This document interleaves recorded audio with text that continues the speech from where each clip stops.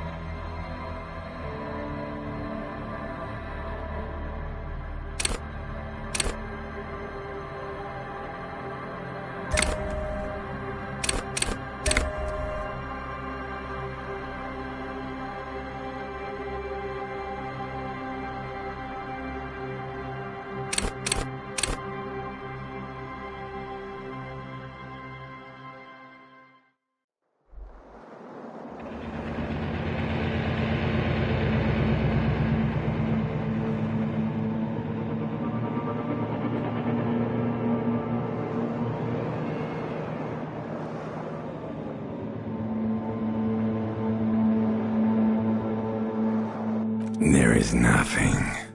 Only warm primordial blackness.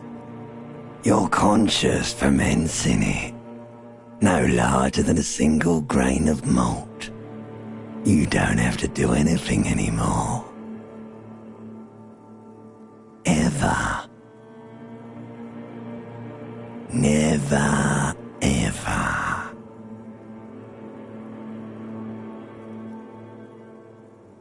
Never, ever, ever, baby.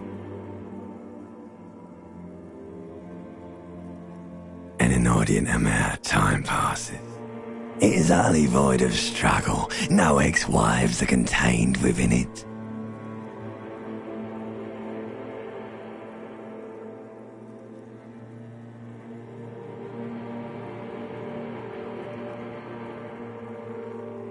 An awareness creeps up on you.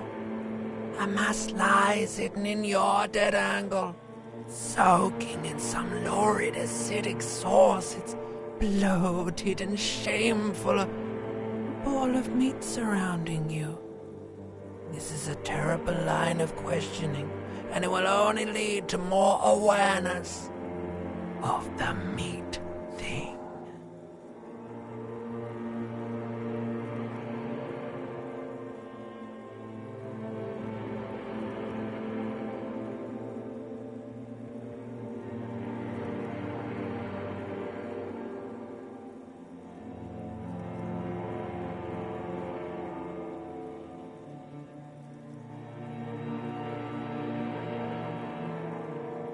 Ex-love, ex-tenderness. It is foolish of you to resurface to the loss. Not after all the damage you suffered to get here. Some of it irreversible. Stay, sail with me through the abyss of pelagic zone.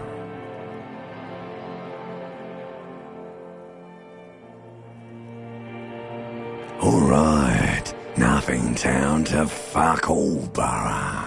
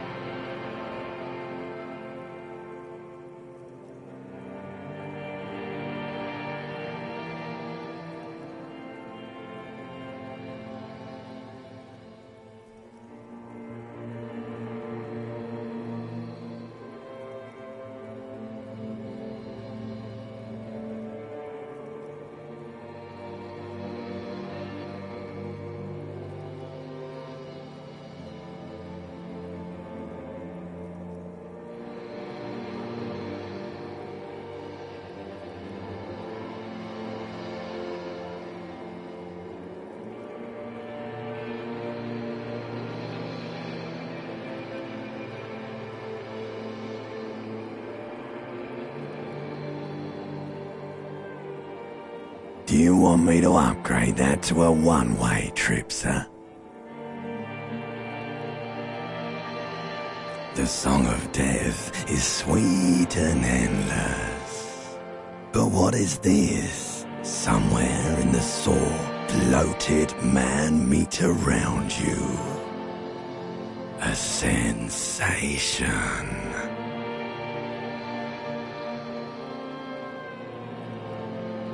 Like a fly to the ointment, your conscience sticks to it. The limbed and headed machine of pain and undignified suffering is firing up again. It wants to walk the desert, hurting, longing, dancing to disco music.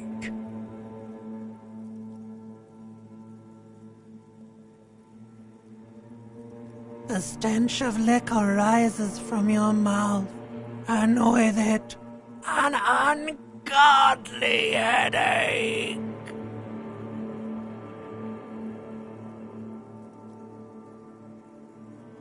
A fiery streak penetrates your skull, trying to force your eyes open. It's a sound, a clarion call from hell. Somehow, you know what it is. A Caprice can name a motor carriage.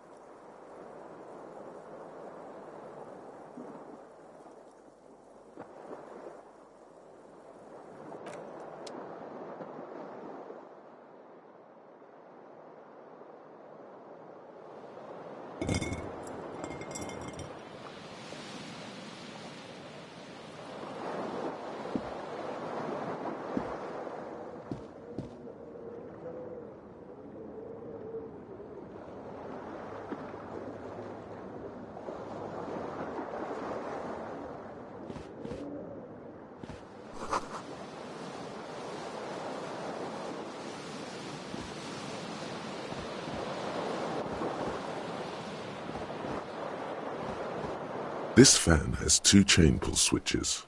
One ends in a tiny fan, the other in a light bulb. A truly horrific necktie has somehow attached itself to one of the blades.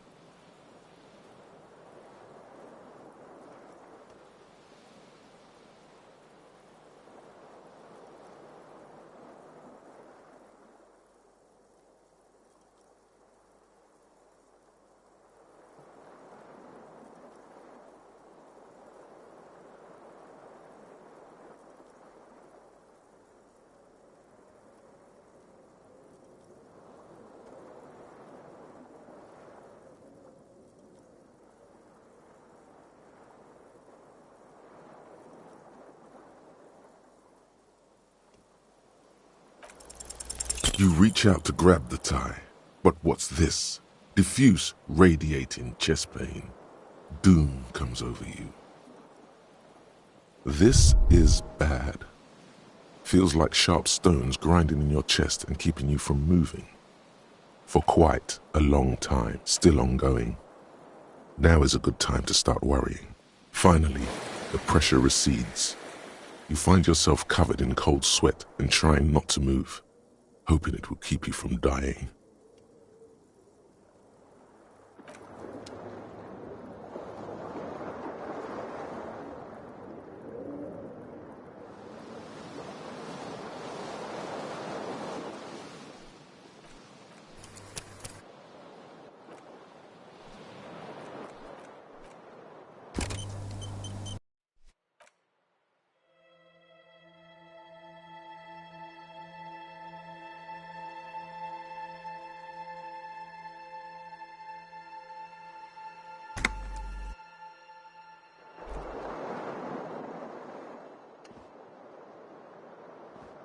This fan has two chain pull switches.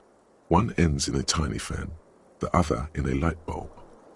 A truly horrific necktie has somehow attached itself to one of the blades.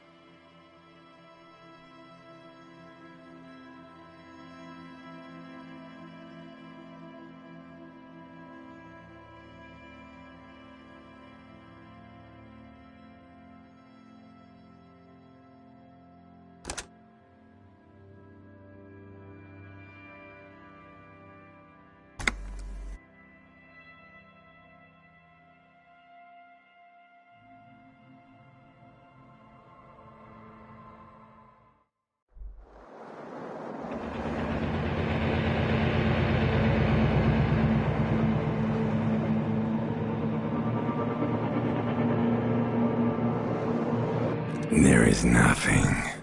Only warm primordial blackness. You're conscious fermenting it. Ever, never, ever. An inordinate amount of time passes. It is utterly void of struggle. No ex-wives are contained within it. An awareness creeps up on you.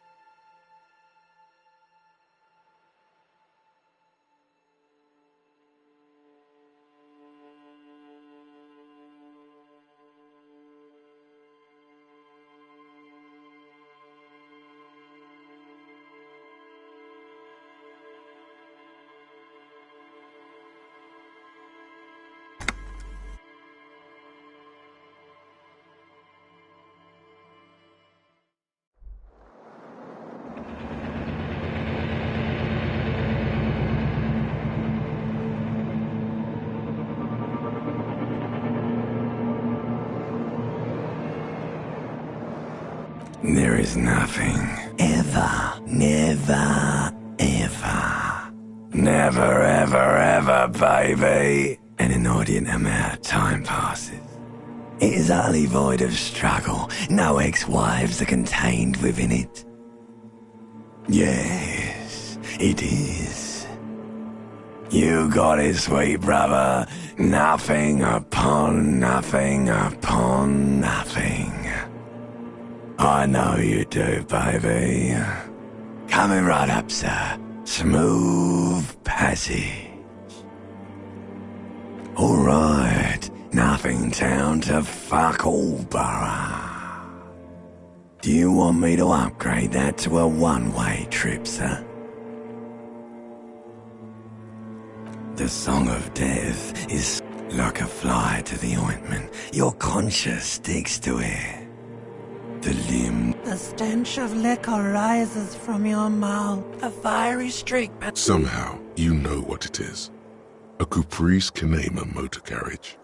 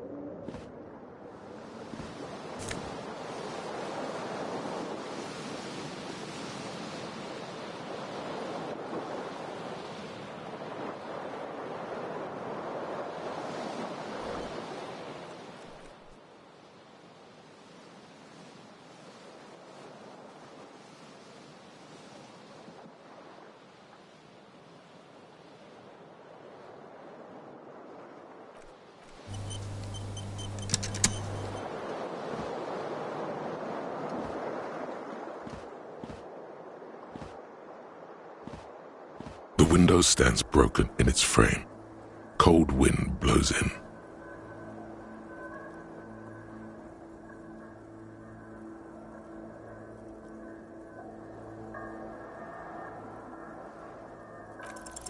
The shards face outward. Whatever broke this window came from the inside.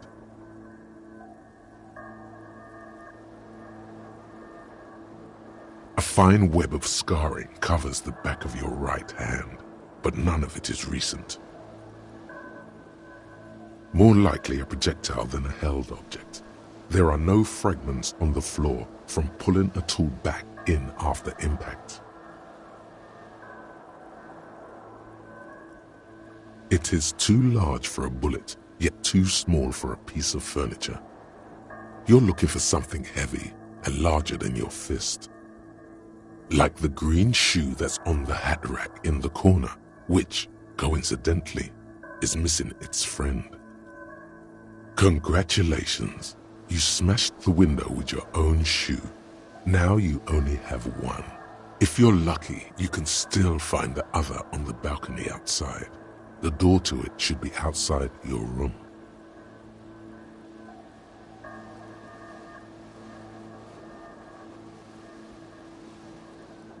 You mean someone else took your shoe off and smashed the window with it? This person also forced the drinks on you. A cool wind gushes in. Your toes curl up from the cold.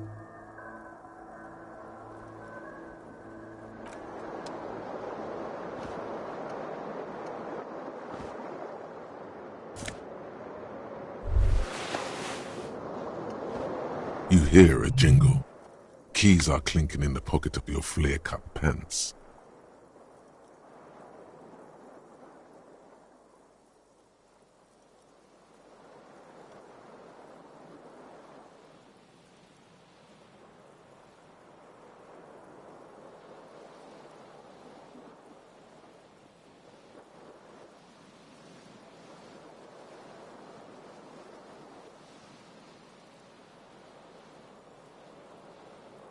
It says whirling in rags on the aluminium keyring. There is a single key on the ring. The number 1 is etched on it. It should open the door.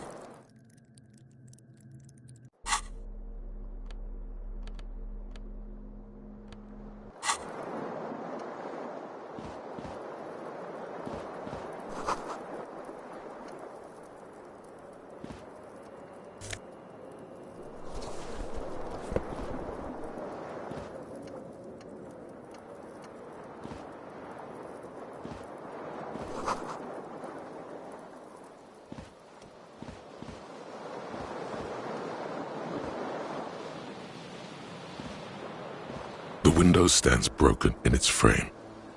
The morning light hurts your eyes. It's hazy, but you see the ocean and some war-torn buildings. The morning light hurts your eyes.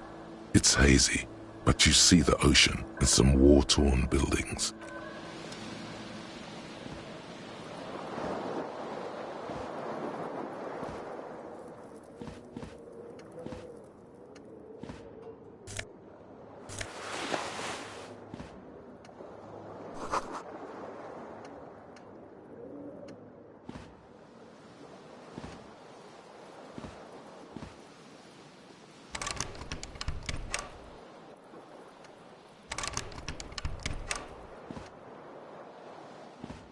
A mirror hangs above a bent and broken sink.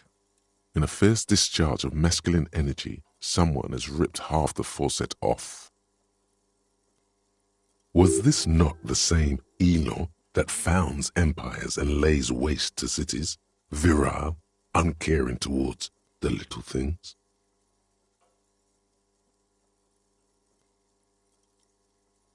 Probably not, no.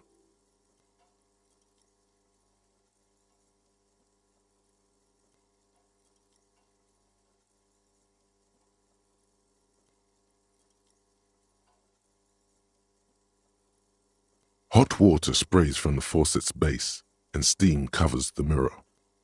You cannot see yourself, just the vague impression of a man.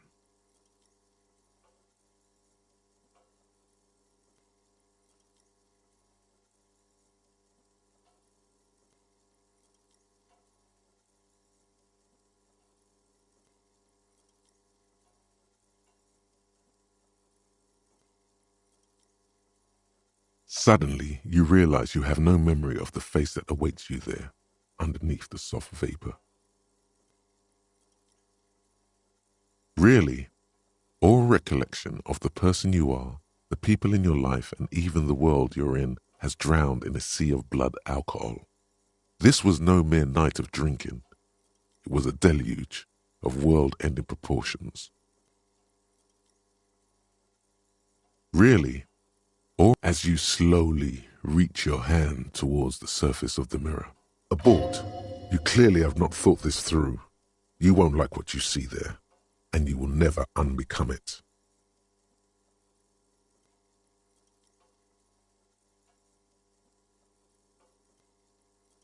Yeah, there is definitely something wrong with it. Where to even begin? There is the bloatedness, then the swollenness. It's like there's an upholstery of alcohol underneath your skin. Bet you are. Your nose feels like a small balloon in the middle of your face. It hurts when you honk it. It doesn't appear to be a particularly tiny nose either. Not with all the drinks it's absorbed for you. It's not. It's swollen and snail-like, wriggling between your fingers.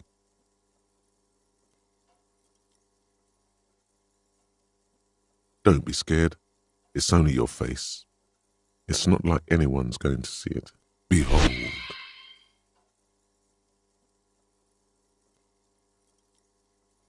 You have no idea who this thing is, do you?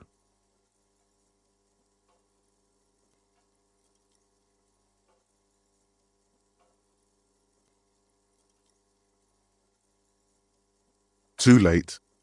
You clearly have rigor mortis on your face. Or wait, is that an expression? Are you trying to make an expression with that face? Why? Please stop. It's horrible. You're scaring yourself. Oh my God. You can't stop. It's like it's not even voluntary anymore. You have worn that grin into your face and now it won't come off. What does it even mean? What is the emotion you're trying to convey?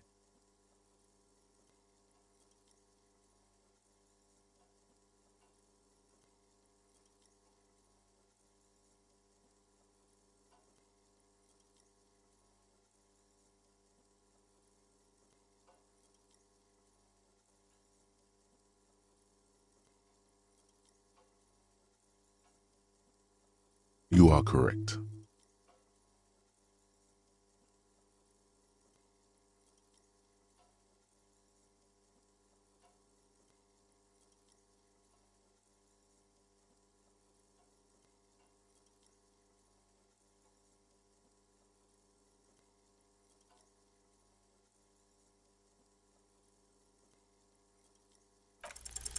It belongs in the new, the third decade of the current century.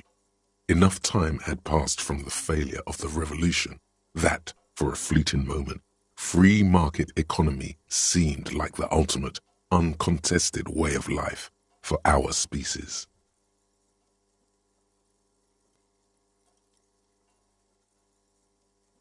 Things were good. It was smooth sailing. People made gold and champagne-tinted interiors and facades to suit the times, calling this the new style, but more importantly, disco happened. For Revachol, your city, that meant only one thing. Guillaume le Million.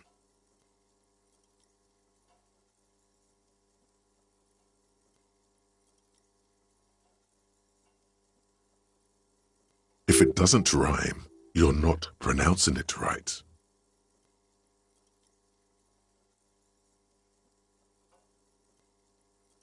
Out of the dazzling swirl of disco music, in an open-air boîte de nuit, somewhere in Revachol West, Guillaume's blonde mane appeared on the screen. He sang some bullshit. Then he made the expression.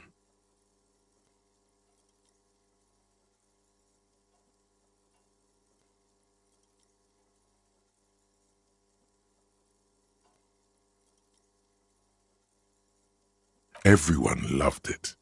Maybe you thought some of the stardust would rub off on you. Maybe it did. Either way, it's all gone now. Only the grimace remains. The click is used to spur on a horse. It also features heavily in Guillaume le Million's regional mega hit, Don't Worry, Your Pretty Little Head.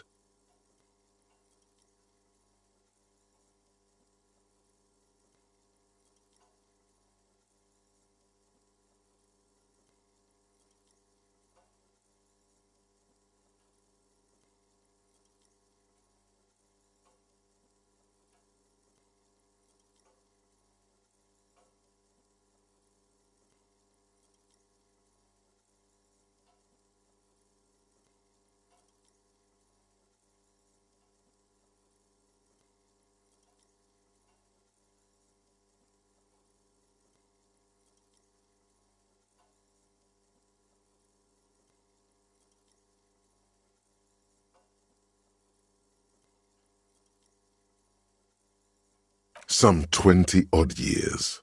There is a vast ocean of time between right now and the expression. Looking good on you, or anyone. Humanity has run aground in that time. It's a different world now. The expression is a relic.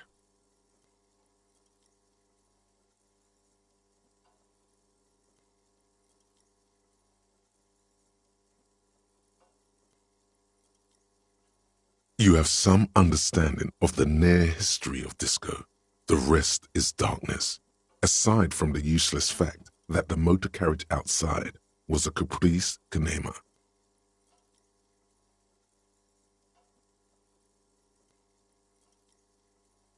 It doesn't have to be. You can swoon over Guillaume and his champagne-corked smile whenever you want to. Maybe some of the stardust will return.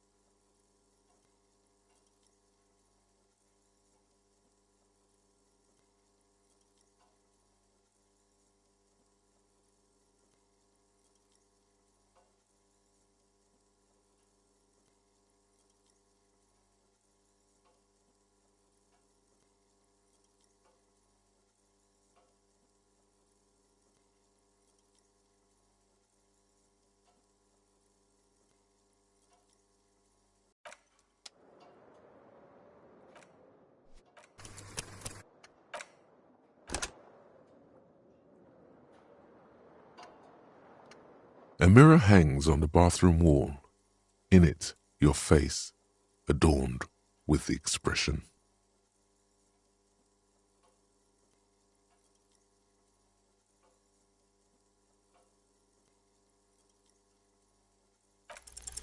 It's too late. Like an image on film. The expression belongs to your primary motor cortex. It would take a minor neurological miracle for you to cease producing it.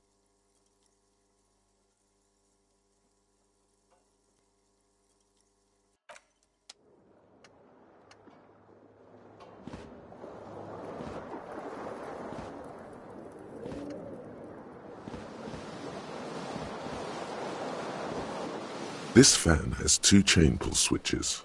One ends in a tiny fan, the other in a light bulb. A truly horrific necktie has somehow attached itself to one of the blades. The blades come squeaking to a halt. It should be easier to reach the tie now. You swoop up and catch the tie. Snap! It's released from the blade. What you have in your hand is a truly hideous necktie with 4 or 5 different patterns. The knot reminds you of a noose.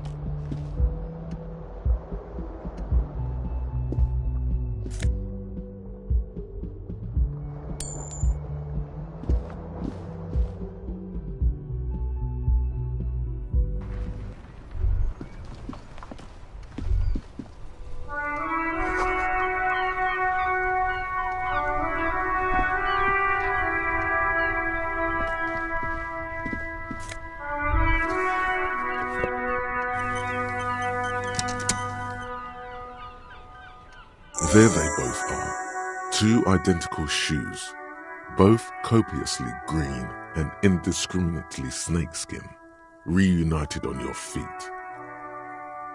like 2 baby crocodiles. Good, they're balanced, comfy. Feels like the only good thing about you right now, truth be told.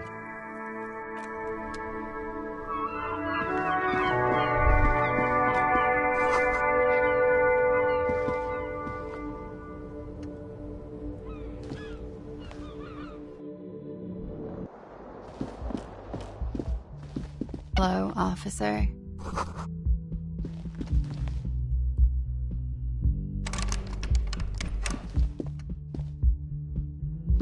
The young woman raises a cigarette to her lips.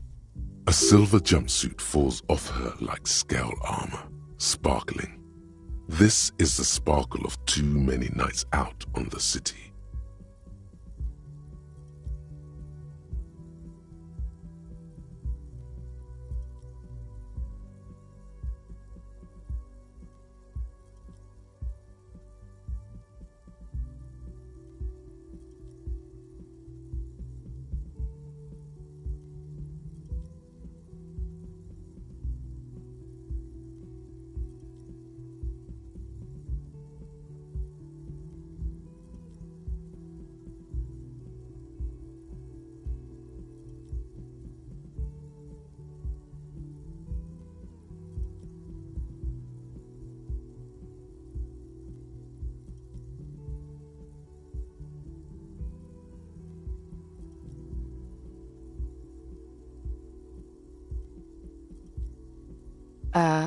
No.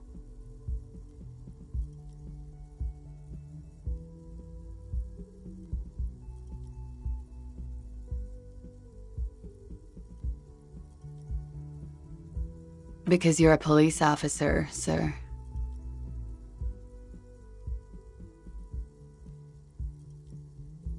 I am, yes. Unless you've been feeding us a set of very well-rehearsed lies all this time. You've been here for 3 days, on official police business, no less. Couldn't say. In truth, so far, mostly drinking.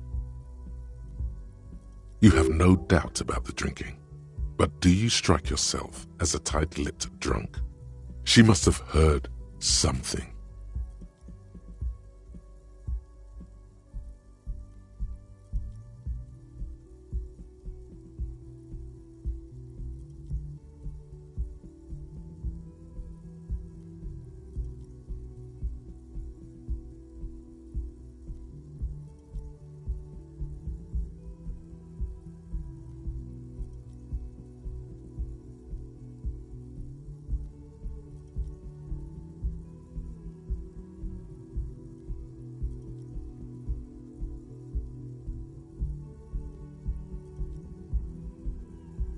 She nods.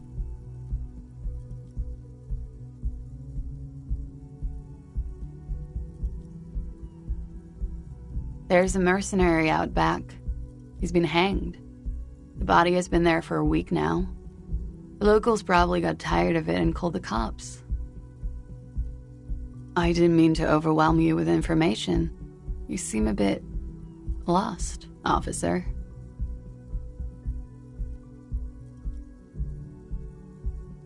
Could it be because of the drinking?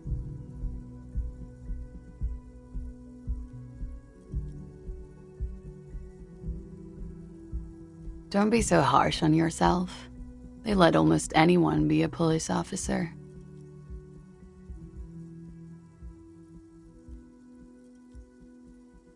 Of course. Be careful, officer. They don't like the police around here. She looks back at you, a light glinting off her eyes. Goodbye.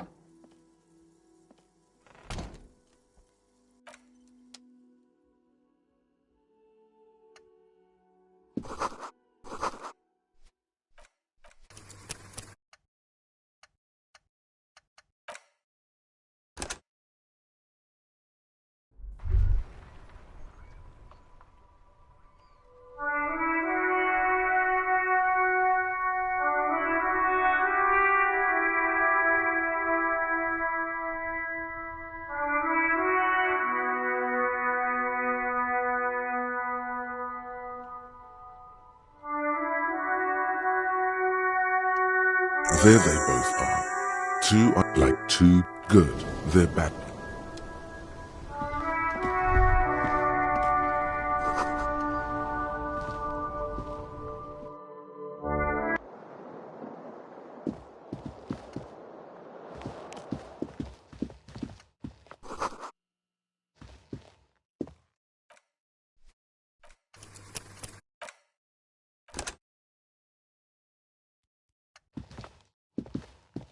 The young woman, a silver jumpsuit falls off her like scale armor, sparkling. No. The young woman shakes her head. Officer could be an artistic statement, a claim to official renown.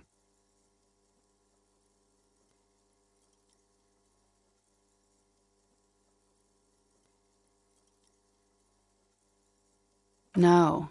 You're a police officer, sir. I am, yeah. You've been here for 3 days. Couldn't say. You have no doubt about the drinking. But do you strike yourself as a tight-lipped drunk? She must have heard something. The words have already left your mouth.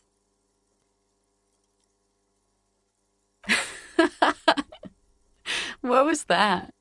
That's not even how words are used. What did you say? Come on. Say it again.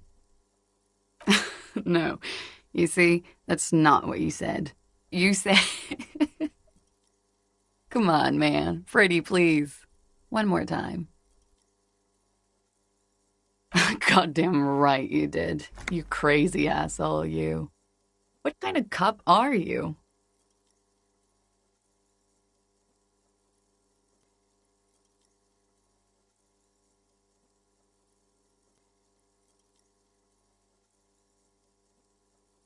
Okay, sir. I have to ask. Do you really not remember? Just like that? You drank so much you lost your memory?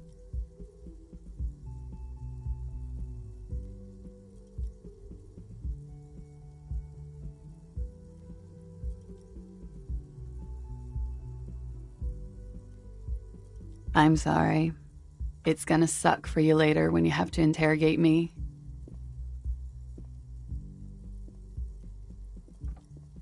And for the record, no, I didn't do it.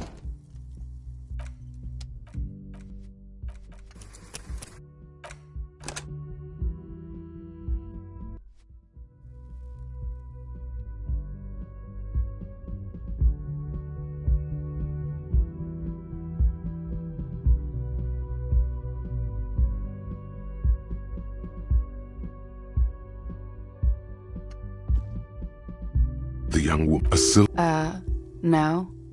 The young officer could be an artistic. No. You're a police officer, sir. Okay, cool. I won't.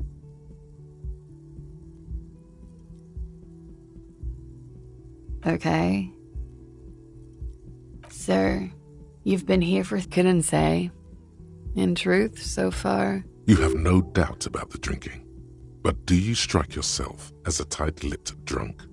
She must have heard something. The words have already left your mouth.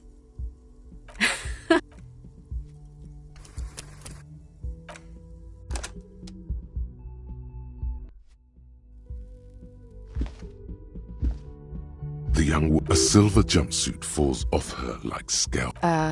No. The young officer could be an. No. You're a police officer, sir. I'm not. You've been here. Couldn't say. You have no doubt about the drinking. But do you. The words have already left your mouth. What was that?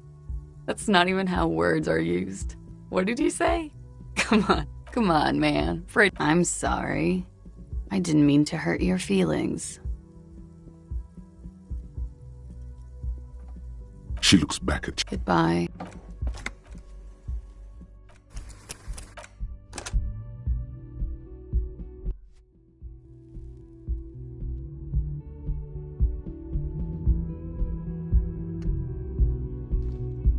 A silver jumpsuit falls off her like scale armor. Officer? No. The young officer could. No. You're a police officer, sir. Okay, cool. Okay, sir. Couldn't say. You have no doubt about the drinking. But do you strike yourself as a tight-lipped drunk? She must have heard something.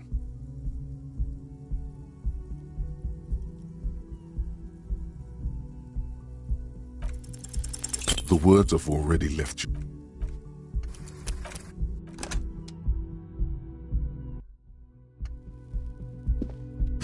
A silver jumpsuit for. No. The young officer could be an artistic statement. No. You're a police officer, sir. Okay, cool. I won't. First, I have to ask, are you? She's right. Something wants to come out through your mouth, right in front of her, right here. It makes you put your hand on your stomach and swallow. Sir, you've been here for 3 days. On official police business, no less.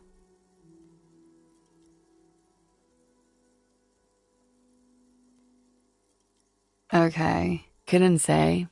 You have no doubt about the drinking. But do you strike yourself as the words have already.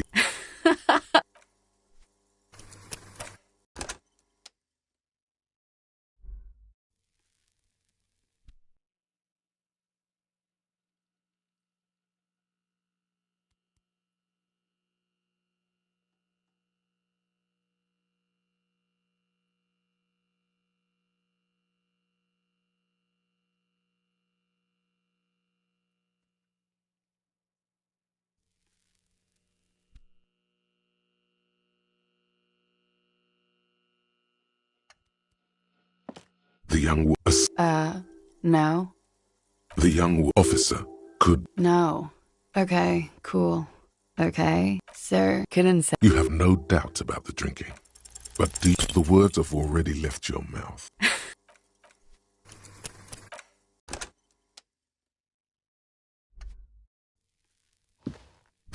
A silver jumpsuit falls off her like scale armor.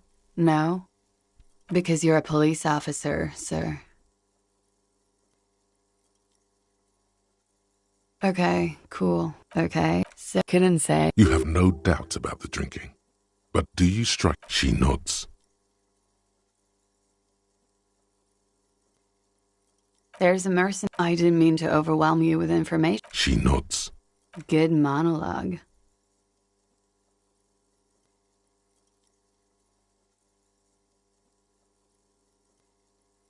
Could it be because of the... Don't be so harsh on yourself. They let almost anyone be a police officer. The words have already left your mouth.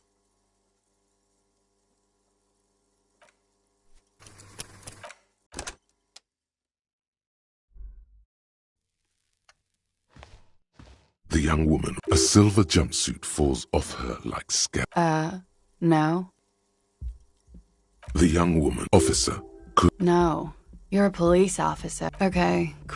Sir, couldn't say. You have no doubt about the drinking. But do you... The words have already left your mouth. Come on.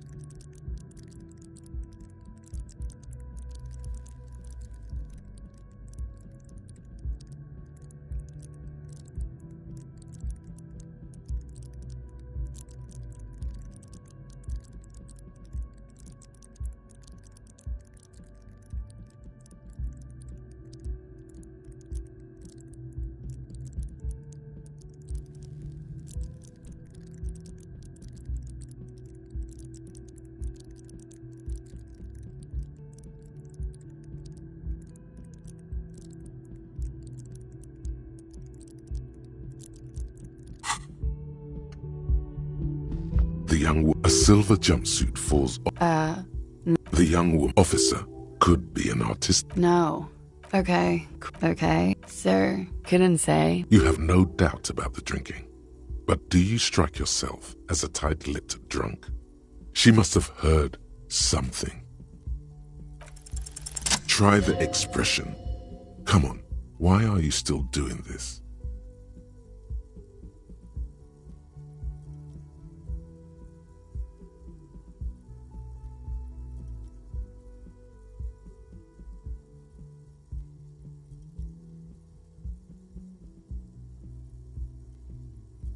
Alcohol raises testosterone levels, especially in men.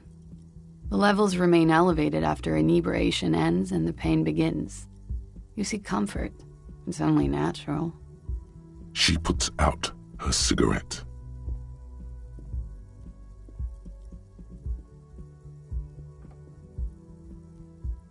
She looks back at you. And no, it never stops. Goodbye.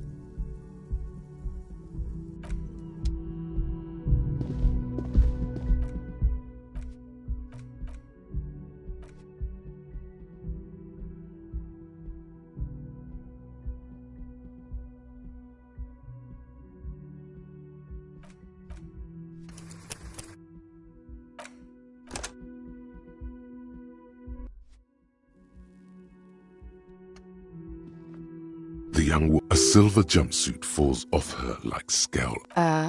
No, because you're a police officer. Okay, cool. I won't, okay? Sir, couldn't say. You have no doubt. She nods. There's a mercy. I didn't mean to overwhelm you with She nodded. a good monologue. Could it be because of the... Don't be so harsh on yourself.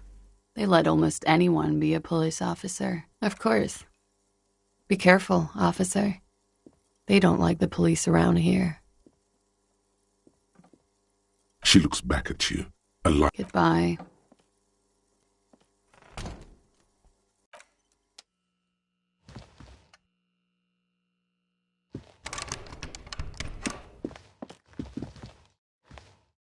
The door is closed. There is no answer. You hear the shower being turned on, somewhere inside. A tremendous loneliness comes over you. Everybody in the world is doing something without you.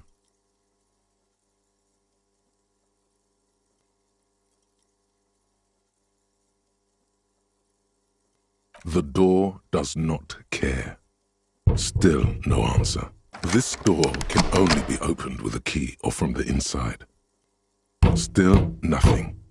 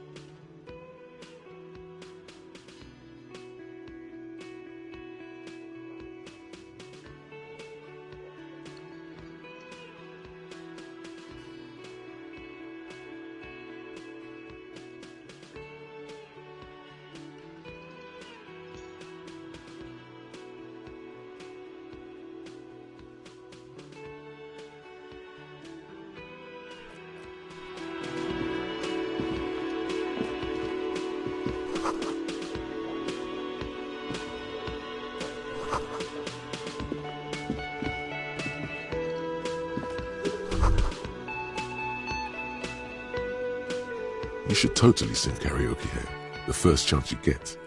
Your emotions need to be expressed. People need to know your vast, oceanic soul.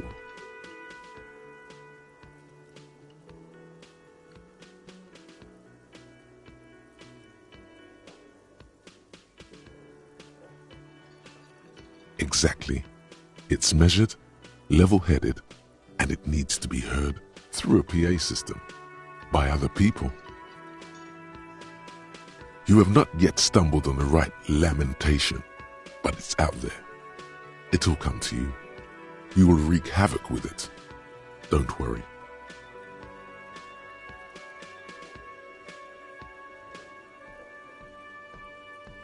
Serves them right.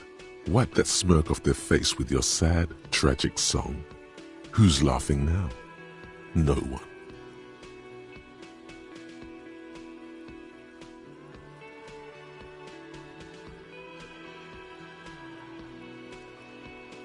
You have to find something tragic to sing first, though. You have not yet stumbled on the right lament. No. Don't sing the happy song. It's stupid. Sing the sad song. It's profound. You have to find something tragic to sing first, though.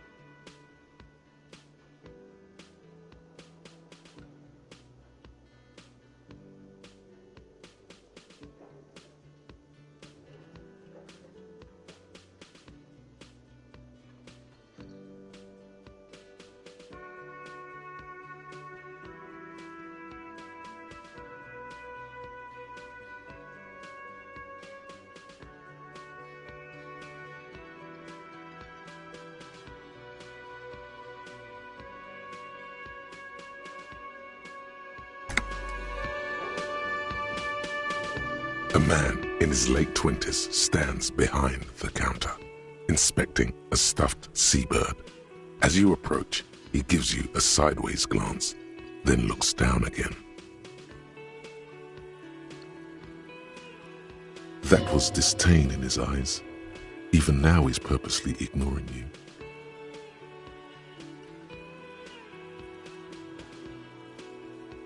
A competent work of taxidermy. The white and brown seabird lies among piles of coasters and drying mugs, one of its wings broken. The man is trying to mend it. Looks like the bird was ripped off the shield that was used to mount it, most likely on a wall. This is the great skua. The seabird is the symbol for the discovery of the Insulindian Isola, the part of the world you are in right now. Something about it makes you feel bitter.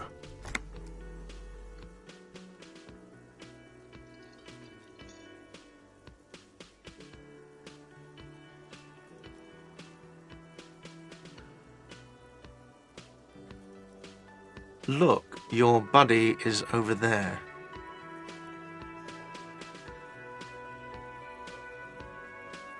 Why don't you go and talk to him, okay?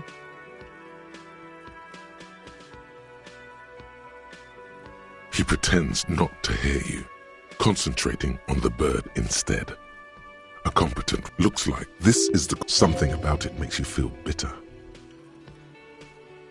Look, why don't you go and talk to him? He pretends not to hear you. A competent looks like this is something about it makes you feel bitter. Look, your buddy, why don't you go and talk to him, okay? He pretends not to hear you. Oh no, you're a hero. A real hero cop. Could the massive property damage upstairs have anything to do with this?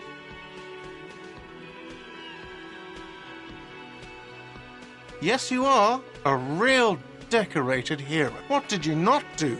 First you took the body down, then you solved the murder, then you didn't trash my hostel room. Maybe you even negotiated the strike.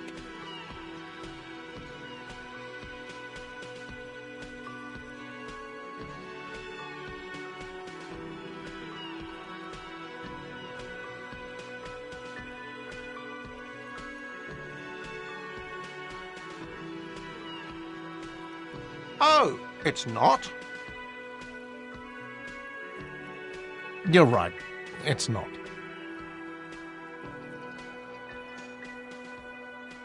Oh, no. Could the massive property damage... Am I? Or did you ride in, take the body down, solve the murder, and not... No, you see, actually, you didn't. You haven't done anything even remotely useful since you got here. No, I haven't seen you around. I'm not always here. Oh, no. Could the massive Yes, you are. A real... What did you not do? First you took the body down, then you solved the murder, then... You're right, you didn't, and it's only taken you 3 days not to. No, I haven't seen you... Oh, no. Could the massive... Yes, you are. What did you not do? Oh, you're right. It's not.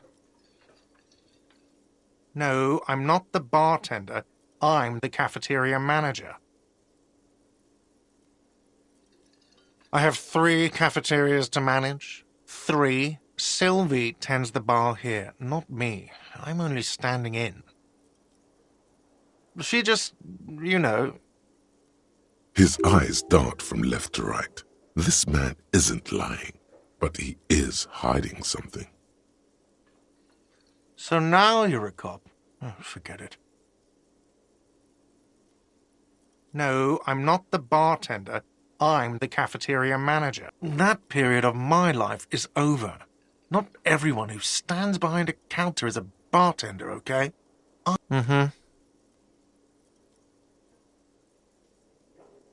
No, I'm not the bartender. I'm that period of... A competent looks like this. Something about it makes you feel bitter.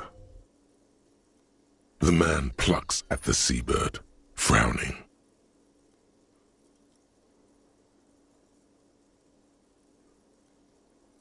No, I'm not the bar... I have 3 cafeterias. She just... His eyes dart from left to right.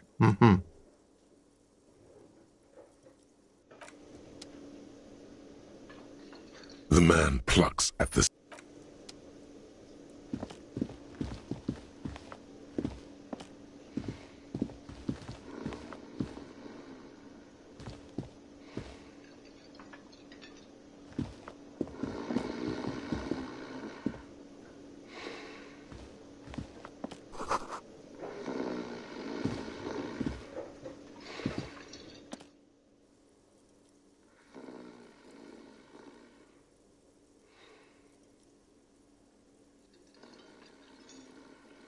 On the counter, rolled out of his open hand, you see a blister pack of headache medicine.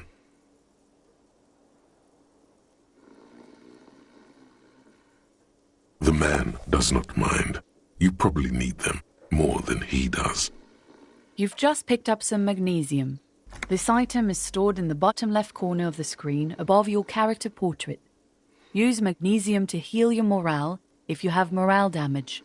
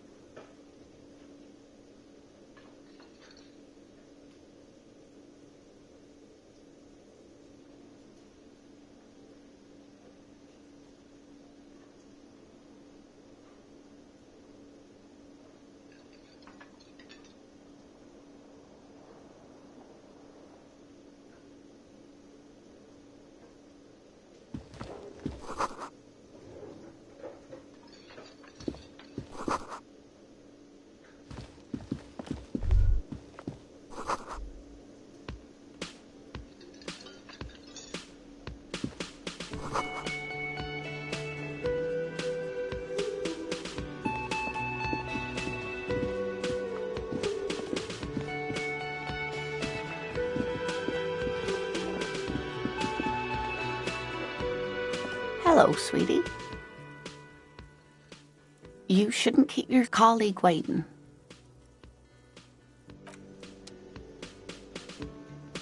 Hello, you should...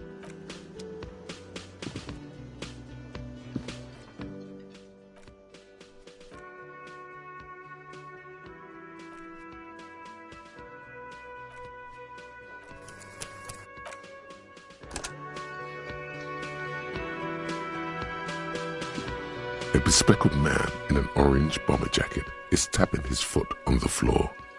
Looks like he's waiting for someone. As you approach, he narrows his eyes and extends his hand in greeting. If an assault were launched on this building right now, if the windows came crashing down and the whole world descended upon you, this man would hurl himself in death's way to save you. You are sure of this, but why?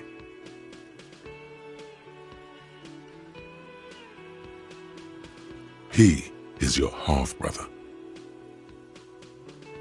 Hello, I'm Kim Kitsuragi, Lieutenant, Precinct 57. You must be from the 41st.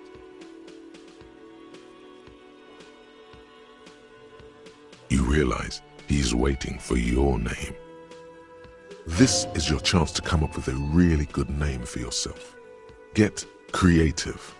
Conceptualize.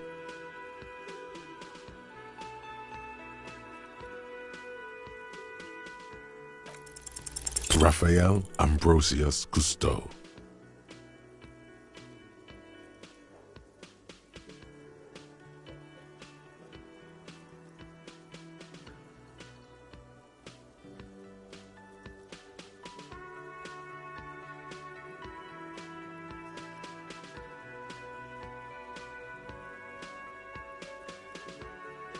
Yes, well...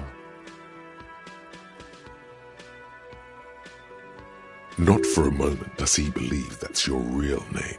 he casts it aside as an intra-departmental joke. Or It looks like we had a little scheduling error on Sunday. Saturday.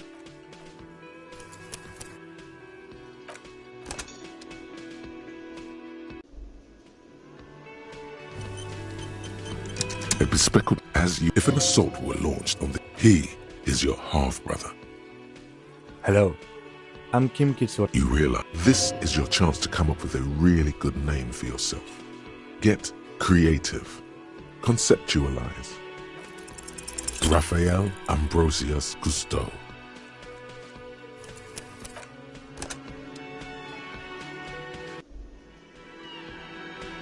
A bespectacled as you if an assault were launched on this building right now. He is your half-brother. Hello. You realize this is your chance to come up with a really good name for yourself. Get creative. Conceptualize. Concentration makes you squint your eyes. Your name should be deep gold and orange, like a forest fire looming on the horizon, but mixed with the stench of liquor rising from your breath. You're 2 steps closer to it, but there are still many to go.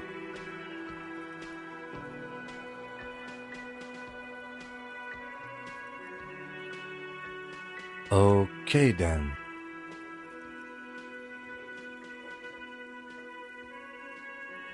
It looks like we had a little scheduling error on Sunday. Saturday too, actually. Have you had time to talk to the manager here? What he means is, he has been trying to meet up with you for 2 days, but you have been otherwise occupied.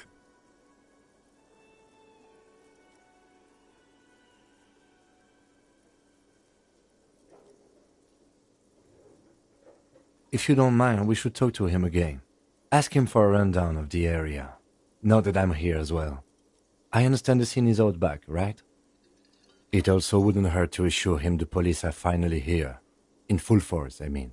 Have you mapped out the initial interviews?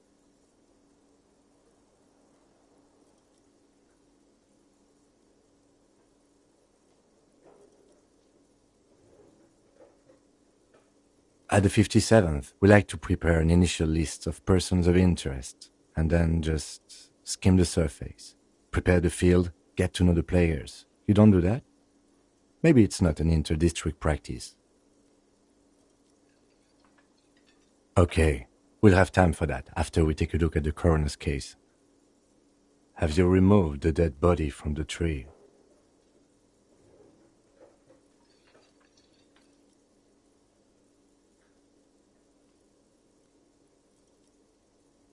So, the body is still in the tree. This is the first time you detect a weariness in the lieutenant's voice. It is obvious he would have preferred for the body to no longer be in the tree. Where it has been hanging for 7 days straight. We should go there as soon as we are done talking to the owner.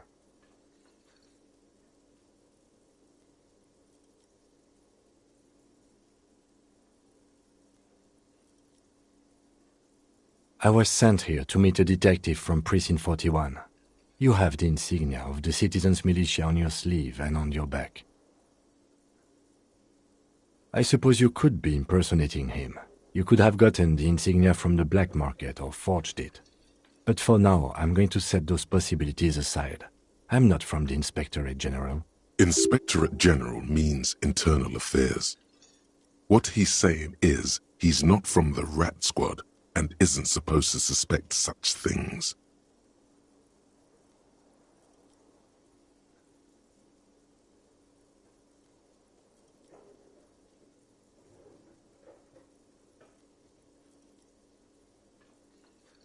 Yes, but I'm not them. I'm from criminal investigation.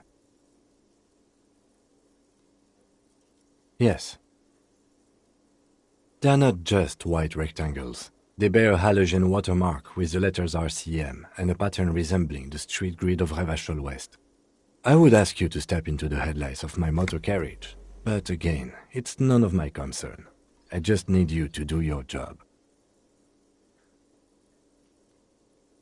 You mean you don't have a badge?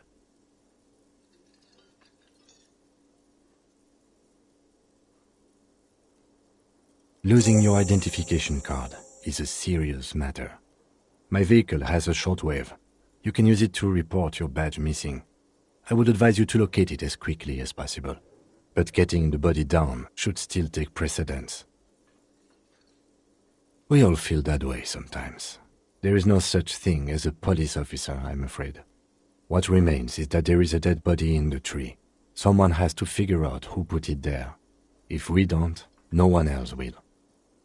And then, soon after, dead bodies would be dangling from all the trees. But first, we have to take it down.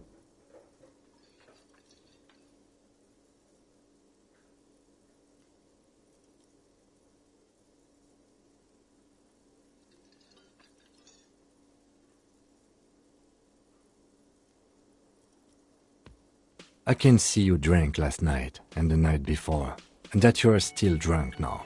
But I have seen officers go through worse. Much worse. If you need something for your headache, there is a general store nearby. But as I said, the dead body should be our #1 concern. Talk to the manager. Then we go out back and take the body down. After you, officer.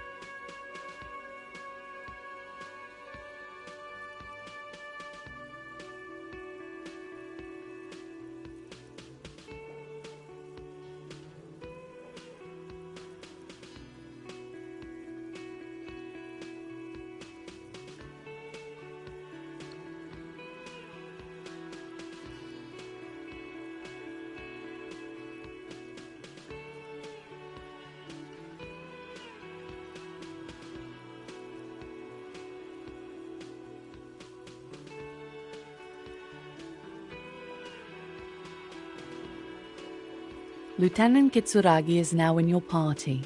You can talk to him whenever by interacting with him.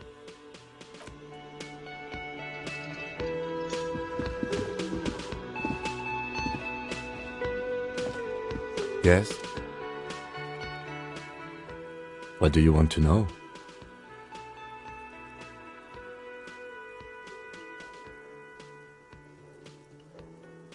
Maybe you can tell me what you do know to help me narrow it down a bit. Then you are not that far behind, actually. Do you want me to brief you?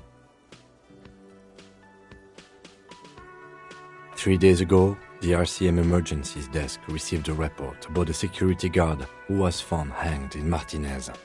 An anonymous caller said there was a dead body behind the Whirling in Rags hostel cafeteria.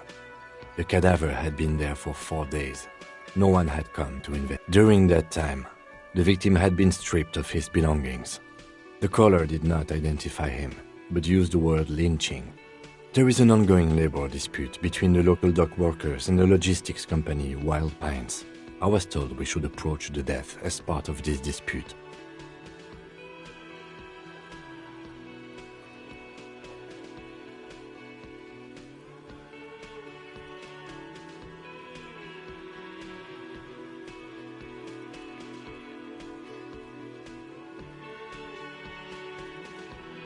A security guard or worker of some sort, hired by Wild Pines. This was just hearsay from Martinez, of course. We need to find out the truth. To find him or her is one of our tasks here. For now, all we know is that the tone was muffled, using a device of some sort. The desk could identify neither the caller's age nor sex. There's a strong prejudice against involving the RCM in what's seen as union matters. The dock workers' union is the de facto police in Martinez. Now it appears they've started executing too. We cannot allow that.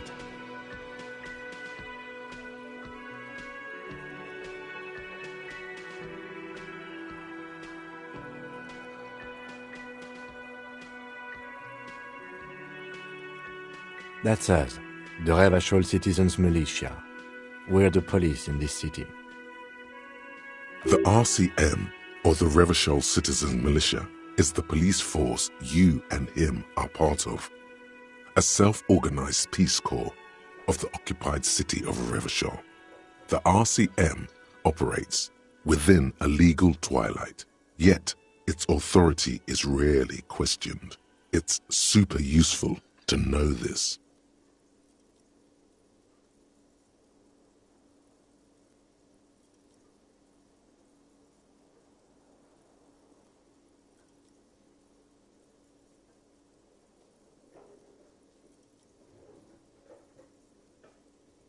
That's right.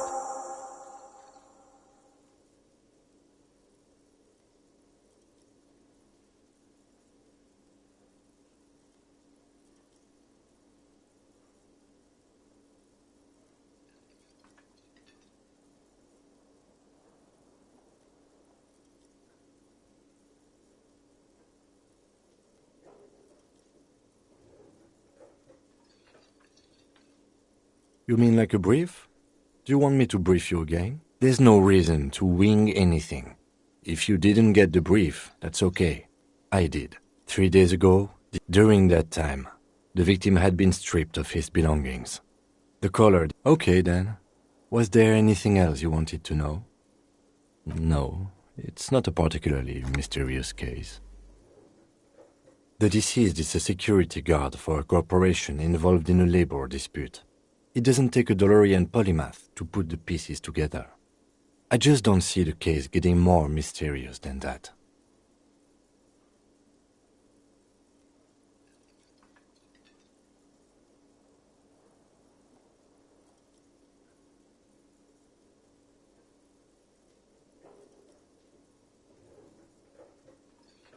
Then you are in luck, because we are in the midst of a major strike by the dock workers union. Maybe more than that. The union clearly wants a piece, not just of the industrial harbor, but the Wild Pines Corporation itself. Is this a strike then? Or the first shots in a workers' coup? I expect the case itself to be less challenging than navigating these community matters. This district isn't used to the RCM's presence, and the union rarely overplays its hand, as it appears to have done in this case.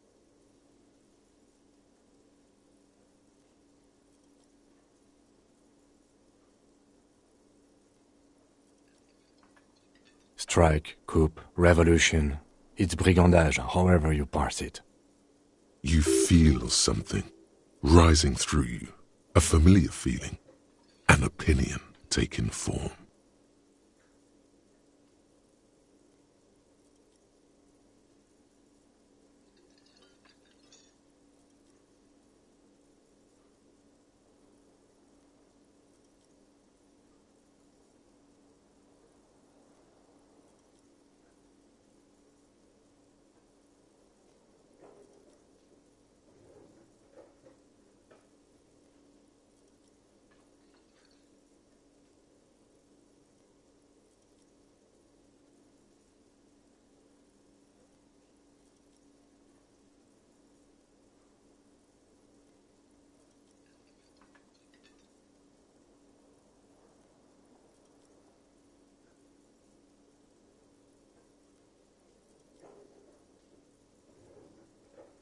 When I said we have to navigate community matters, I did not mean we have any say in them. I meant we should be careful. If we are not, the shit will blow right in our faces. From an imaginary fan. Now, was there anything else you wanted to know about the case? No, it's not a particularly... The lieutenant adjusts his collar. It doesn't look like he wants the case to be more mysterious. No. The deceased is a security guard for a corporation involved in a labor. There was some interest in this case at my station, but not for the reasons you have in mind. You seem to wish there was a...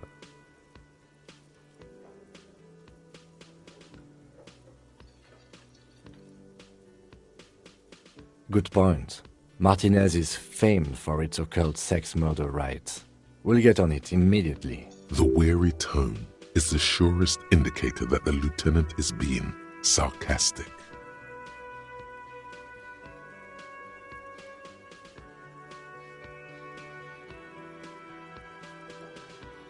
Actually, it does have to be murder. This is a murder investigation. It can still be an otherworldly sex mystery in your head, with a dark twist even. He's basically challenging you to sex it up with some lurid twist. Don't get right into it. Sit on it a bit, then hit him with it.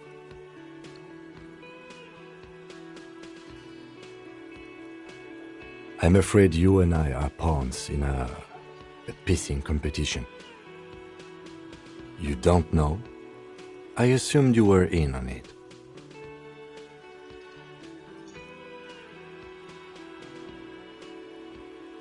Better still than an imbecilic cop-off. It's just stupidity. We shouldn't waste any more time on it. If you want my take, ask me after we've inspected the victim.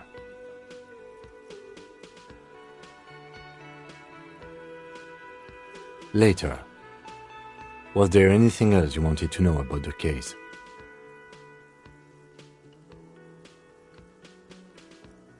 Good.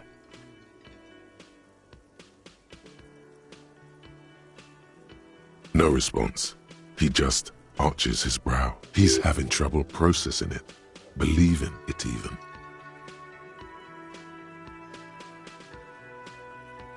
Have you tried concentrating on something other than your personal affairs? There is a sudden, harsh edge to his voice, like he's tired of hearing about your personal affairs.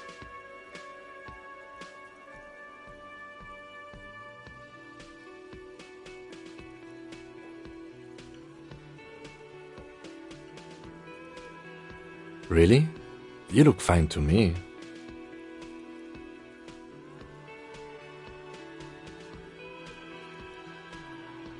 This psychodrama is unbecoming of an officer. Clearly, he prefers to think you're malingering. He cannot fathom that anyone could drink so much as to retroactively erase their entire life.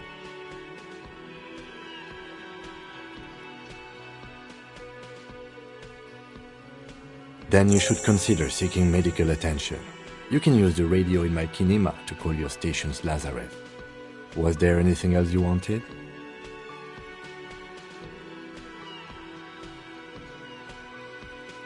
Me? I don't see how my life is pertinent to the investigation.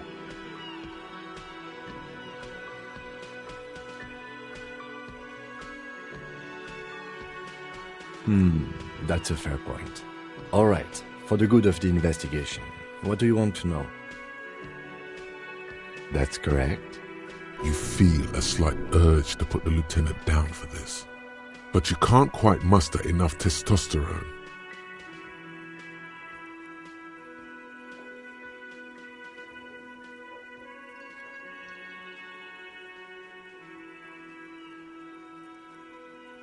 Are they? They are mostly just cumbersome. You could use a good, normal pair yourself. That's correct. You feel a slight urge to put the lieutenant down for this. I guess you don't need glasses, then. That's because I'm half Seolite, or quarter. My father's father was from Seoul. So was my grandmother, but from my mother's side. It's not an interesting topic.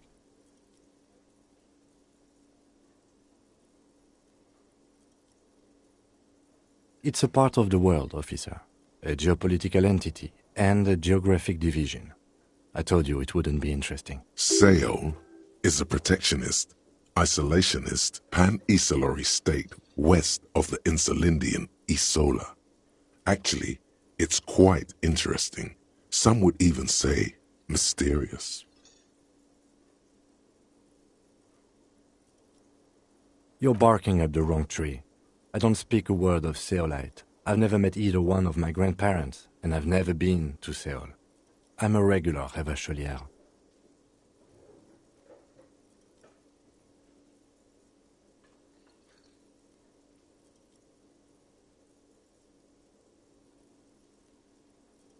a point of pride to him.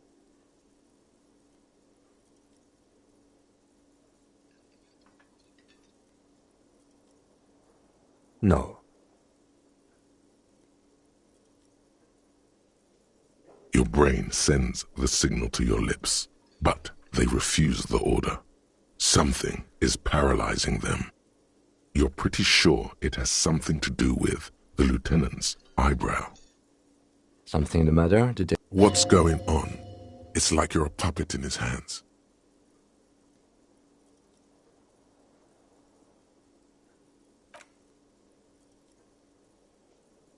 The lieutenant relaxes his eyebrow, and you seem to regain control of yourself.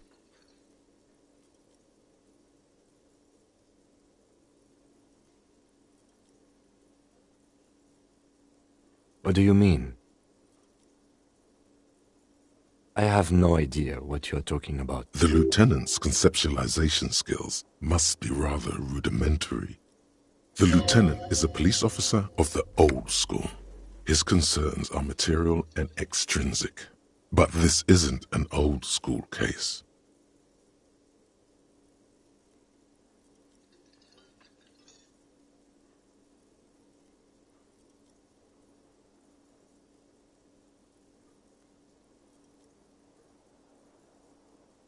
So what? That makes you the new school? God spare us. For real detective work, nothing beats a good notebook by your side. The lieutenant produces his small blue notebook and idly thumbs through. We all have our different mediums. His is written. What do you mean? I have no idea. The lieutenant's conceptualizations. The lieutenant is a police officer of the old school. But this isn't an old school case. I can't say that it does, no. When I need to think, I just use my notebook. The lieutenant produces his... We all have our different mediums. What do you mean? I have The lieutenant, but this isn't an old school case. What? Think?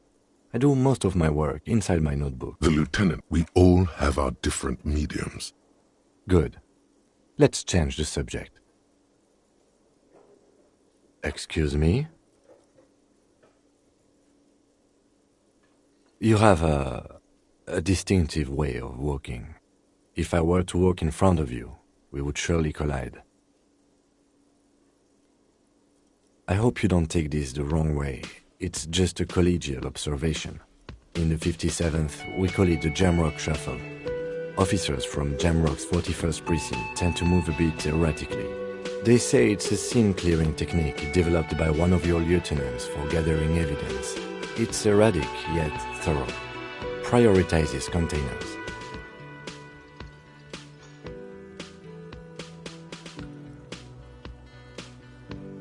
I don't know.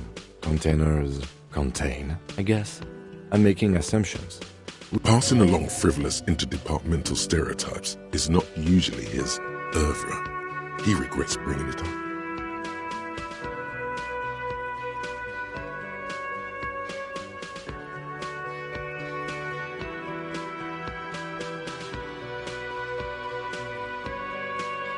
Excuse me?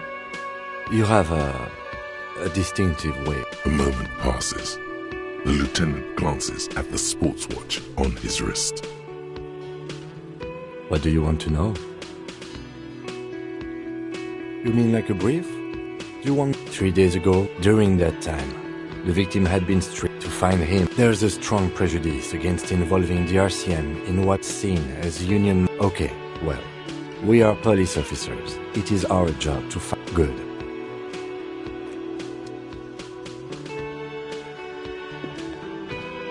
Hello, sweetie.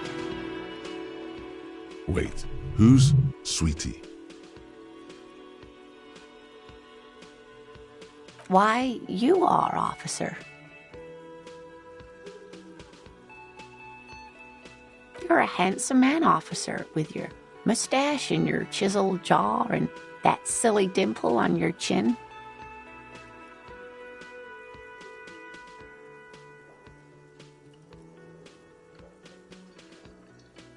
You must forgive me. I'm getting so scatterbrained. I completely forgot to introduce myself. I'm Lena. My husband Morel and I are staying with our friend Gary just down the street, but I come here for tea when they're away.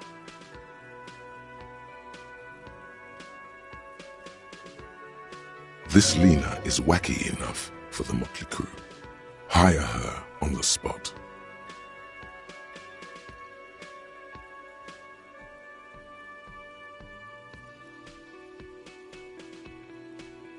Whatever do you mean?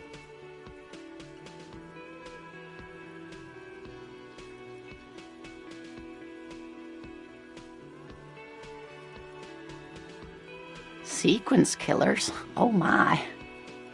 But I think you already have a partner, sweetie. A partner who needs you to help him get a corpse down from a tree.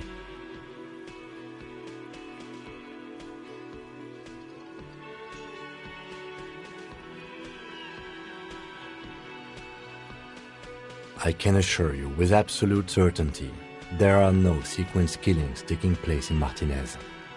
Now, gentlemen, no need to squabble. I wouldn't be of much use to you anyway, sweetie.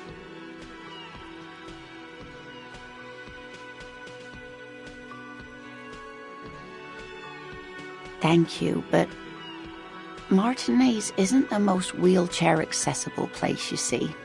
I'd slow you down. Perhaps another time. Yes, dear. I'm a paraplegic. A paraplegic is someone with limited or no ability to use the lower half of their body. Paraplegia is caused by spinal cord injuries, like falling from a great height, or a grenade explosion.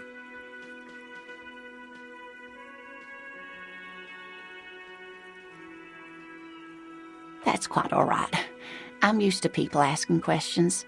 I know they're thinking about it anyway. Yes, officer. You look rather dazed. Like a stunned fox. But surely things can't be that bad.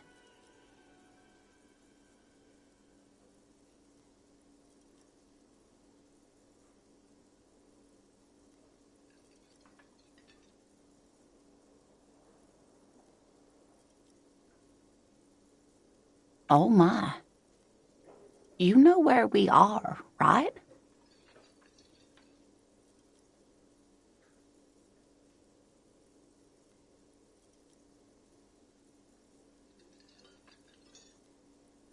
That's right. In a hostel called the Whirling in Rags, to be precise.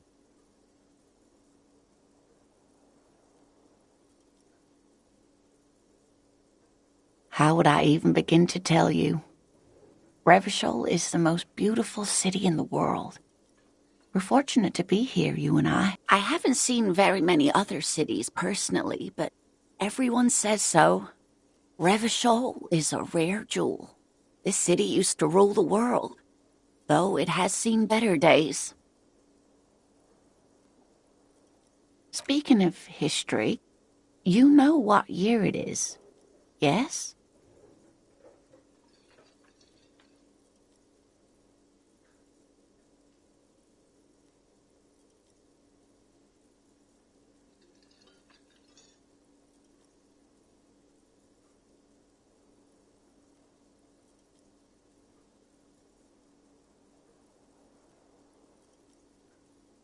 That's right, dear.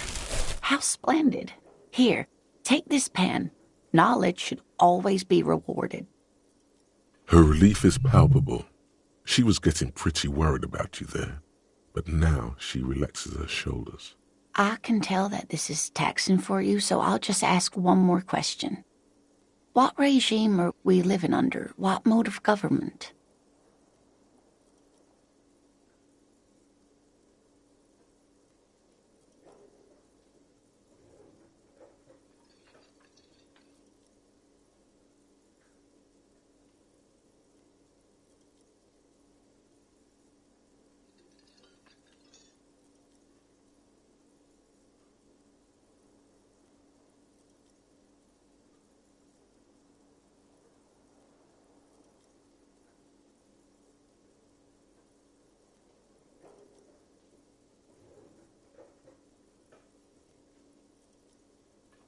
Nope.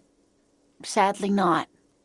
Revachol is what's called a zone of control, under an alliance of foreign powers called the Coalition. We have no government of our own, and what democracy we have is market-driven. Meaning, buying is voting.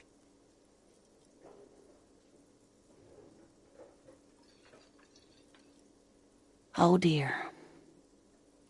And you were doing so well.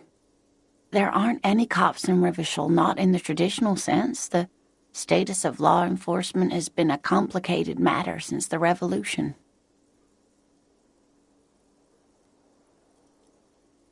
But we should stop for today, sweetie. You look like you need a break. Besides, I'm not the best person to explain the big things to anyone. She's scared now. She's realized you really are brain damaged.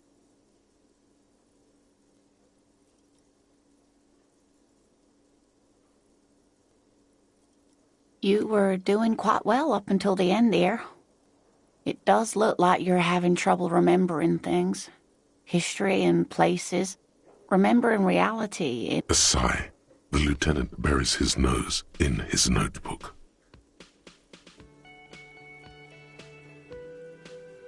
But maybe a fresh set of eyes is what the world needs. And while I'm no doctor, such bouts of amnesia are often temporary, so I wouldn't worry too much.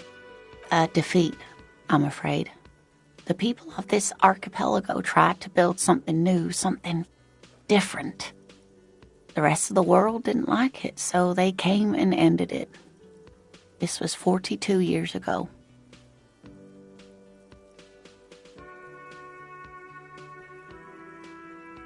It has something to do with everything. I really don't know how to explain it better. A defeat. Of course, sweetie, I really don't know how to explain it better. Someone more educated in sweeping matters. Maybe you should ask. No, I'm not an encyclopedia. I won't be a guide either. I'm a detective.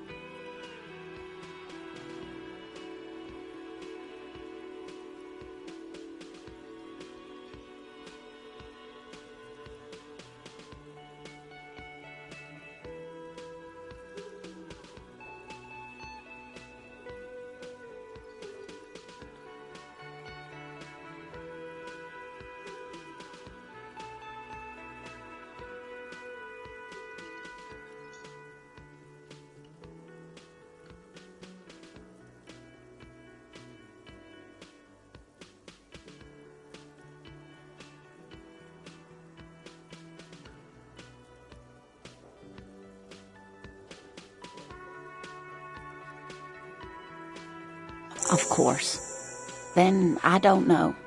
Someone rich, maybe? Wealthy people are educated.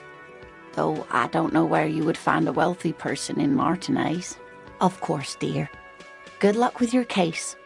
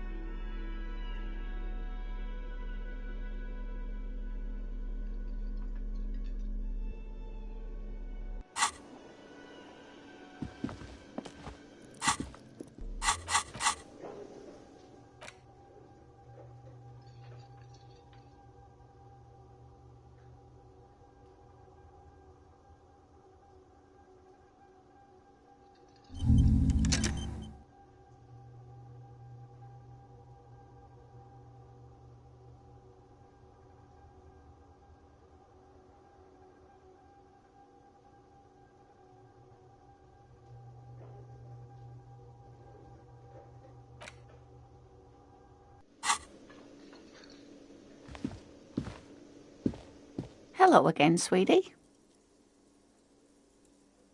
Yes, officer. You look rather dazed. You know where we are, right? That's right. And where is the Whirling in Rags cafeteria itself located? Yes, indeed. We are in the fine city of Revachol. The new disco dancing. It seems like a lifetime ago.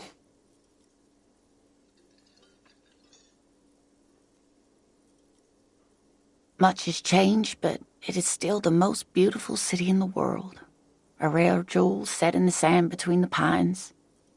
Everyone says so, even foreigners. Speaking of history, you know what year it is, yes? That's right, dear. Her relief is palpable. I can tell that this is taxing for you, so I'll just ask one more question. What regime are we living under? What mode of government?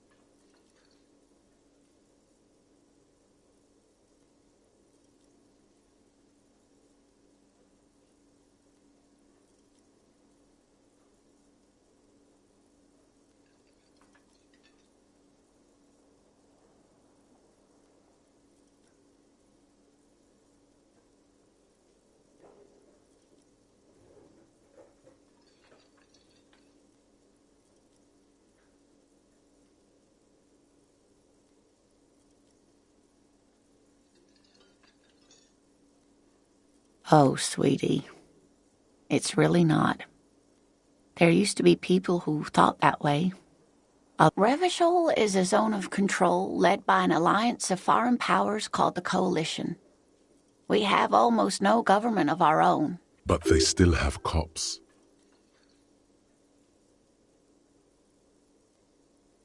It is quite disappointing, yes. A lot of people would like some form of representation. There's talk, but for now, oh dear. But we should... She's scared now. She's realized you really... Someone... No. Of course. Then...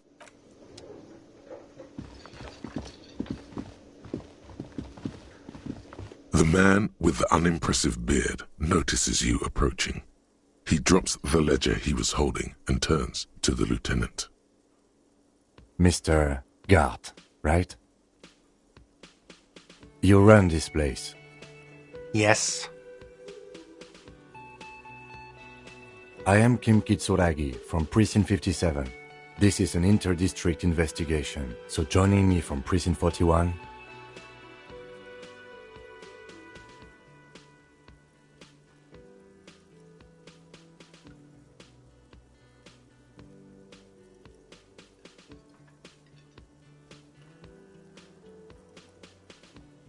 Are you kidding me?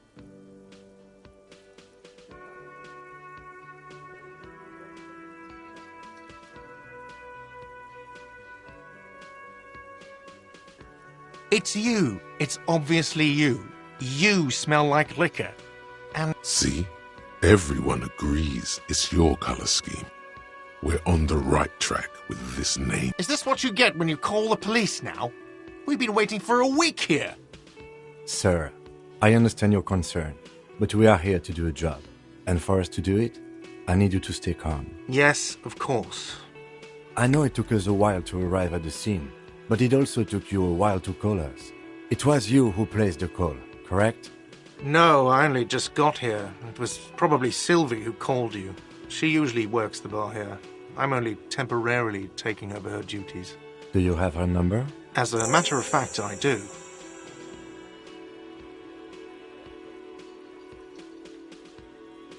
You said you just got here. From where?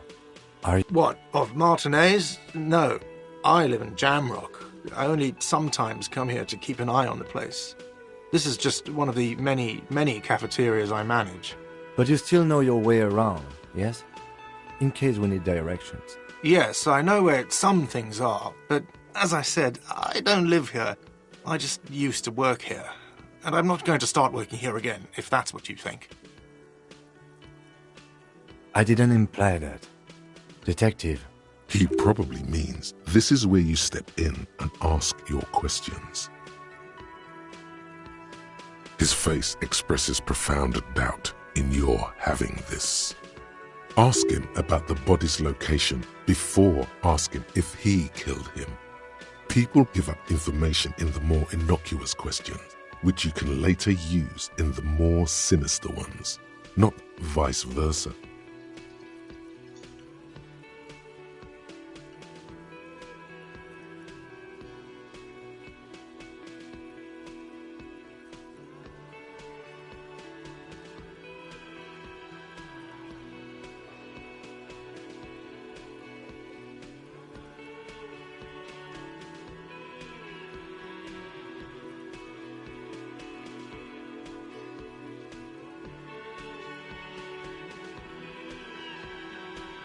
Behind this building, there's a courtyard. They hoisted him up on a tree there. That's easy. See that door there? First you exit through that. Then, to your right, you should see a big hole in the fence. A really big one. You can get to the courtyard through there. No need for the keys. The hole is big enough for the Franco-Nigerian cavalry to fit through.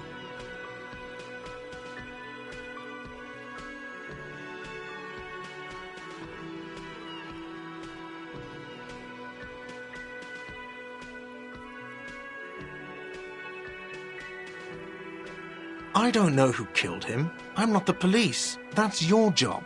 This is it. He said they hoisted him up on a tree. Who is this they, if he doesn't know?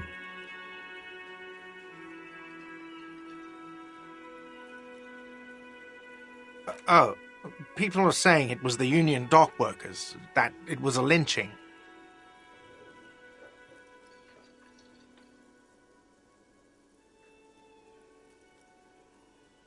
The locals, the customers, the people who eat here, a lot of dock workers eat here. Sylvie told me everyone knows the dock workers did it. Did the debarders themselves tell her this, or is it a rumor?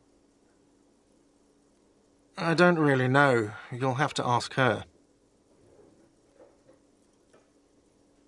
I would suppose it's because they have nothing better to do.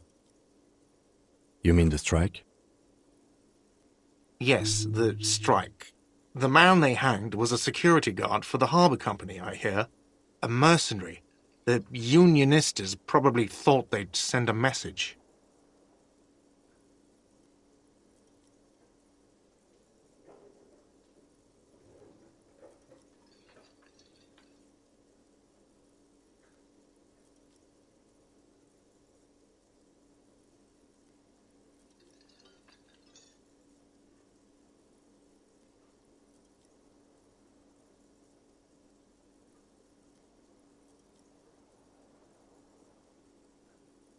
What are you, crazy? Of course I didn't kill him. The lieutenant turns the page in the little notebook he's been scribbling in. Haven't you asked me that already? What is it with you and this woman? She has nothing to do with this.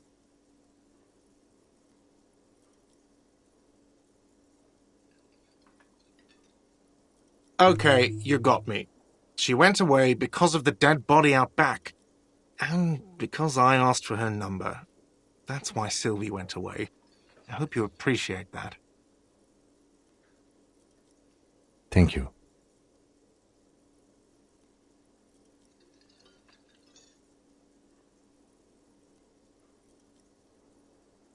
I asked an employee out. She didn't want to come, but felt obliged to. It was a bad idea. Now, what is so goddamn fascinating about that for you? It's got nothing to do with the lynching.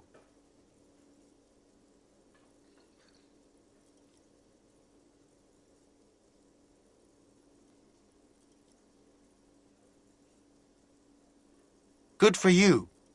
Was there something else? I'd like to get back to what... Haven't you asked me that already? Okay. Thank you. Is it? Because I thought you were supposed to be investigating the lynching. What?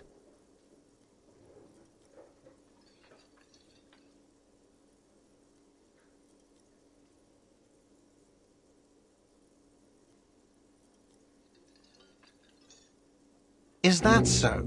Mr. Feminist...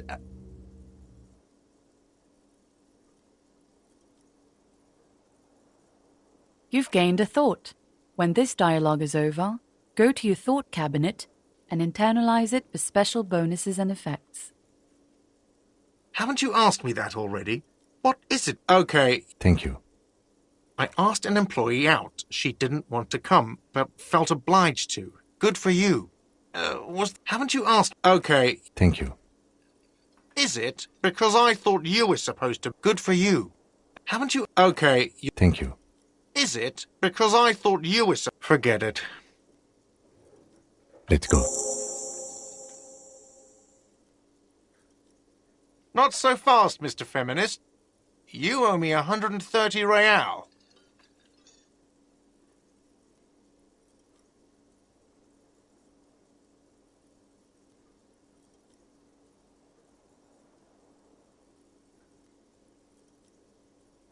Oh, excuse me. You owe me 130 real.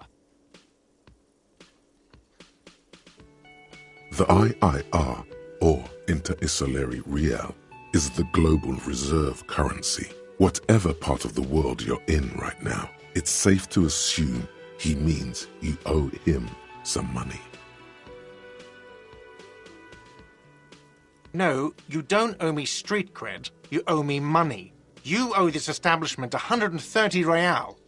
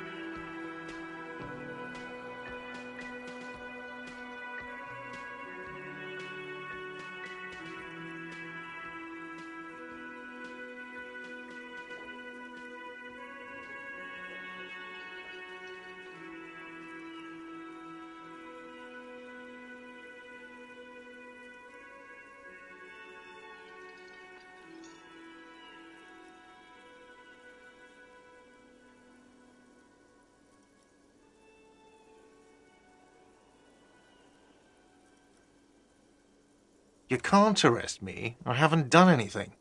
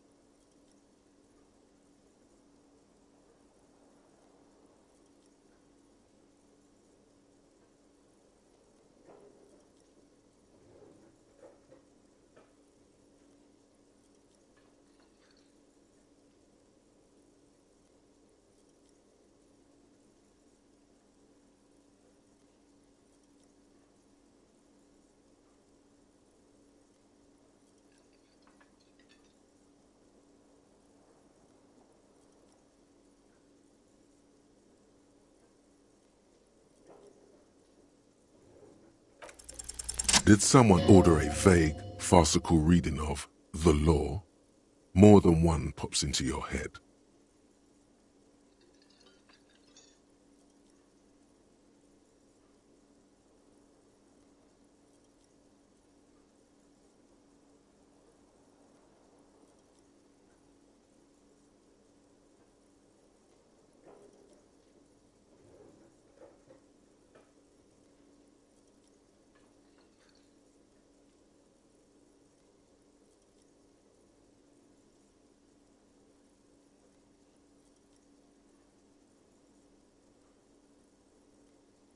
But it's not inane. You owe me money. It is cruel of you. A man has been killed. File a request for compensation with Station 41. We need to work now. Okay, you'll only have to pay for the window. And the drinks. That's 70. I'll get the rest from your stupid station.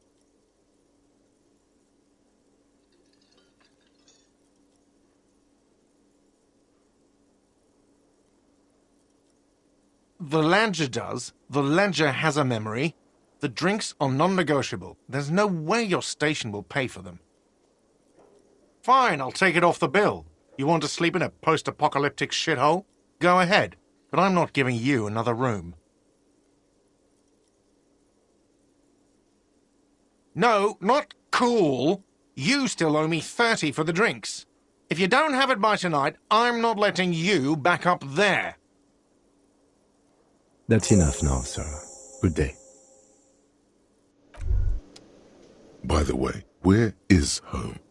The address is coming up blank.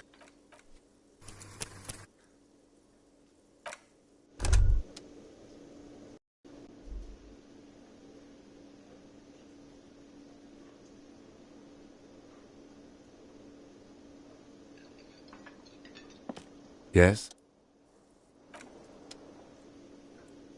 Hello again, sweetie.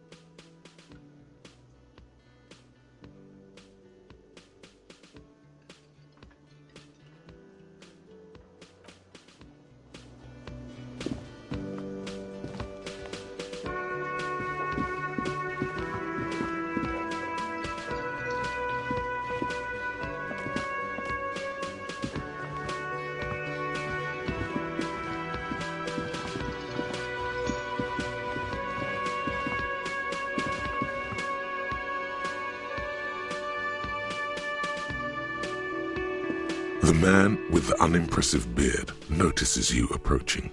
Mr. Gart, right? Yes. I am Kim Kitsuragi from Precinct 57. This is an inter-district investigation, so joining me from Precinct 41... Are you kidding me? Right. Now, I know it took us a while to arrive at the scene. It also took... No, I only just got...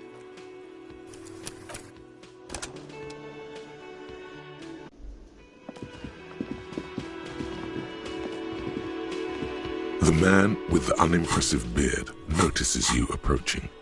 He drops the ledger he was holding and turns to the lieutenant.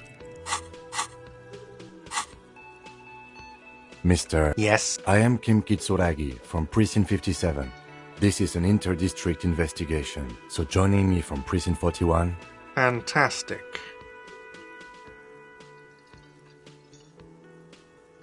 That's wonderful, really. I think so. But there's a dead body out back. No one wants to work in these Sir, Yes.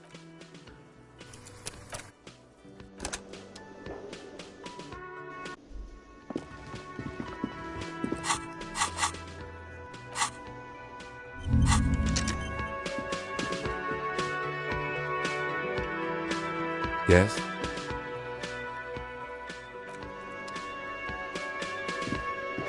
The man with the unimpressive beard notices you approaching. Mr. Yes. I am Kim Kitsuragi from Precinct 57. This is an inter-district investigation, so joining me from Precinct 41... Right. Now, I know it took us a while to arrive at the scene. No, I only just got here. Do you have an... As a matter of fact, I do. You said you just got here. From where? Are you a local? What, of Martinez? No. I live in Jamrock. I only sometimes come here to keep an eye on the place. This is just one of the... But you still know your way around, yes? Yes, I know where some things are, but as I said, I don't live here. I just used to work here. I didn't He probably means this is where you step in and ask your questions. His face expresses profound doubt in your having this.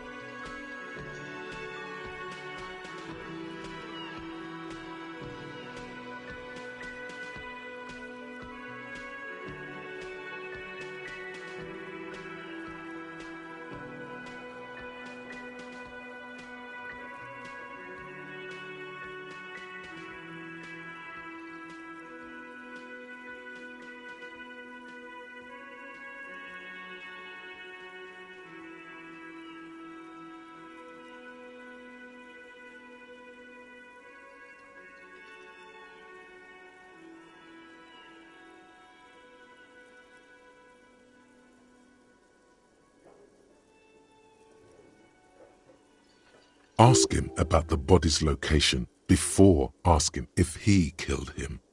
People give up information in the more innocuous questions, which you can later use in the more sinister ones, not vice versa. Behind this building, there's a courtyard.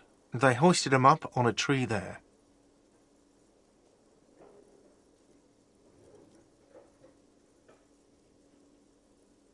That's easy. See that door there? First you exit through that. Then, to your right, you should see a big hole in the fence. A really big one. You can get to the courtyard through there. No need for the... I don't know who... This is it. He said... What are you, crazy? Of course I didn't kill him. Oh, people are saying it was the union dock workers, that it was a lynching.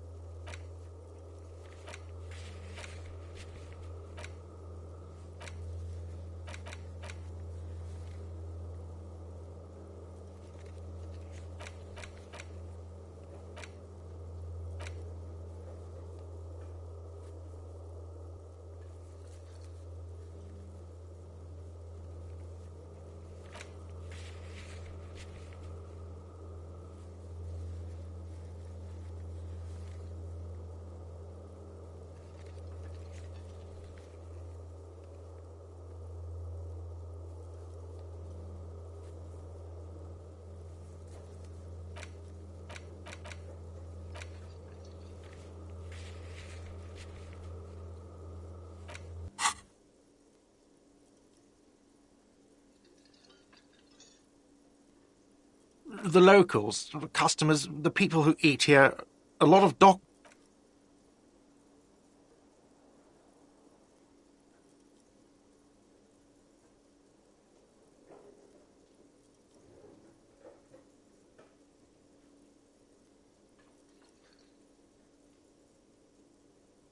Did the debarders themselves tell her this, or is it a rumor?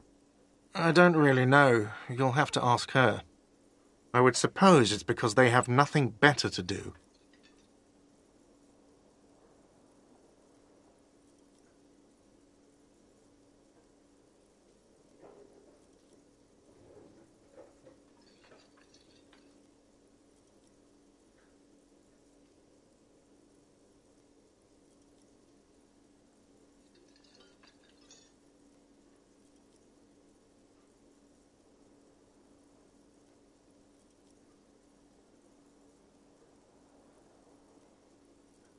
You mean the strike? Yes, the strike. The man they hanged was a security guard for the harbour company, I hear. A mercenary. The unionistas probably thought they'd send a message. The lieutenant turns the page in the little notebook he's been scribbling in.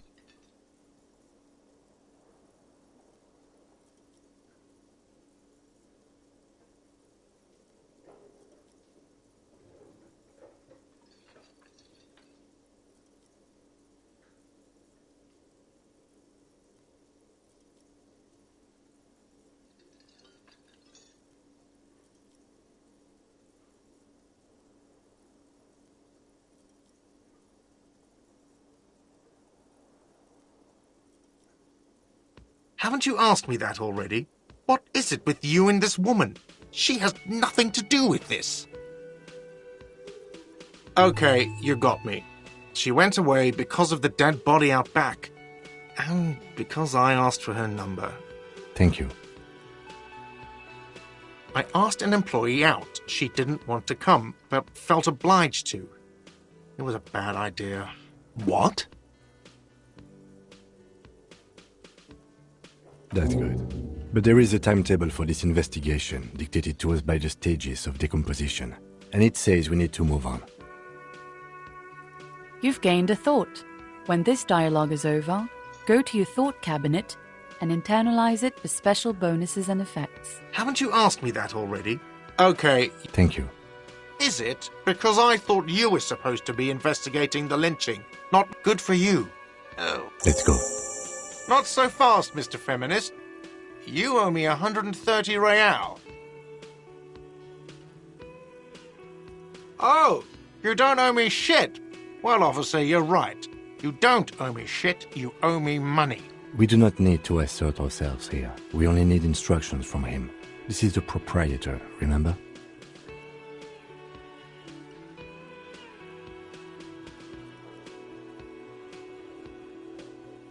But you see, he didn't. You know, I get this all the time. Some hobo comes in here or some backpacking arsehole off the boat. The next day, when they can't make their... You can't arrest me. I haven't done anything. Did someone order a vague, farcical reading of the law? More than one pops into your head. Are you trying to frighten me now? What is this?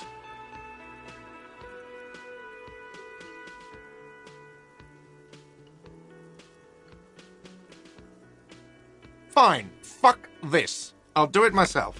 I'll call your station. What was it, 41? I'll ask them to pay for the room. The drinks and the window you still have to pay for. That's 70. Are we done, officers?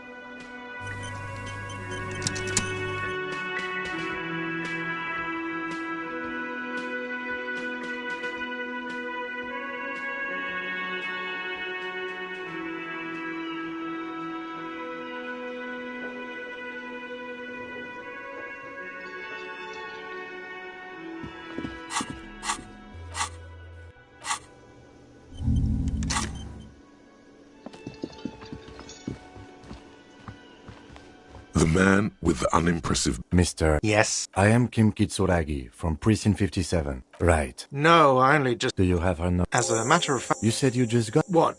But you still know your... Yes, I know where some... I didn't... He probably means his face. Ask him about the body's... Behind... That's easy. See that door there? First you exit through that. I don't know... This is it. He's... Oh. The locals, the customers, the people who eat... I don't really know. You'll have to ask her. I would suppose it's because... You mean the strike? Yes, the strike. The man they hanged was a security guard for the harbour company, I hear. The lieutenant turns the page in the little... Haven't you asked me that already? Okay, you got... Thank you. I asked an employee out. What? Is that so? Mr. Feminist...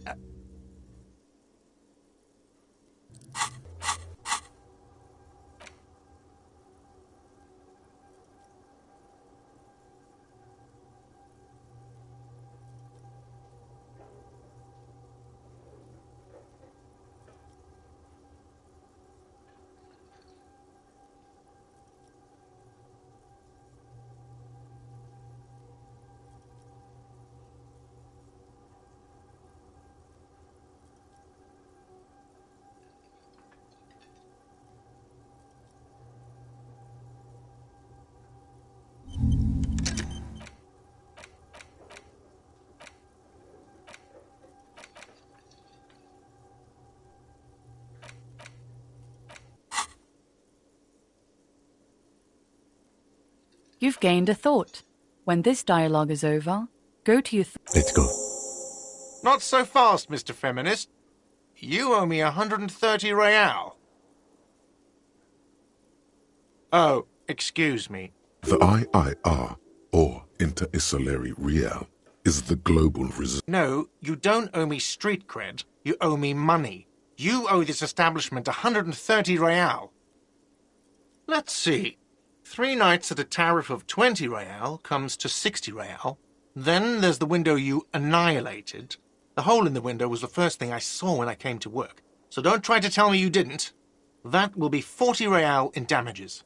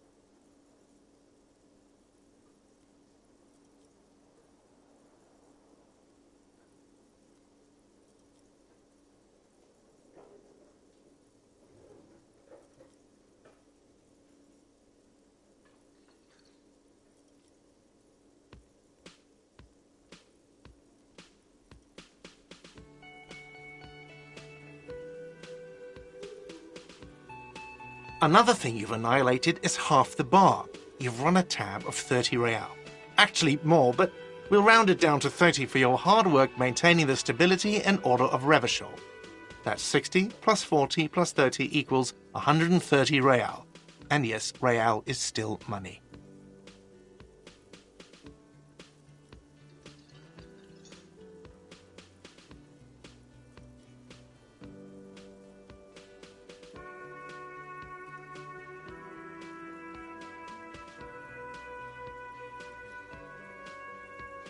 What are you, a philosopher?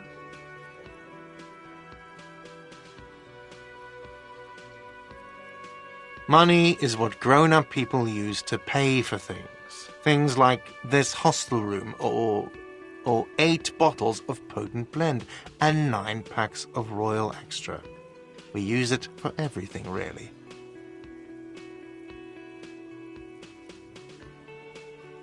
Yes, it is.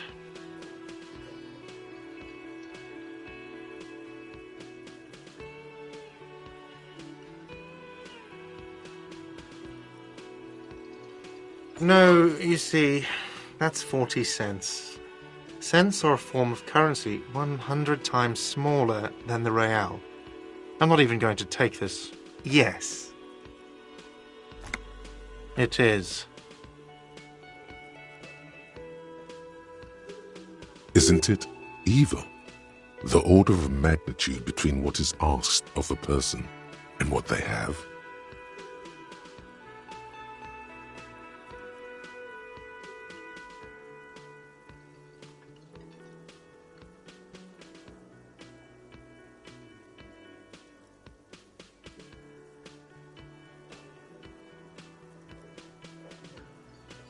It does, doesn't it? There's a shuffle of nylon as Lieutenant Kitsuragi looks for something in the pockets of his orange bomber. That's cop 4. I haven't offered to pay because I don't have any money either.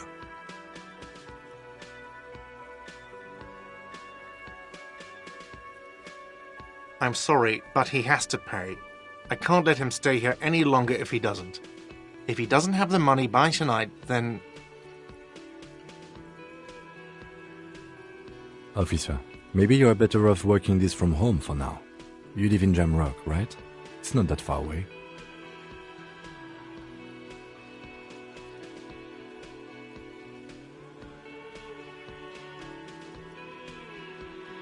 You mean somewhere else to run up a huge debt?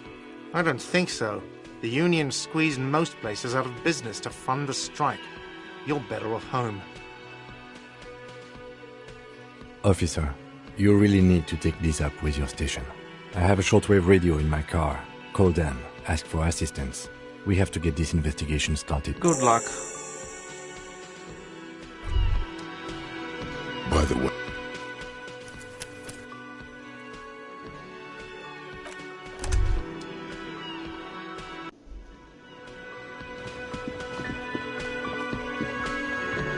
the man... Mr. Yes? I am Kim Kitsuragi from Precinct 57. Are you kidding? It's you. See? Is this what you get? Sir, Yes. I know it took... No, I... Do you have her? As a matter of fact, I... You said you'd... What? Of... But you still know your way around, yes? Yes, I know where some things are. I didn't He probably means this is fake. Ask him about the body's location. Behind this building, there's a courtyard. That's easy. See that door there? First you exit through that. Then, to your right, you should see a big hole in the fence. I don't know who killed him. I'm not the police. That's your job. This is it. I don't really... I would suppose... You mean the strike? Yes, the strike. The man they hanged was a security guard for the harbour company, I hear. A mercenary. The unionistas probably thought they'd send a message. What are you, crazy? The lieutenant turns... Haven't you asked... Okay. Thank you. I asked an employee... What? Is that so? You've gained a thought. When this dialogue is over... Let's go.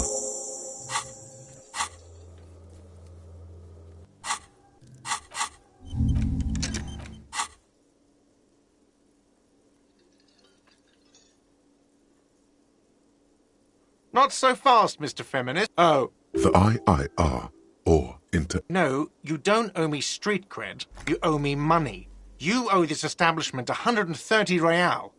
What are you, a philosopher? Money is what grown-up people use to pay for things. Things like this hostel room or... Yes, it is. There's a shuffle of nylon as... That's cop 4. I haven't offered to pay because I don't have any money either.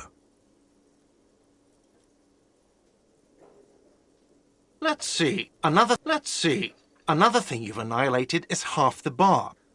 I'm sorry. Officer, maybe you're better off working this from home for now. You live in No, don't. There's no need. You really need to take this up with your station. Good luck.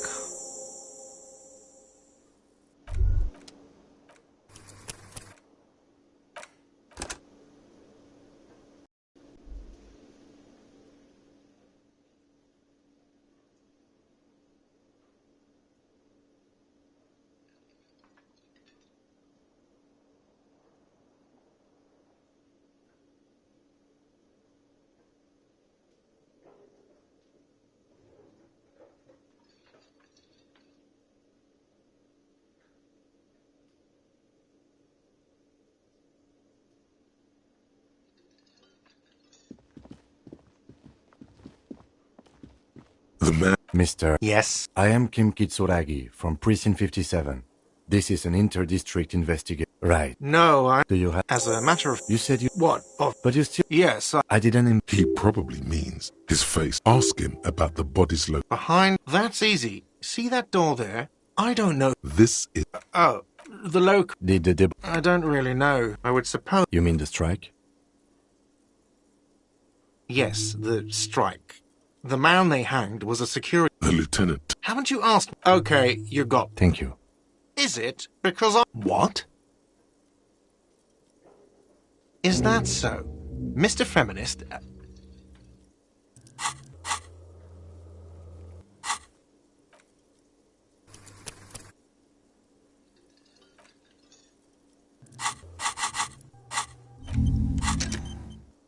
You've gained a thought. When this dialogue is over, go to your thought cabinet and internalize.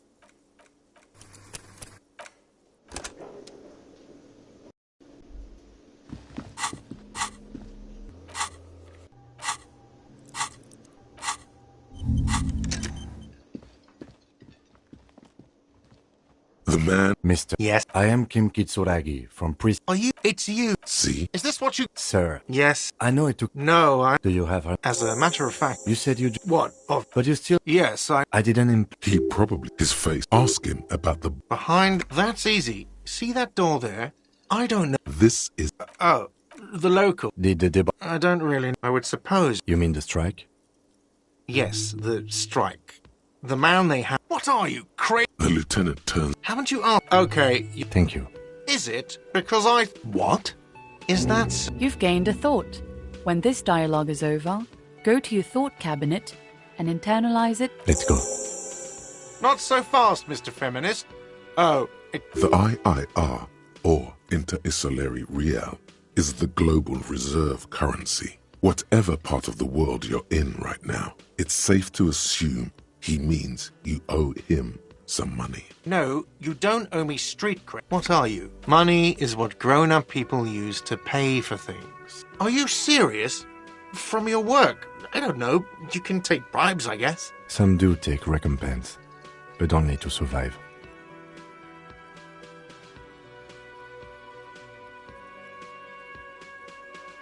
For survival, to pay me. Unless you want to become a hobo. If you run out of money, you die. It's like that for all of us. Me too. That's why I need you to pay me. I'm not... There's a shuffle of nylon as Lieutenant Kitsuragi looks for... That's cop 4. I haven't offered to pay because I don't have any money either. You can't arrest me. I haven't done anything. Did someone order a vague, farcical reading of the law? More than one pops into your head.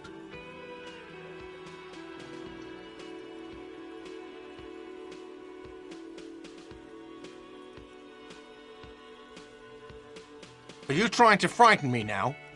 What is this? Fine, fuck this. I'll do it myself. I'll call your station. What was it, 41? I'll ask them to pay for the room. The drinks and the window you still have to pay for. That's 70. Are we done, officers?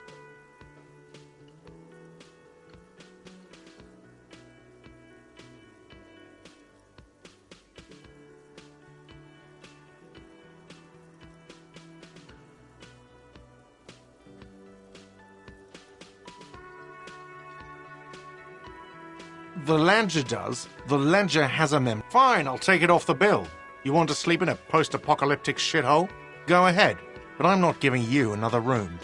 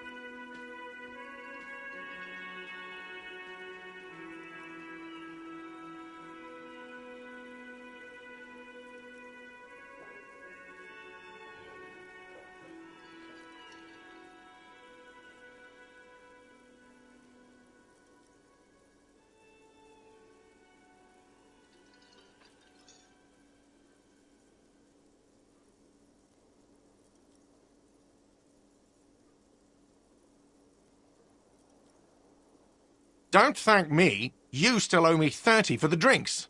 If you don't have it by tonight, I'm not letting you back up there. That's enough now, sir.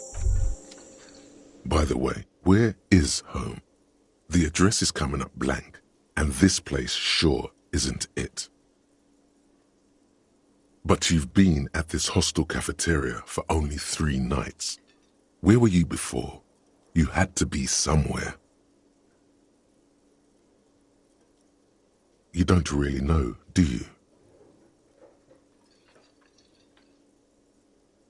A vague, blackened image doesn't sound like somewhere you can stay if you run out of money.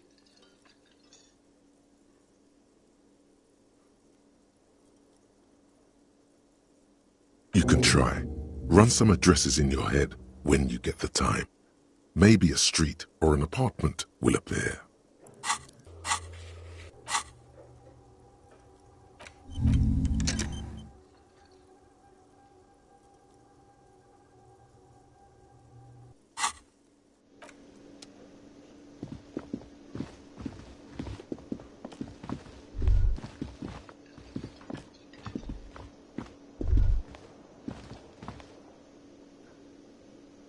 The theme on that pinball machine is a standard royalist theme, used on everything from pinball cabinets to full-flavor cigarettes. Clinging to a picture book version of the past century, waiting for the king to come back and cast out all the profiteers and homosexuals. Basically, imagine a yellow plastic crown with a liquor brand emblazoned on it.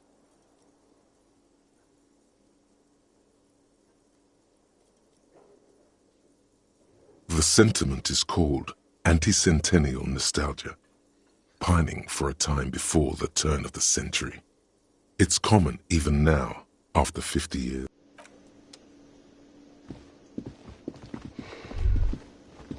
That sugary black rum stain on the counter makes you teary-eyed with joy. It's almost touching how syrupy and sticky it is. How long have you been up already?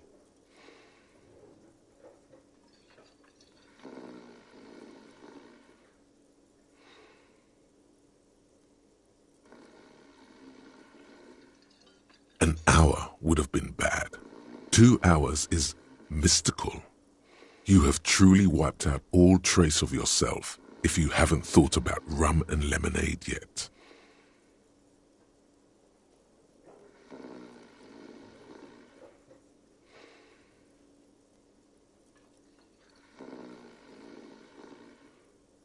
Maybe you haven't turned out well for your drinking. Have you thought about that? Get a goddamn rum and lemonade to yourself, boy. Or better yet, lick that stain off the counter. What happened, man? You used to be cool. Go get your boring normal person drink then. Get your drink on and your act together.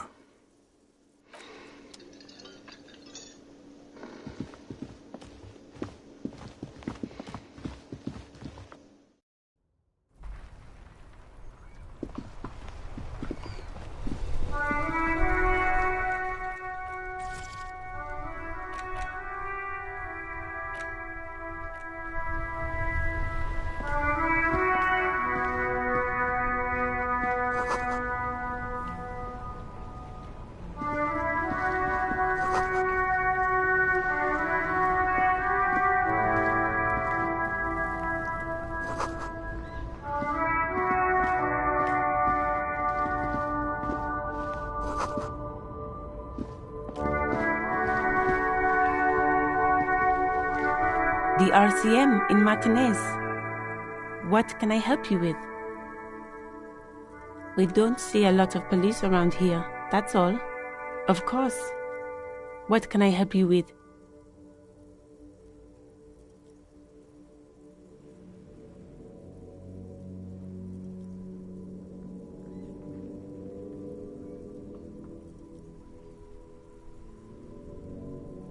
Excuse me? She's uncomfortable. Maybe you should drop this line of questioning. Oh, well, I didn't write it there. I'm just sitting here. You didn't say she wrote it. You asked what it was doing there.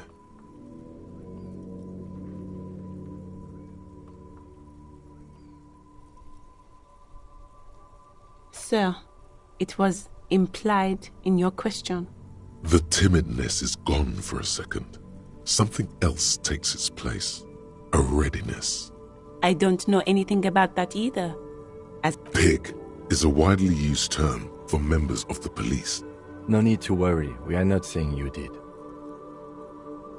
Okay. Well, I didn't. Excuse... She's uncomfortable. Maybe you should drop. She shifts in her seat. Oh, Excuse me? she's uncomfortable. Oh, You didn't say she wrote it. okay. Since the street sign's messed up? Okay. What do you need? Oh, that's right there. She's relieved someone has come for it. Finally. What do you mean?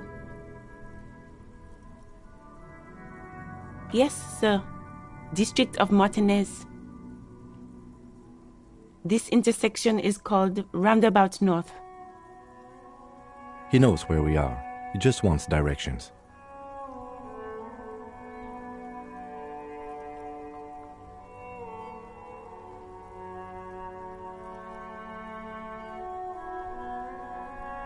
What do you mean? Yes, sir. He knows where we are. There's the pier, the Cape Side apartment buildings, some more tenements. Not a lot, really. The harbor gates, some kind of commotion, I think. I don't follow the local politics. A fleet store, too.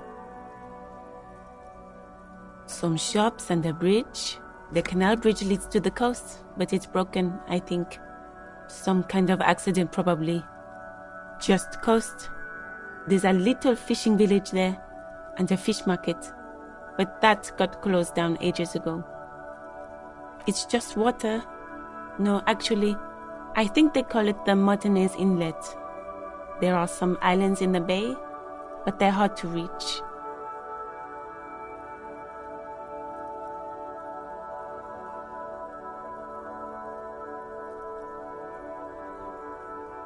No problem. Me? I am just a gardener. I am working.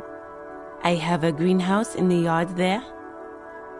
I've been trying to get some... She realizes she's about to criticize your work, or lack thereof.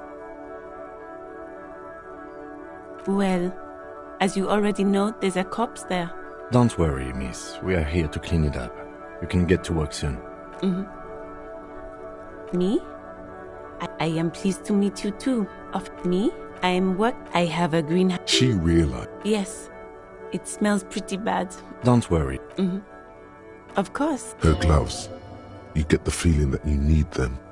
You have a dead body to deal with after all.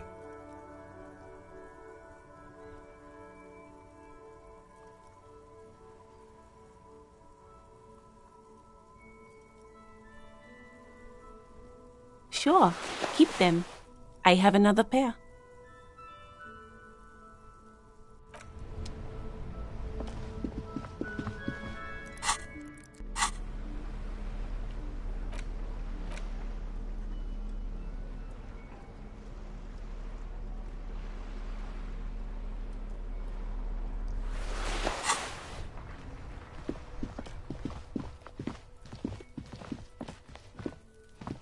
An old call box with a matrix of push buttons lists all the companies in the East Delta Commerce Center.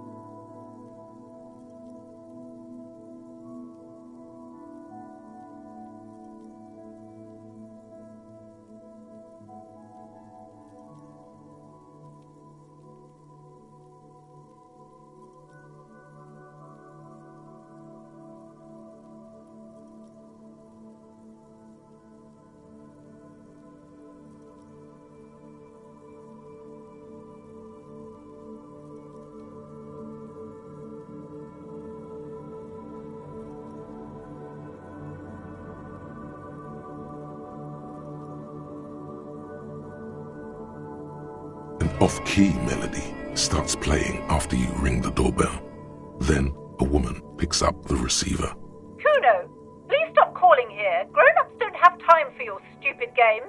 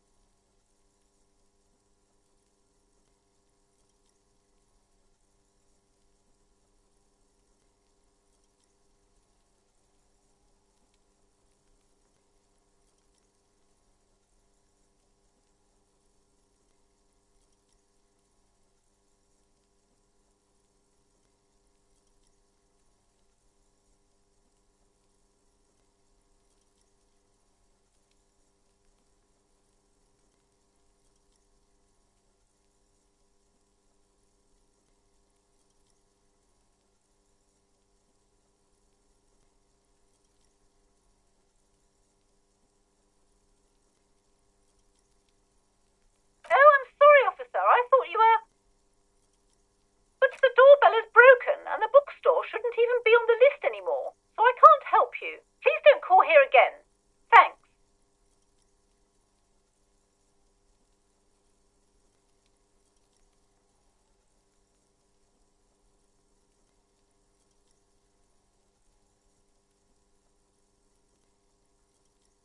A single beep indicates that the line has gone dead.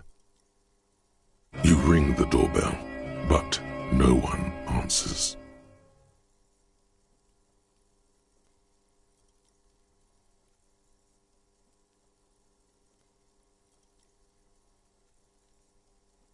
What an ominous name for a hair salon.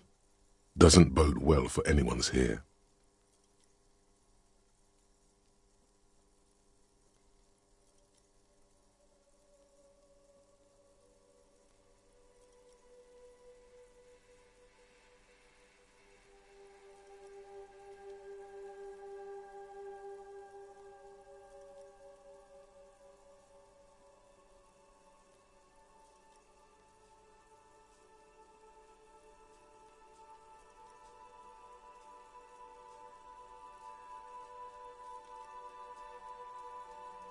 All you hear is static, but no one answers the call.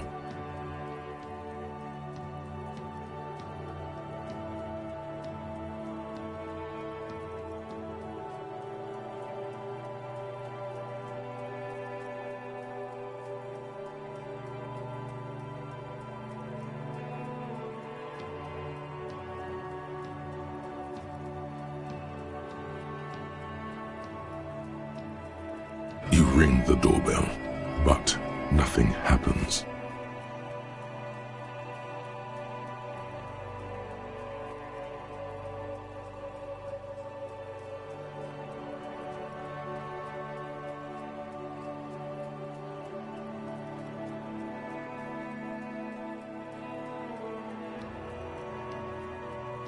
You wait for a minute or two, but all you get from the call box is silence. No one answers the call.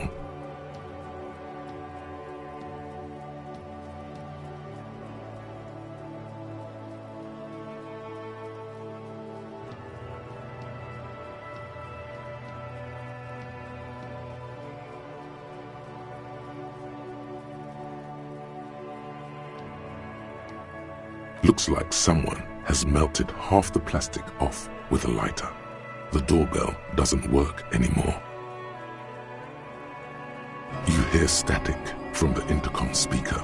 It sounds as if someone has picked up the receiver, but isn't saying anything. Yes, hello. This is Tricentennial Electric. Have you come to place an order? She sounds almost antique, as if her voice was being played off an old wax cylinder. A receiver must not be working properly.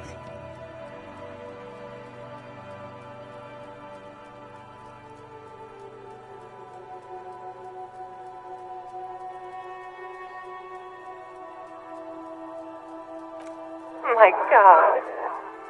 The lieutenant exchanges a look with you. It's you. My God. I didn't think I would hear your voice. Who cares that you don't remember her? Just go along with it.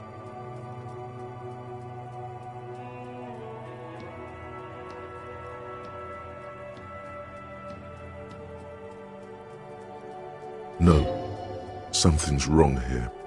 Are you sure she's talking to you?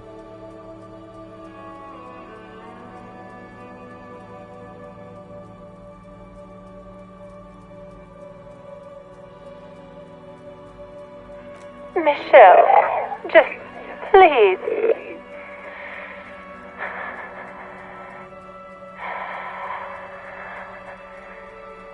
Why did you even call? I don't understand. You've been gone for months. I thought you didn't care.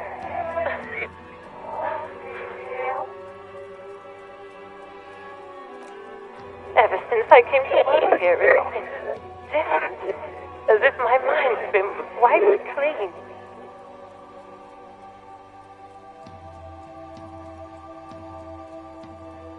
A spot of static overrides her words.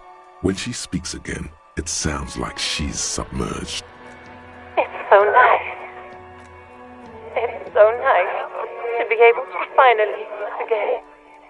She sounds like she's about to cry. She doesn't answer.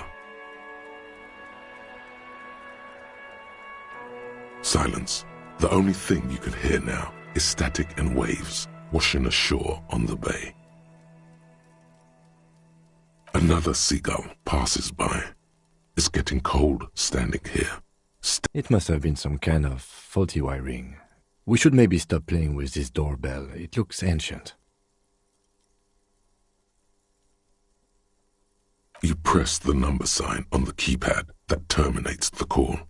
12 name cards on the call box read.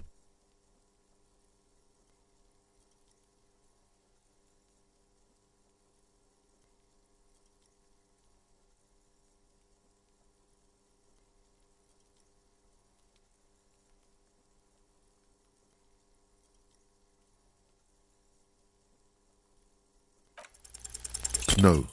Hold on. The last thing you need in your life is more hysteric emotions. Forget it. Find something else to do.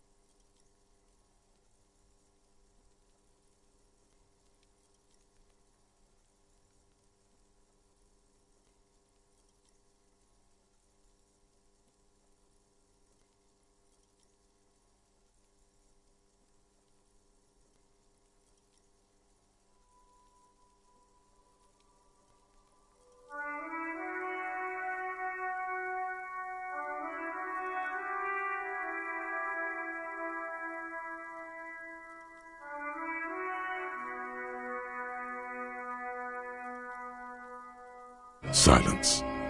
No one's home at Fortress Accident. Silence. No one answers the doorbell.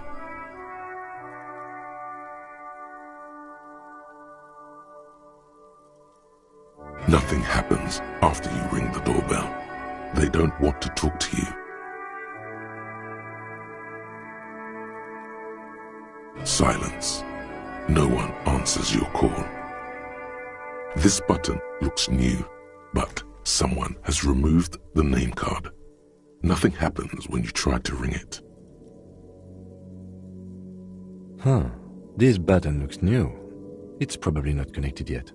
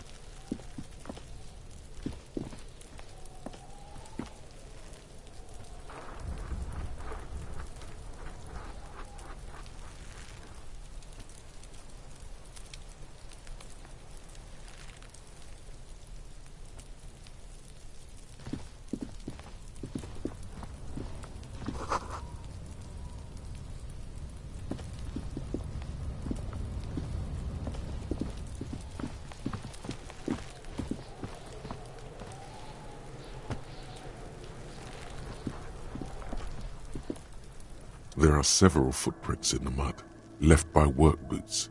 Anywhere from 6 to 12 pairs have walked here.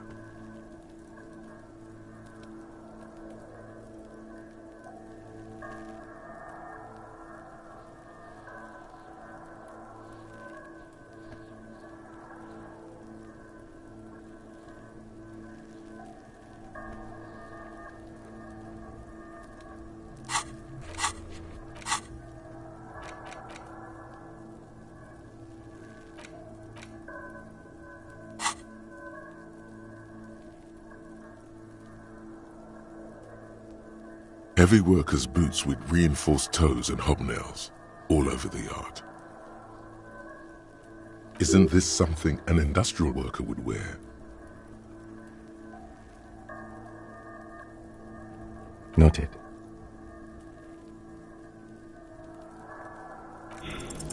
What do you think you are? A super detective? You're hungover. These are just dents in the mud. No pattern emerges for the time being.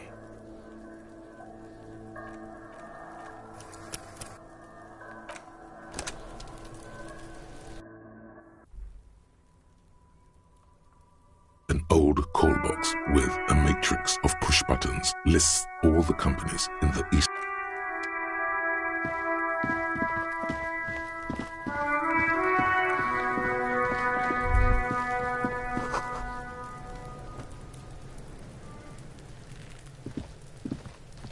There are several footprints in the mud, left by work boots. Every worker's boots would reinforce. Isn't this something an industrial? Noted. Maybe more than 12. No, 8 pairs of boots have shuffled back and forth in the mud. 1. Standard work boot, steel reinforced toes, number 46.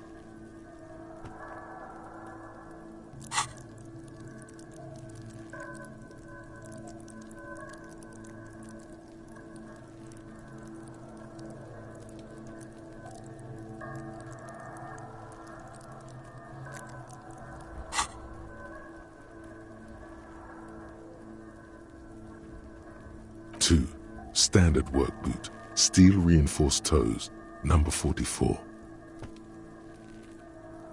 3. Hobnailed work boot, steel reinforced toes, number 43.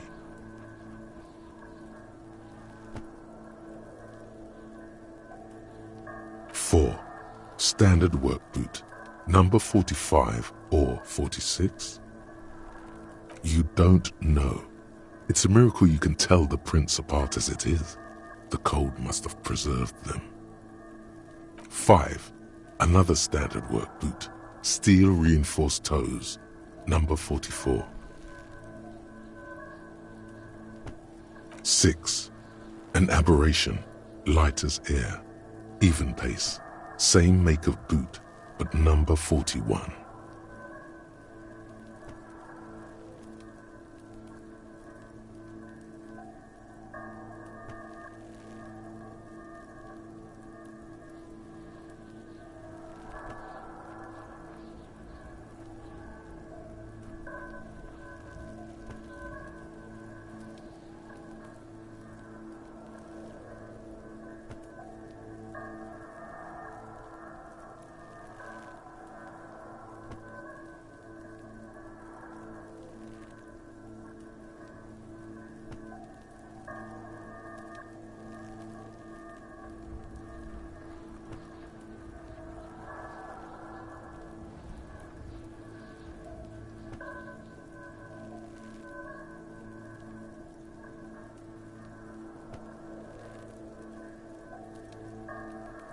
Impossible to tell. Could also have been an adolescent. The gate is undeveloped. You're not bad. It's as if the whole world darkens. Everything else has a thin film of unimportance on it, and the tracks burn in the middle of it, in a strange, beautiful way. 7. The glowing outline of a standard work boot, number 46, but the imprints are twice as deep as the others. The weight exceeds 200 kilograms.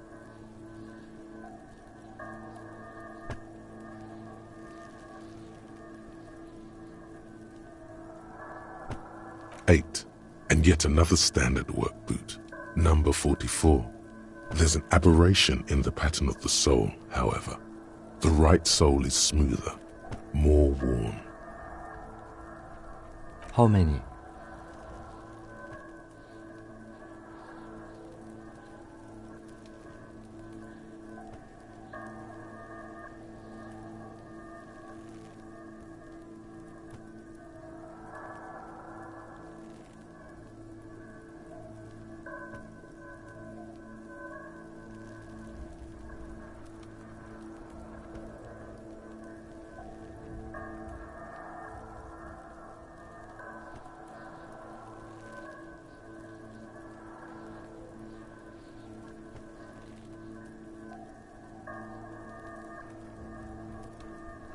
I was pretty off then. I counted 20.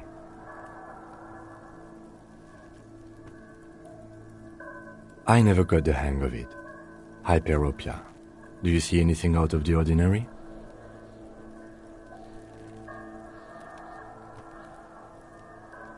A woman or a kid?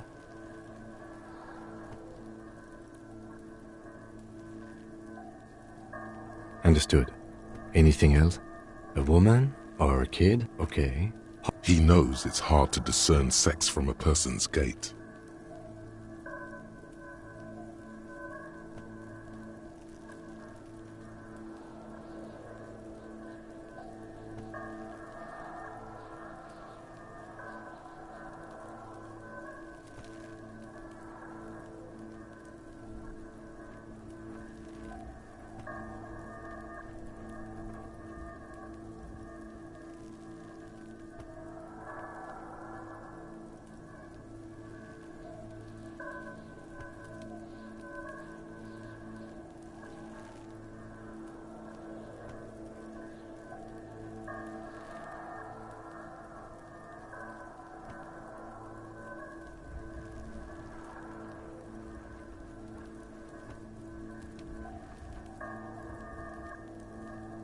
Understood.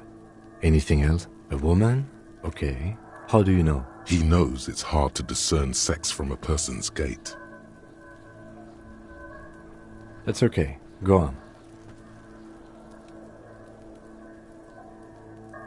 A woman or a kid? Understood. Anything else? 200? Could it be the combined weight of two people, one carrying the other who's tied up? Let's say a heavily built worker carrying a similarly built, soon-to-be-dead man. He might be right. 200 kilograms of living weight is unlikely.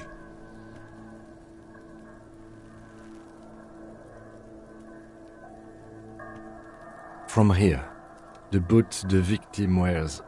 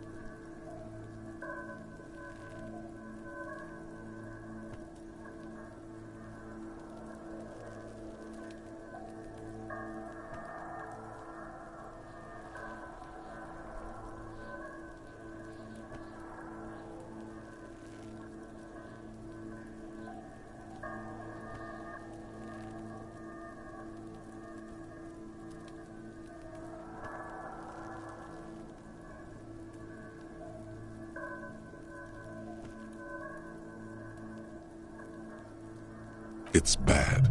Very bad. Before you can heave, the wind changes direction again. The greenhouse plastic flapping in its gusts. He appears to be wearing some kind of armored boots. I can't see any exotic prints here. Someone had to carry him. Are any of the other prints deep enough? Wind keeps changing. Are any of the prints deep enough in your opinion? Which ones?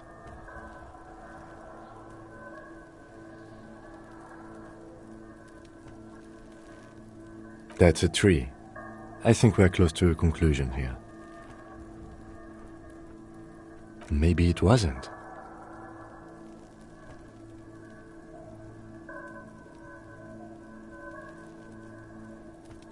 It could have been, but if it wasn't...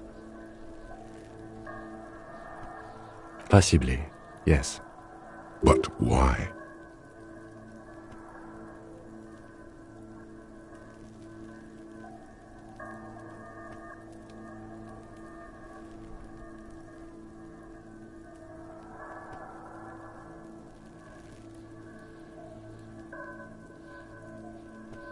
Yes, they could have used a makeshift stretcher or just march him up to the gallows.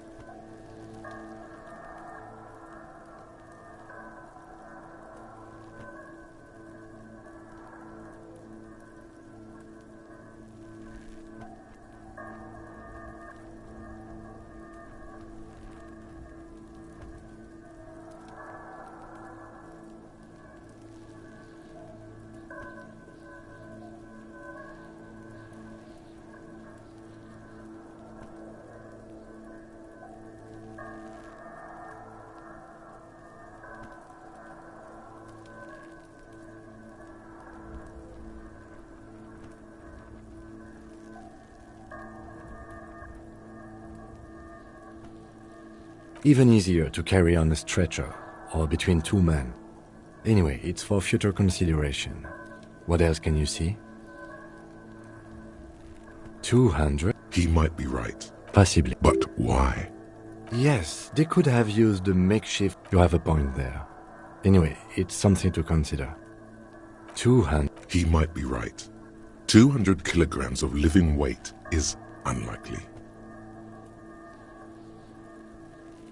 Possible. But why? Yes, they could have used... I'm not assuming it isn't, but it's still helpful. Is there anything else?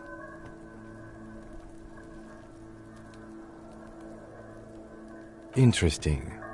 Let's name it the Old Soul. Someone operating a workbench with a pedal? Like a joiner at the harbor. Or maybe a drummer?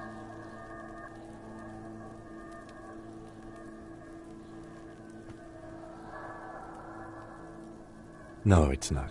Forget I said it. We are not looking for a drummer. Perhaps it could be a driver. A driver would wear out the right shoe before the left. The accelerator is on the right.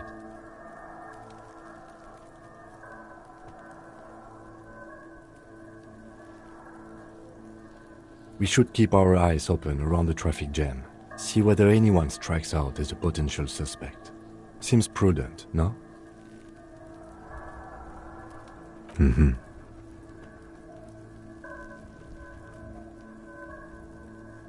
A week, maybe? 7 days would fit the time frame provided to us by the caller, who reported the hanging. It is not impossible. I pulled last week's forecast for coastal Revachol. 7 days below freezing. The day before, the day of his hanging, was the last warm day. Correct again. Sub-zero temperatures would preserve the tracks in a good state. The commotion here could have taken place a week ago. What do I think? A mob of people brought something heavy to the tree. One of them was carrying the victim. They shuffled around, especially under the tree. Then, after hoisting him up, they stood in a semicircle facing his direction. At first glance, this appears to be a lynching. Indeed, they all stood in a row here and looked at the tree. Yes, everything fits so well. Carried him over, hoisted him up, watched him hang. This is easy. The lieutenant's eyes narrow. He's thinking to himself. Either way. What else?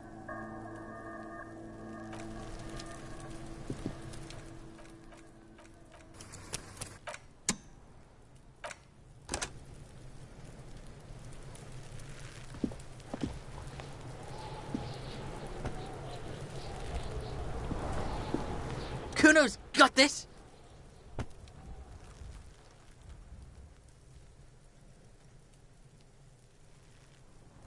If there ever was such a thing as an ugly kid, then this is it. He's almost exquisite in his ugliness, like a gremlin.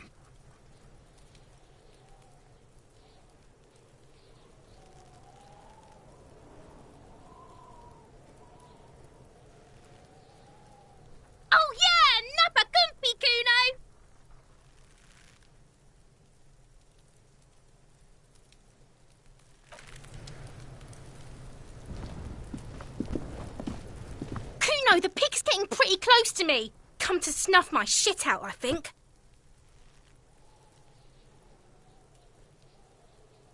Looks like it's time for me to go, Kuno. Pig's come to take me in. I'm going away for a long, long time, Kuno. Going away for life. What's going on there? Fuck are you trying to pull, pig?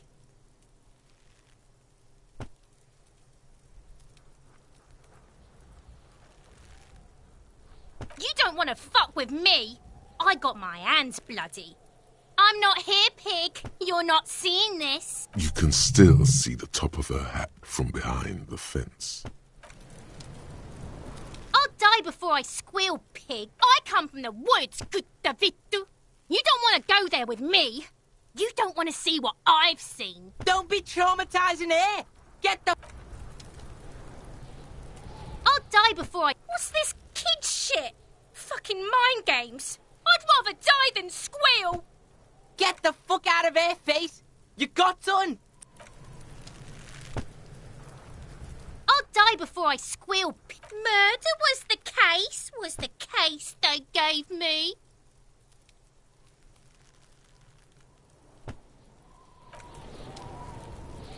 I'll die before I squeal.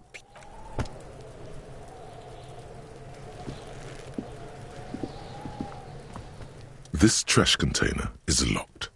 The sliding lid has a padlock that says, whirling in rags. There's something in there, not necessarily connected to the case, but still.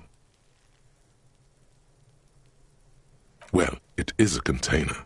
Maybe you're prioritizing it.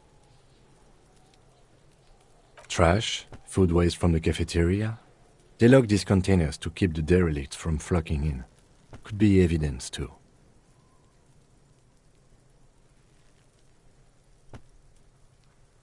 What do you mean, feel?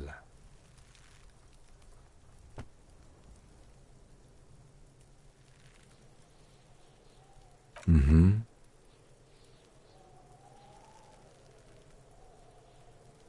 Well, it is a container. Maybe you're prioritizing... Trash, food waste from the cafeteria. They lock this... Mm-hmm. Well, it is... Trash? What do you mean, feel? I agree. We should get someone from the remote viewers division here. He's being sarcastic. Do not ask what the remote viewers division is.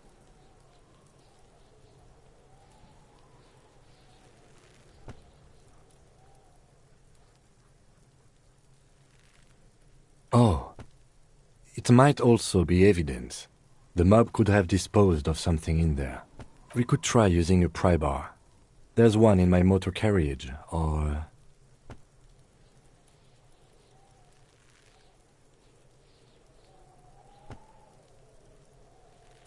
Or we could ask for a key from the manager of the Whirling in Rags. He might also have information. This is better than the pry bar idea.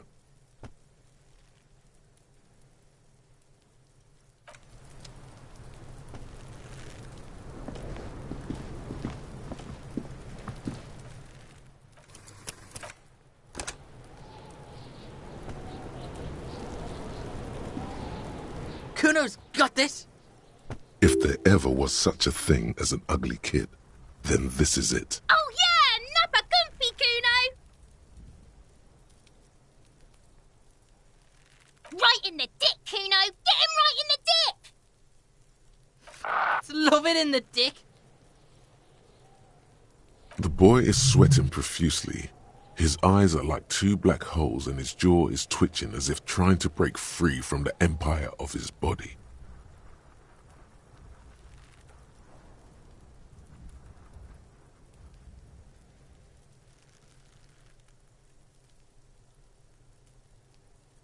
Fuck that! Kuno, yeah! Right in the mouthhole! Shits himself. The rake, Kuno! You should throw the rake at him, Kuno! The fuck? Does Kuno know what a rake is? Kuno's not a gardener.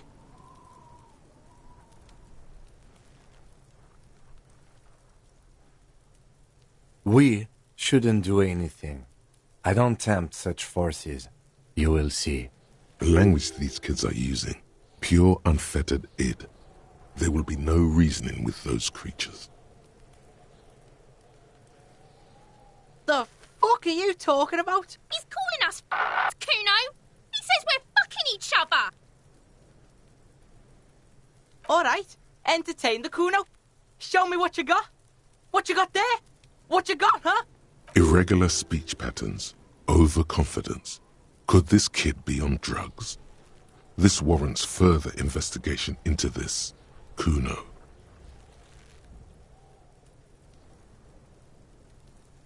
Shitload pig.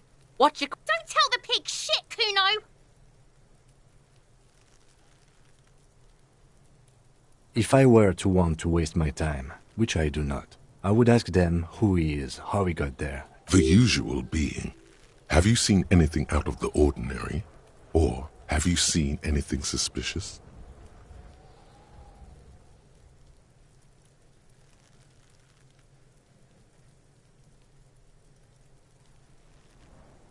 Kuno's fuck imp. Kuno uses the fuck imp for target practice. He's trying to hide the fact that he doesn't know.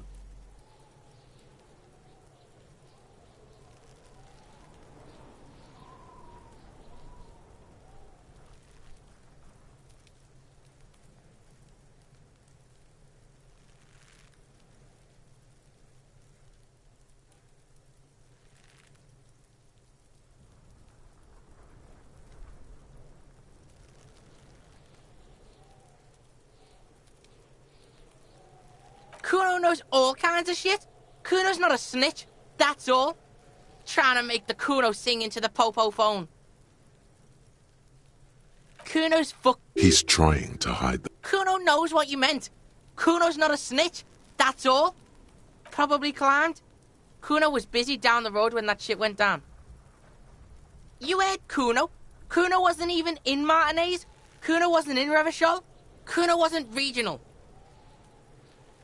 I don't know. Some fucking... Mesk or I don't know. Some other place. Night City. Kuno was in fucking Night City. There is no Night City anywhere. That sounds like the name of a city in some pulp science fiction novel.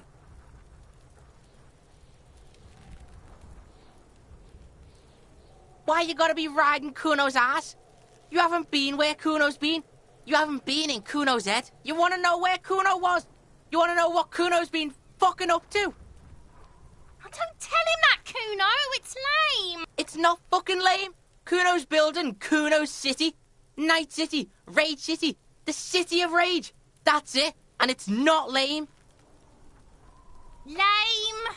That's the name of Kuno's city, bitch. Get the fuck off Kuno's back. This shit ain't about that. It's impossible to deduce what it is about, at least for the moment. If it's important, it'll come up later. Focus on the case. Just a couple of pigs sniffing around in the dirt. That seems pretty fucking suspicious to Kuno. Yeah, you tell the faggoty, Kuno. Looks like you're a faggoty now, whatever that means. The suspicious question doesn't really work in antagonistic situation. You're testing Kuno's patience here. Get lost,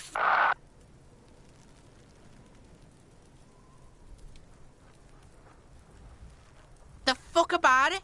You're Get lost, Kuno's Kuno, pig? It's always Kuno, never I. Clearly the kid's using the third-person perspective as a shield.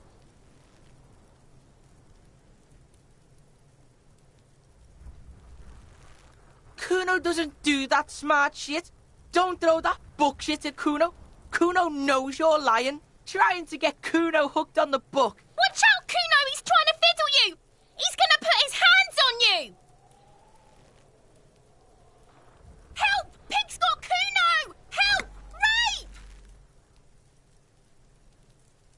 Help! He's got the Kuno, help!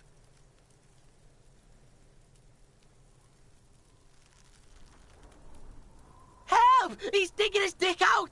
Escalate, Kuno! His dick is out! You're afraid! Pigs in here, Kuno! Somebody, please!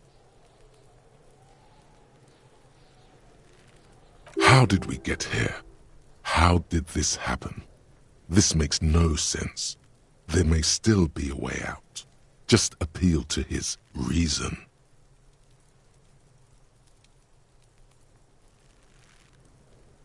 Fucking logical! Help! The logical pig is fiddling Kuno! No! The nearly psychopathic way they could slip in and out of the act implies you're not the first victim.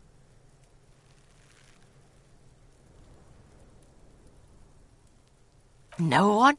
Kuno's doing this because he likes it, pig. This is where Kuno establishes dominance. Change of plan. You can't let that happen. It will make things harder down the line.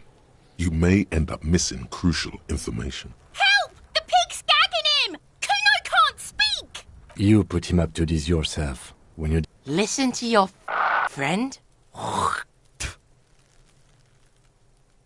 Kuno owns the fat ass. Help! The RCM is trying to fuck Kuno! Help! Misters, help! He's flashing Kuno! He's showing his genitals! If you don't help Kuno now, it'll be too late!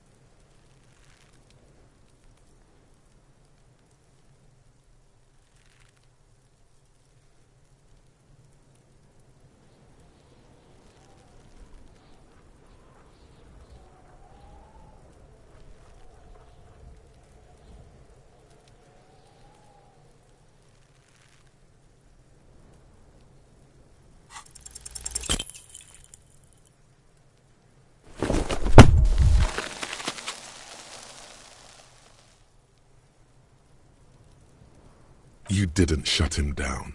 Your fat fist didn't meet its target. Instead, it pulled you down with it. Pig's trying not to cry.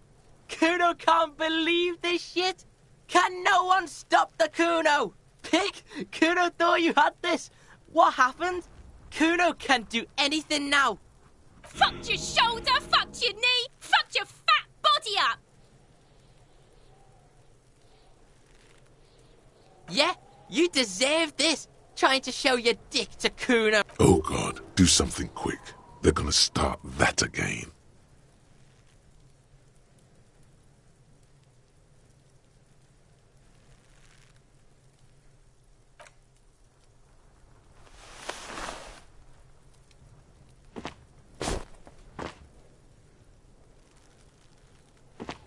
Kuno's just gonna beat the shit out of you again. I told you not to tempt such forces. Now, how about we go and do some... Look, see? It's the... You belittled yourself before the Kuno. Now you must seek his forgiveness.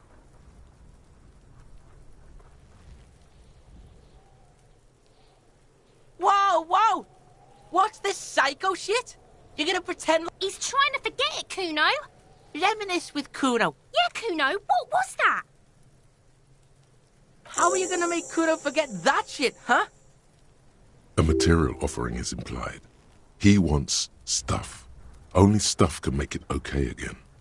Please, don't waste time on nonsense.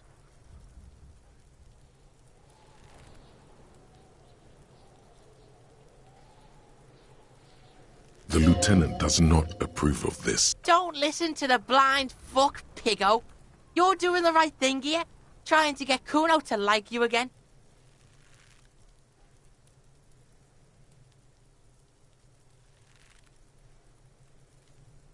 You can pay tribute to Kuno with drugs, or cigarettes, or some wheels. Kuno could use some wheels. Motorized carriage shit.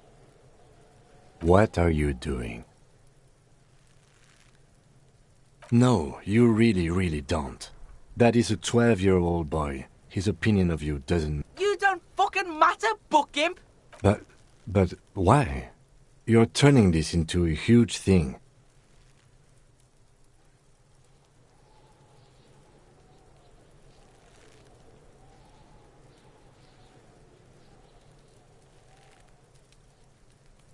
You're totally unraveling, officer.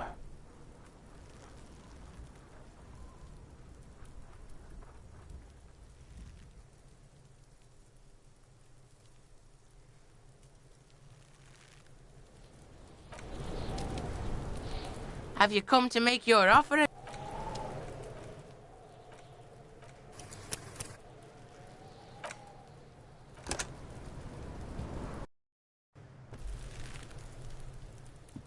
Kuno's got... If they... Oh yeah, Nappa Gumpy, Kuno! Can't talk, pig! Shit's Shit coming up strong. That sounds good. Joyous. You should hang out with this kid and see what that juicy shit is all about. I mean drugs. The kid's on drugs. Yeah, Kuno, ride the lightning, Kuno! Kuno's riding at sea. The rake, Kuno! You should throw... The fuck? Does Kuno know what a rake is? Kuno's not a gardener. Fuck no! Kuno doesn't buy that shit. Fucking entrapment shit.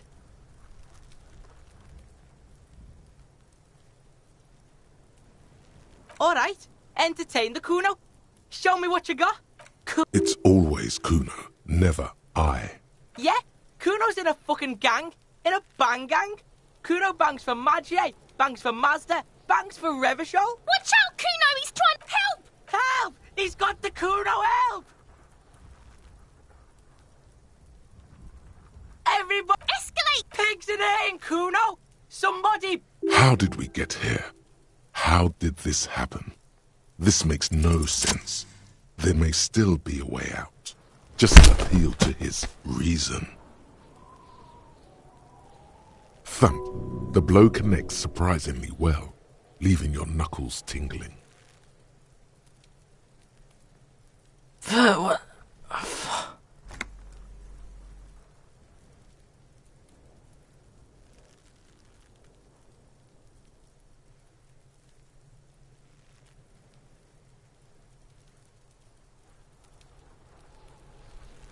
Officer, this is very far from normal police conduct. Get yourself together. For heaven's sake, he thinks. This has gone too far. Don't make this any worse than it is. Just get back to questioning the kid. Okay, pig.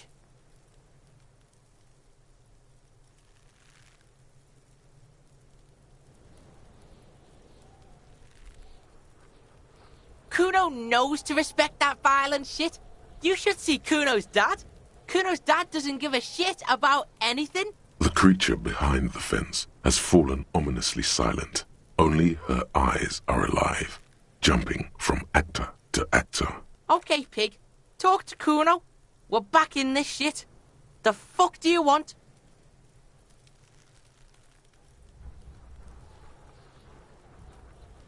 Kuno doesn't fuck...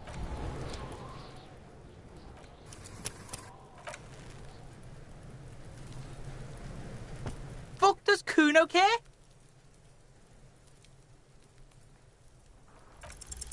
It's not Kuno. It's Kuno-S.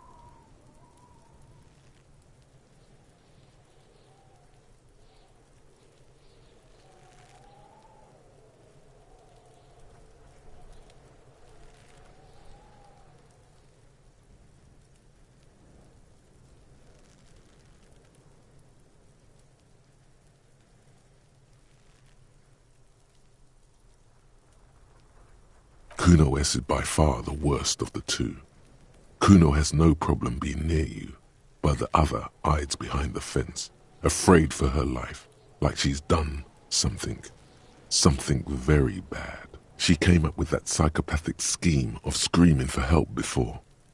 Kuno just wanted to talk to you about his name. Kuno-S was the one who wound him up and directed him.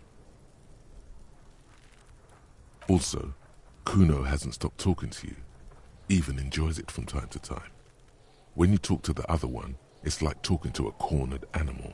She only hisses and says murder was the case that they gave her.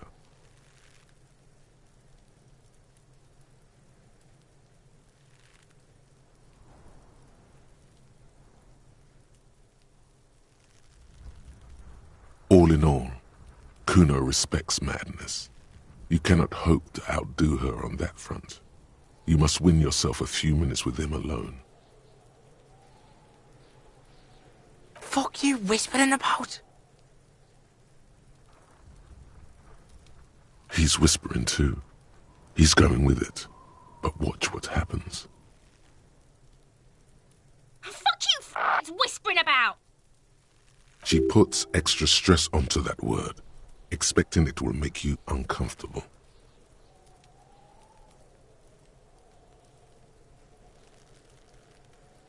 If Kuno wants to whisper, he's gonna fucking whisper, okay? Let's whisper, pig. This is it. You've got him. But be careful. You can still fuck this up. Don't make Kuno look bad in this.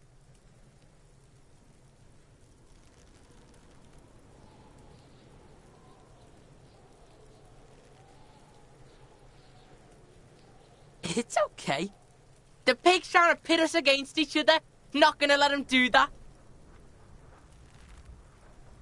That's it. You let him off the line. That was a bad, manipulative thing to say. You should understand. I got you this far. I couldn't get you all the way. Try to fuck my Kuno! Try to fuck my Kuno away! Me and Kuno are tight. We ride for life. You were too pushy last time. Think this through. Try to really understand the psychological bond Kuno has with Kuno S. Just look. While Kuno has no problem being near you, she always hides behind the fence, afraid for her life. Like she's done something. She came up with that psychopathic scheme of screaming for help before. Also, Kuno hasn't stopped talking to you. Even enjoys it from time. All in all, Kuno respects madness. You cannot hope to outdo her on that front. Kuno S is by far the worst of the two. Kuno has no problem being near you. She came up with that Also, all in all... Fuck you whispering about? He's whispering too. He's going with it. But watch what happens. Fuck you whispering about! She puts extra stress onto that word, expecting it will make you uncomfortable. If Kuno wants to whisper, he's gonna fucking whisper, okay? Let's whisper, pig. This is it. You've got him. But be careful. You can still fuck this up. Don't make Kuno look bad in this. She's not fucked up. Everyone's fucked up. Stop judging shit. Wrong move. But he's whispering still. You haven't lost him. Just don't mess up again. Or you will. There are no guarantees here.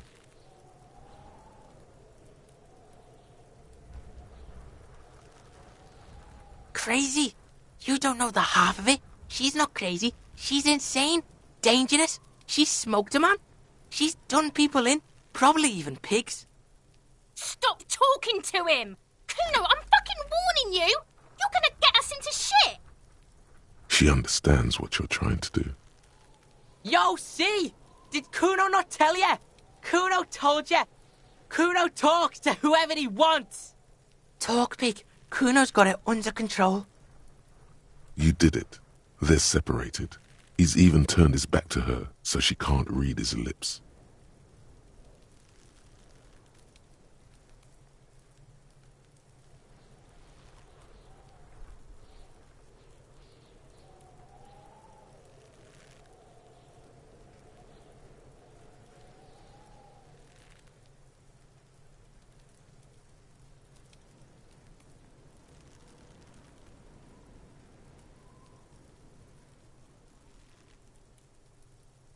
Kuno means she killed someone.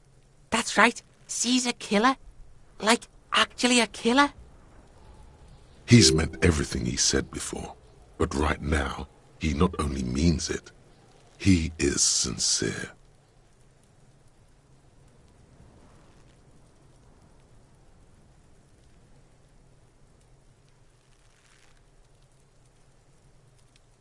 Are you getting this?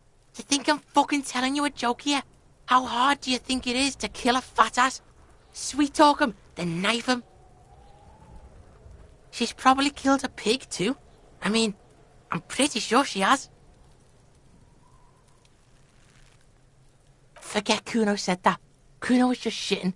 Kuno was just running his mouth. Kuno's stupid like that.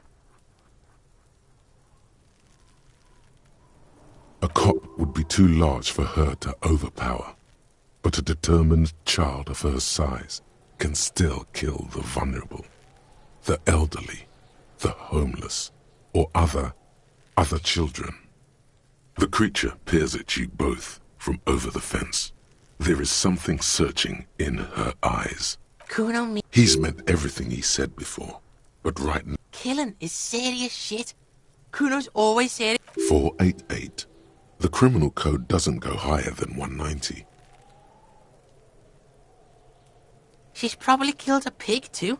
I mean, I knew you pigs were too naive for this shit. Good thing Kuno's got her under control. Kuno keeps her calm.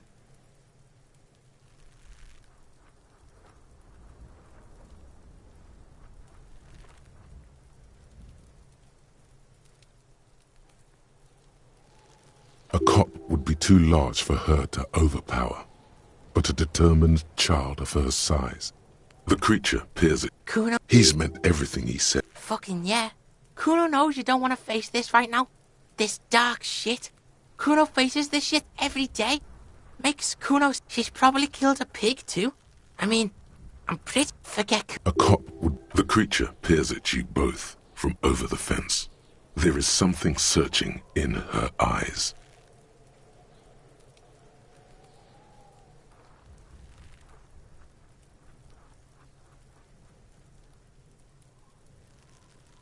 Kuno falls silent. He does not look at you when he replies.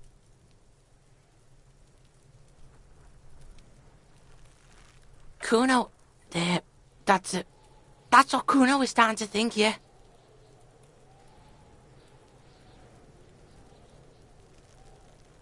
Yeah, she would have liked to fuck him up, but she didn't.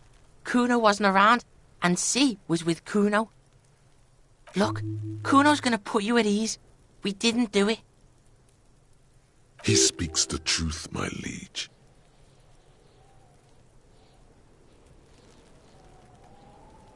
Yeah, she's psycho. None of that kiddie psycho. Cat burning shit. She does the real deal.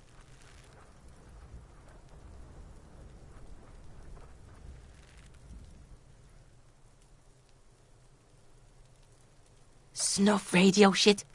Believe me, pig, you don't want to know. And he doesn't even want to think about it. This isn't just another boast. Yeah, she's... Yeah.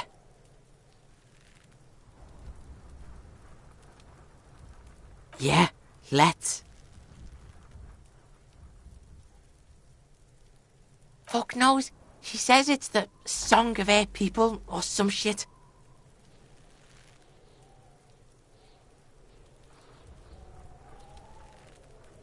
Crazy people? The fucking Nakis? I don't know. It's Suruese.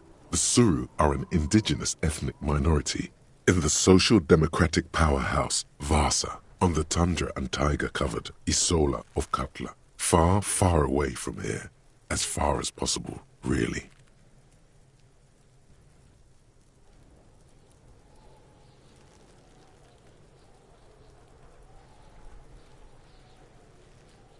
Suruese? Like that man from Helmdall shit? She could be. She could be that Helmdall shit. Revachol does have a small Suruese community, or she climbed into a yakberry crate and was shipped over accidentally. Fuck knows. Crazy people. It's Suruese. The Suru are an indigenous... You mean evil little red-haired people like her? Yes, they do. The Suruese have that ginger gene. Sure, interesting things aren't important. Only your cop thing is. Fuck no, she's not me sister. She's just a stray who got in, like a mad dog or some shit. Yeah, she was just there. What was that, Kuno? She was in the hallway, dripping wet, by the fucking shoe rack, in the dark.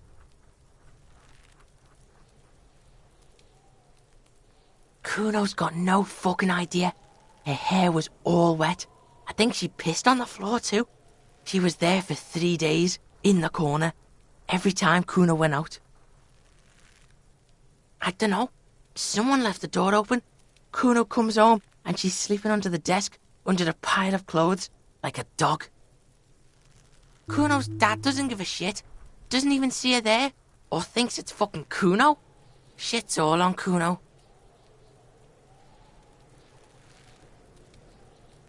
How's Kuno dealing? Kuno's dealing just fine. He doesn't need you fucking with any of it. C doesn't either. Kuno's got this shit under control.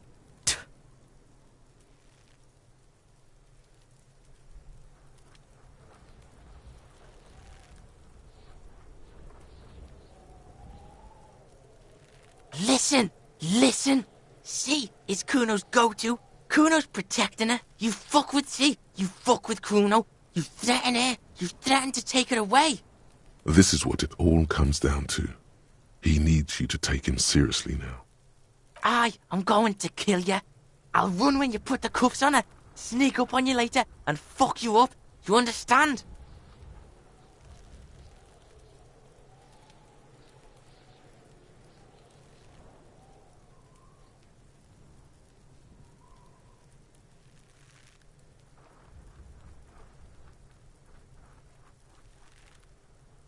All right, now we can do business.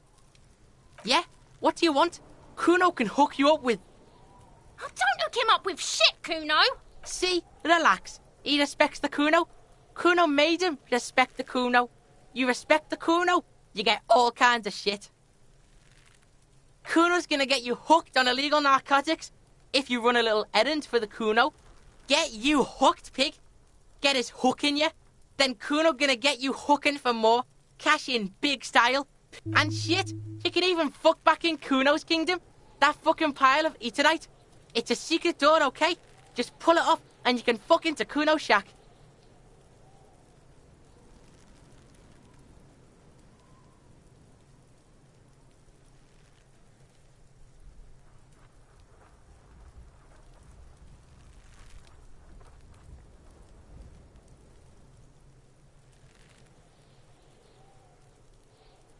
You're dreaming, pig. That's not how this shit works. A little. But don't expect anything to... Don't let him dominate you, Kuno. Fuck his fat ass. Shitload, pig. What's your question? Don't tell the pig shit, Kuno. Pig's choking. He's totally choking. If I were... The usual being. Have you seen anything out of the ordinary? Or have you seen anything suspicious? Just a couple of pigs sniffing around. Yeah. Looks like you're a fagari now. Probably climbed. You heard... I don't know. Some fuck mesco. There is no night city anywhere. That sounds like the name of a city in some pulp science fiction novel. Kuno gives this info out on a need-to-know basis, and you don't need to know. Kuno did... Thanks, Kuno. That's one name you can now cross off the list. Kuno's fuck imp. Kuno uses the fuck imp for target practice. He's trying to hide the fact that he doesn't know. Kuno knows all kinds of shit. Kuno's not a... You're testing Kuno. Get lost.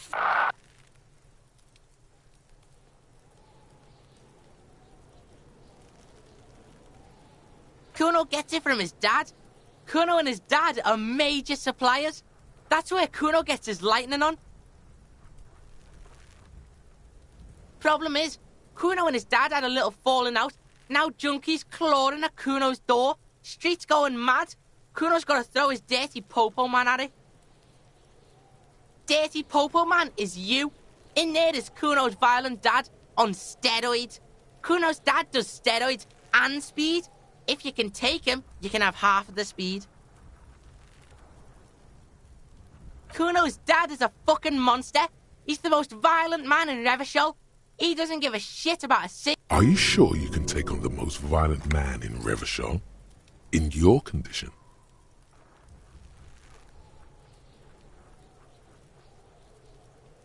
Like half. A baggie, but like in this vial. That's half a gram, sir. Yeah, half a G. Want it or not?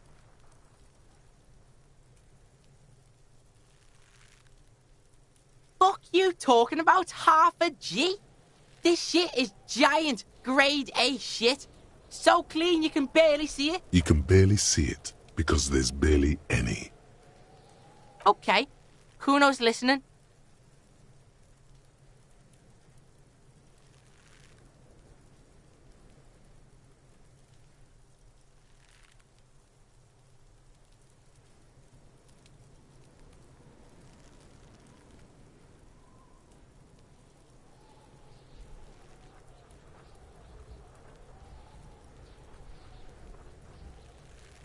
Sure, whatever. If you survive, make sure to bring that shit back to Kuno. Kuno's almost out. You wouldn't like Kuno's violent dad's got Kuno's key. So you need to fuck your way in there. Go to the pier side, bang on the door till the cleaning gimp lets you in. That's how cool. Then you go to room 12 and kick down the door, police violence style. That's what Kuno does. And then it's action time. You're locked in the room with violent fuckhead. That's it. Next time Kuno sees you, you better have his shit. What the hell are you signing us up for here?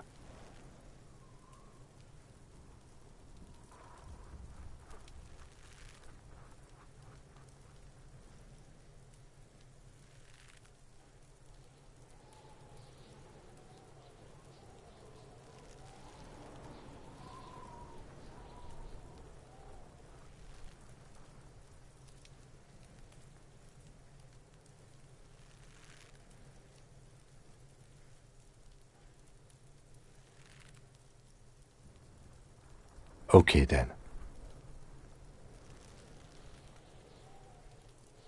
Right, pig. This is where Kuno plays with his little wooden choo-choo. What do you want with it? Don't be wondering about Kuno's shit, pig.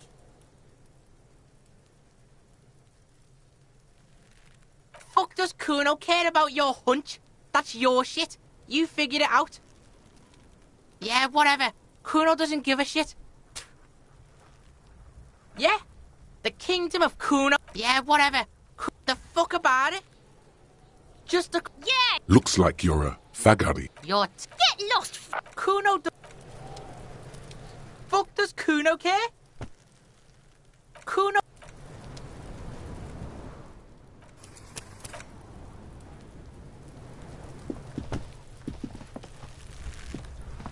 I'll die before I squeal, pig. You don't want to fuck with me. You can still see the top. I'll die before I come... Don't be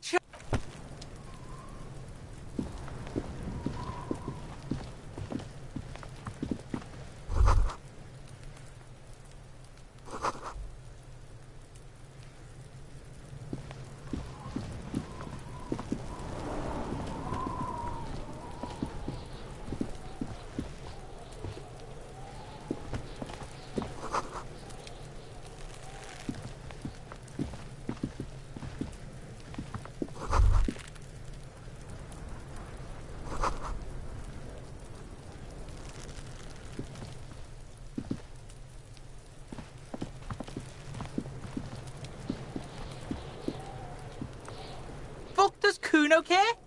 Kuno doesn't...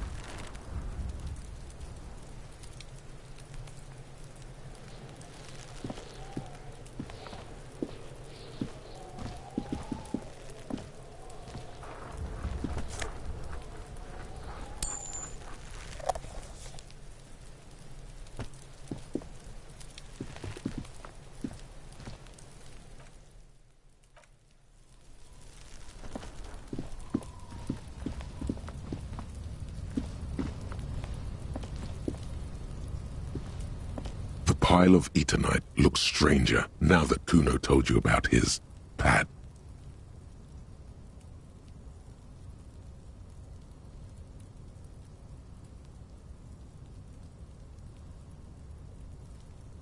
It's nothing. Someone just left some roofing material slanted against an old shack.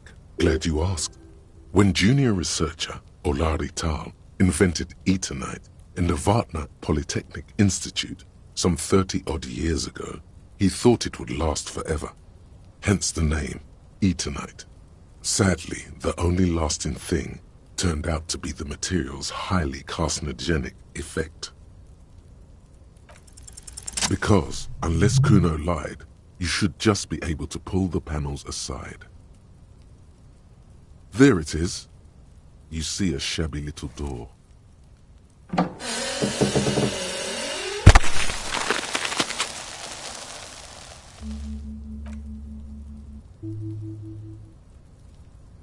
So this is the shack Kuno mentioned.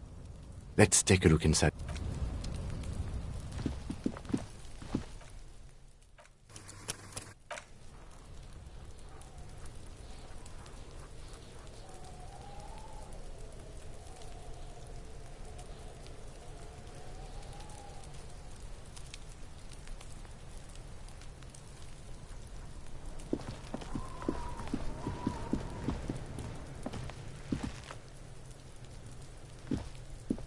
The corpse looks at you with bulging white eyes.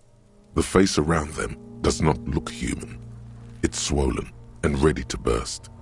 His lips are fish-like and his tongue like a ball gag in his mouth.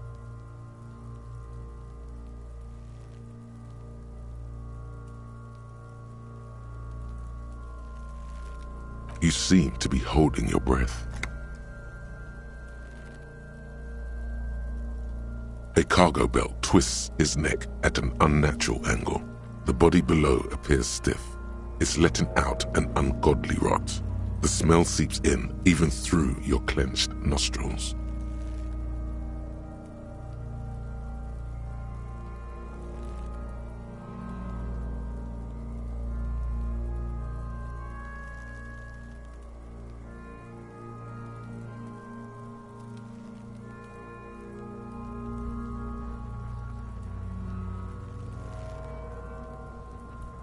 Active decay. It's okay to throw up, officer. No one is judging. He's about to blow! Cock's gonna blow, Kuno!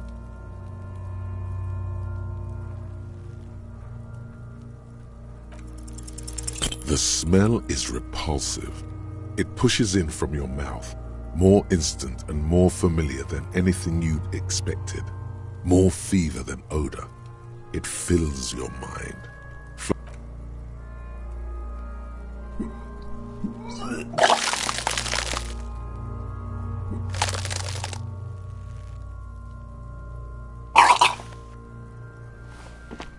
Too late. It's impossible to keep in. Your body curls and pushes it out, burst by burst, until a pool of vomit lies under your feet and your throat stings from the stomach acid.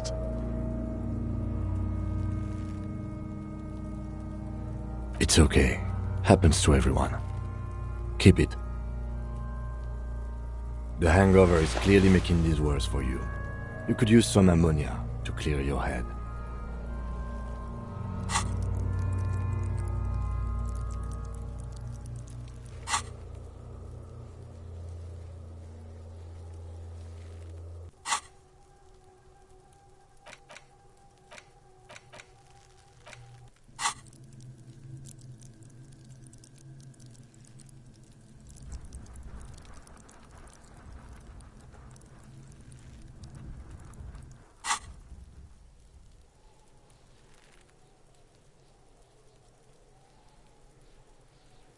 If you can handle the headache, some officers use it to deal with cadaverine odor.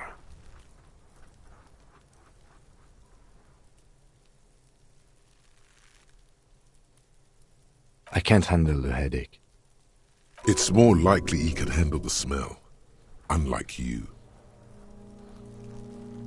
That young woman, the gardener, mentioned she used salts for the smell. If she doesn't have any, there might be some in the fridge store. Acquiring ammonia will provide a modifier to the white check. Modifiers make checks easier and allow you to retry them.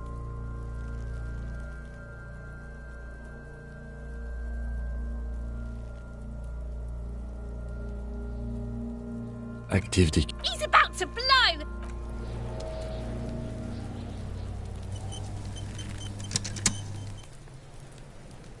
There he still is, looking.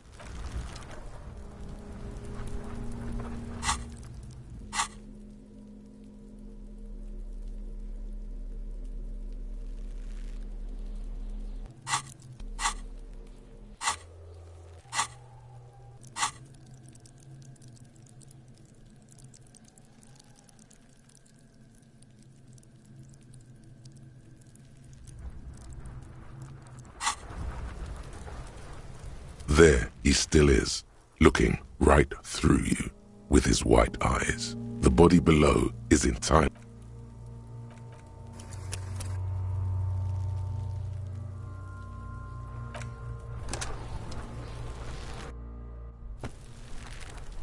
There he still is.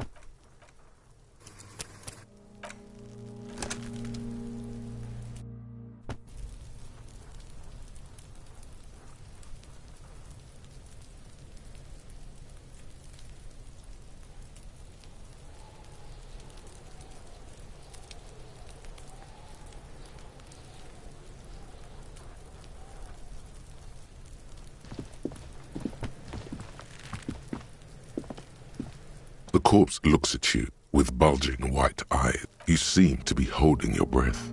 A cargo belt twists his neck at an unnatural angle. The body below appears stiff. It's letting out an ungodly rot. The smell is repulsive.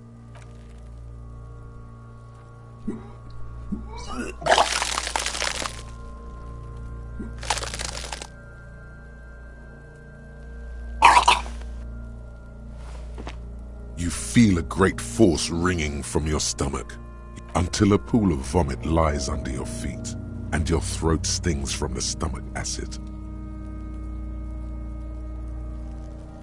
Keep it. The hangover is...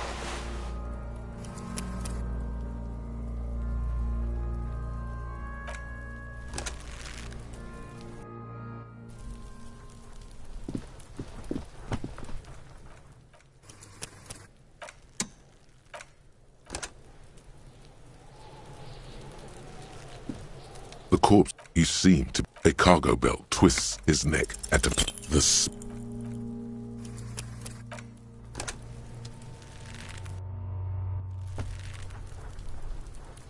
corpse, you see, a cargo belt twists his neck at an unnatural angle.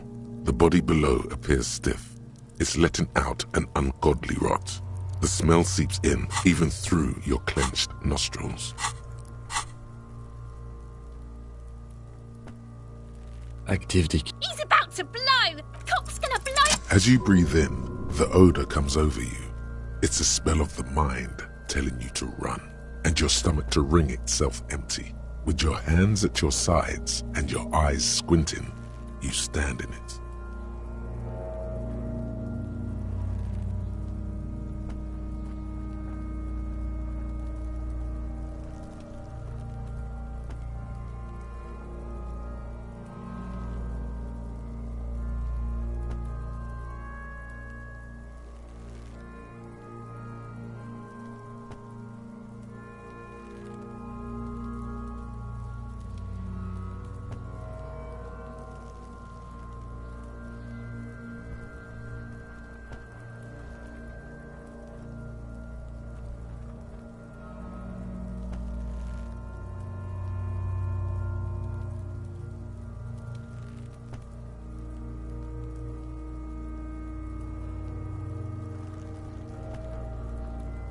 It's a puzzle. What's hanging in front of you is a puzzle of decaying flesh, tattoos, and tendons. They do after 7 days, yes. We are deep in decomposition here. The man before you is naked, but for a pair of underpants and enameled boots. His skin is greenish, marbled with decaying veins and blotched by lividity. A fading web of tattoos covers his chest and shoulders. The cargo belt used to fasten him to the branch above appears industrial in strength.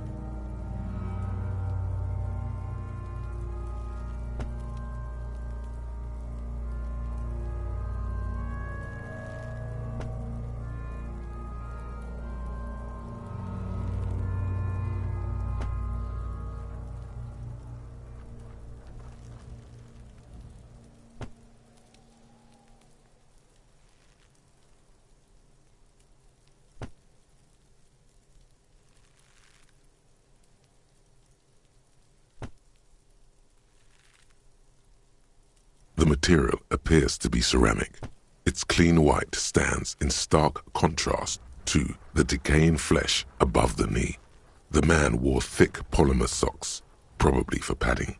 A fine array of interlocking plates covers them.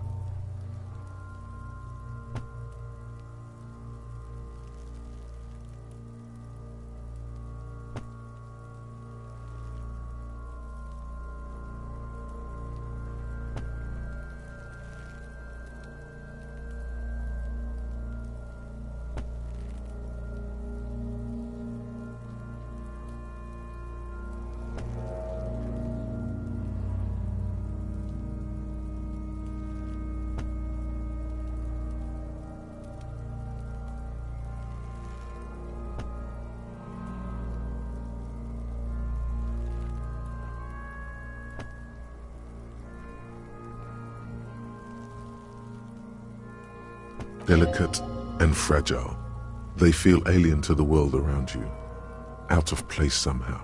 These are clearly not boots. They're armor, possibly part of a larger set. Indeed. Technically speaking, these are sabatons, not boots. Oh, the lieutenant uses a memo technique, A6. That's not just any notebook. It's a classic.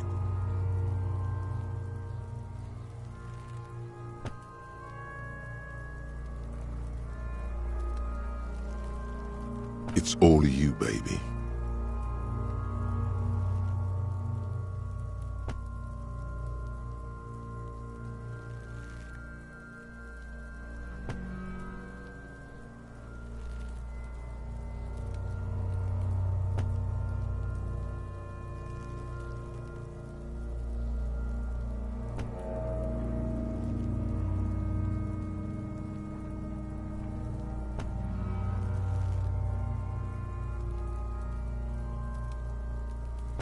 Ceramic plate.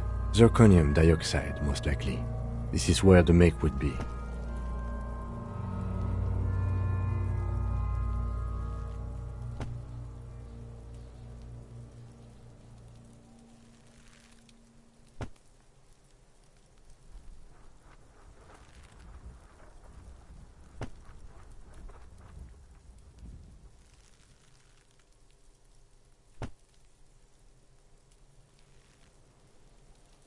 Under the hill. Fair weather. Fair weather model T500 VE. I'm guessing that's vitreous enamel. This is advanced stuff.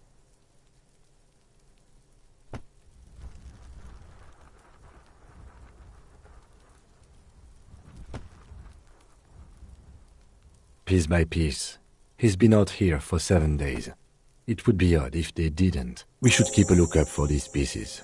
The armor could yield information. Maybe he'll know something. No, he must have worn something precious underneath his clothes. They've removed all his clothes to get to it. They did not just strip him for the putrid rags.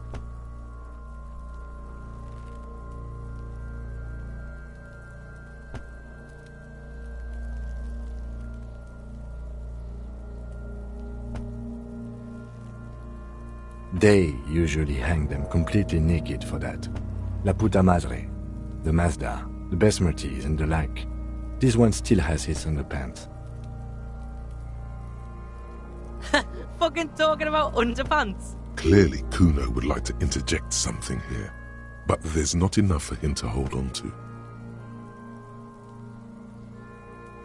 The cadaver slowly twists on the cargo belt.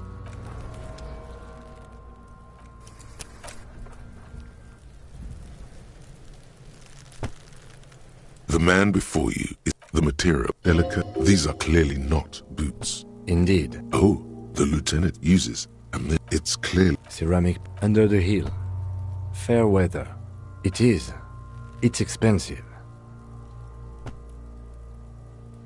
We've requested similar material for our tactical units for years now. The constabularies deemed it too costly. In that time, we've lost 6 men to semi-automatics.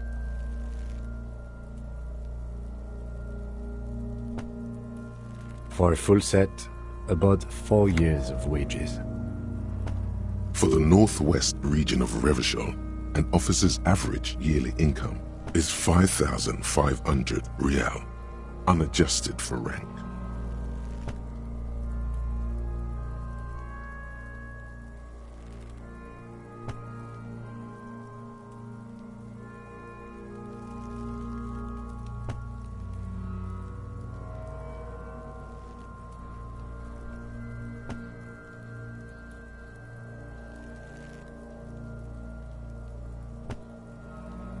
Not too much, yes.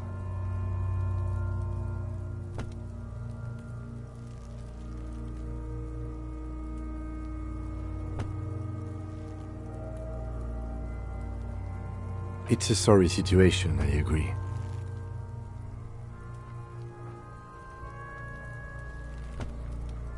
That's for us to find out. Mr. Gart implied he was security personnel for the harbor company. This confirms my own assumptions. Just something I scraped together from my station. An area report on Martinez. I'm sure you did the same.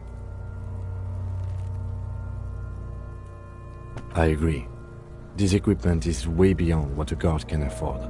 That's for us, no. Your first instinct. A small bell-like sound fills the air, like tapping on the side of a porcelain cup. It's anything but. This material is a kinetic redistributor. It spreads kinetic energy horizontally, from plate to plate, dissipating it entirely. See?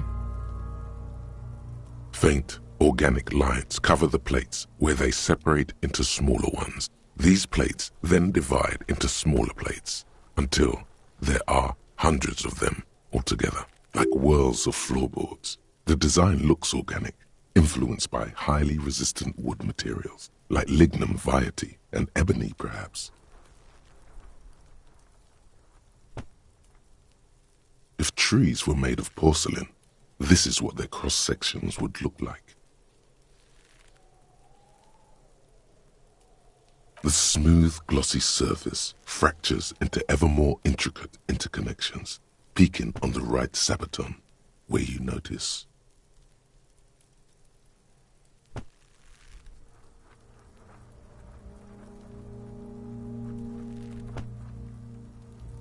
The whirls are in the shape of a letter and number combination, E50, 100, 1000.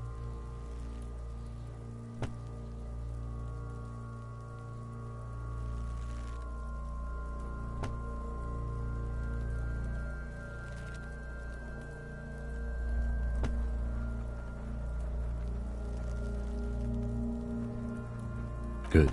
Can you read it to me? X54156745678222. Let's lie. We have a make and a number.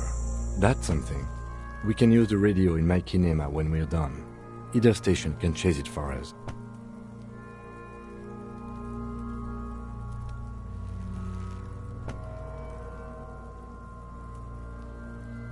This feels dangerous. Are you sure?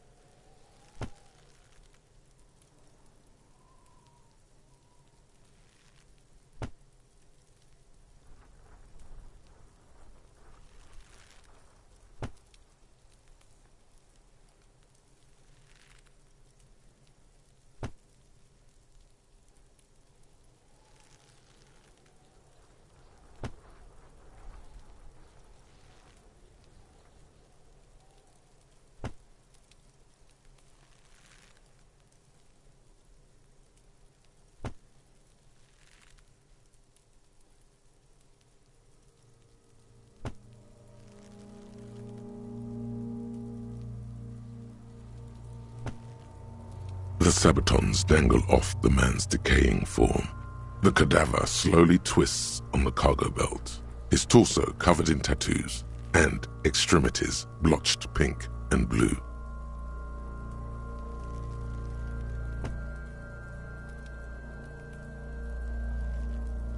The hangman's knot is pulled tight by the weight of the corpse below. Yellow, hard-edged polyester cuts into his neck. Above, a sliding buckle ties the belt to the branch. This is a steel-reinforced cargo lashing belt, big brother of the regular cargo belt. It's used for tying cargo under six-rotor airships.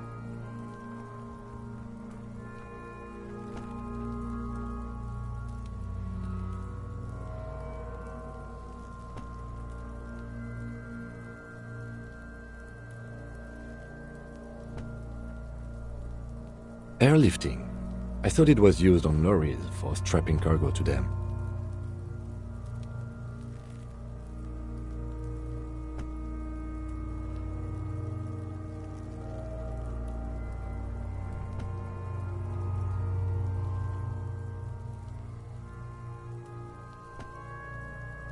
The local harbor uses 6 rotors to shuffle containers around.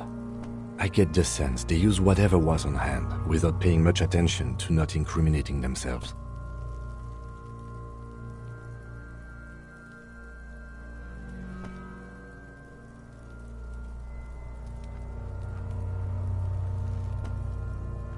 I'm still approaching this as a lynching, yes, motivated by the ongoing strike. You?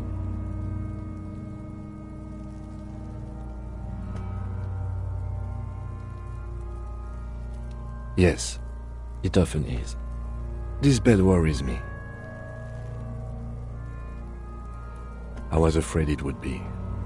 Thin steel wiring, parallel strands.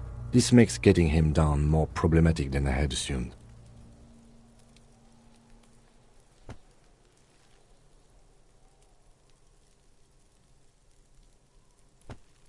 A noose is one of those things that's easier to use one way around.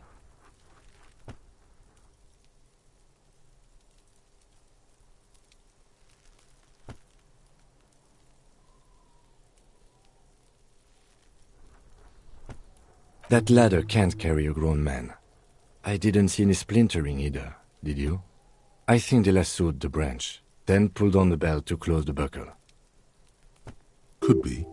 The shape of the branch supports the theory. The cadaver hangs from the cargo belt, limbs limp and torso covered in tattoos. An intricate web of blue lines stretches across the torso, from the right shoulder to the solar plexus.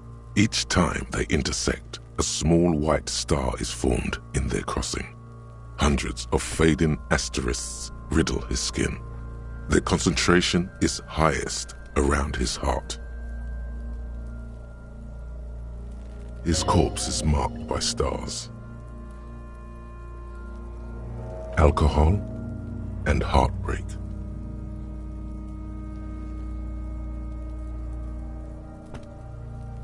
A map of the stars. I do see some similarity to astronomical charts. Great century Messinian, maybe. But this seems more particular. Customized somehow. As if someone left out most of the night sky, filtering it through personal choice.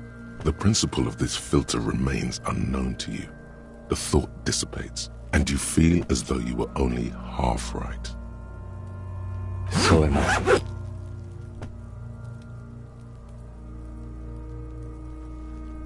He takes a thin piece of milled aluminium from his coat pocket and pulls it open.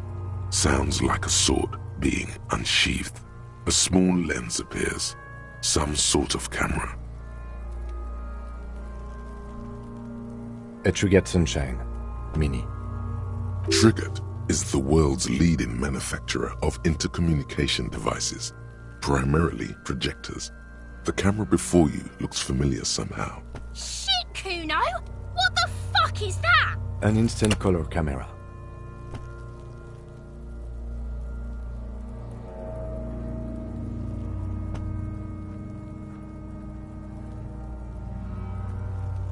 I have only 2 ampoules, so nobody move. I don't want to waste one.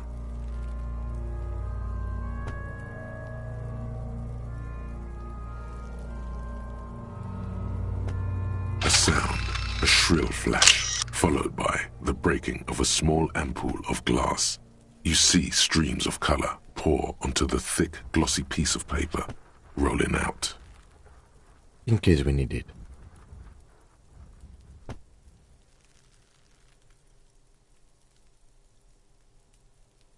Yes, it is pretty cool, isn't it?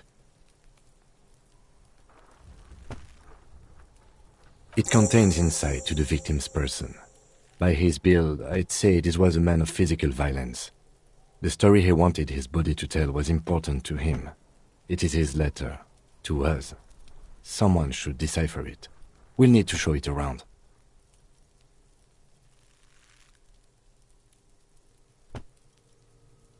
Sure, just don't lose it.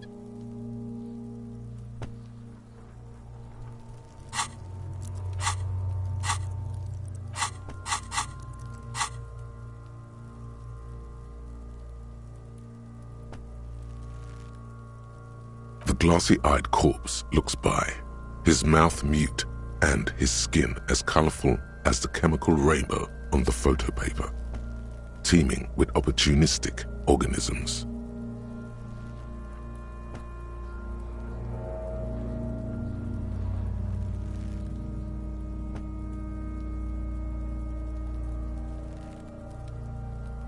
You've acquired an interactable item. Investigate this item further by going to the Interact tab in your inventory.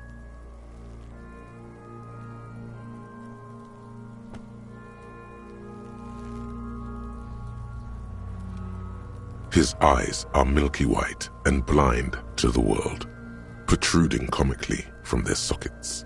There is no one home, just subaquatic terrors. Dark brown hair grows on his head. His face is ready to explode from the organic processes inside. The death's head grin has passed. What remains is an unrecognizable mess.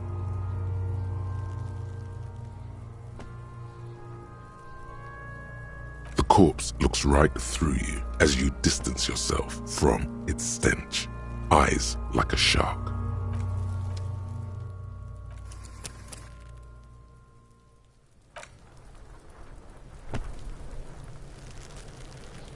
The man before you is naked. His dark brown hair grows on his head. His face is ready to. The corpse looks right through you as you distance. His dark brown hair grows on his head. I'm gone.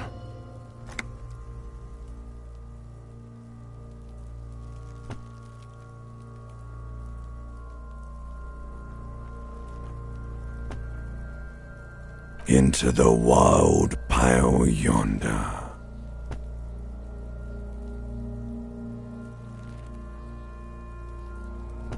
In the past, way out in the west.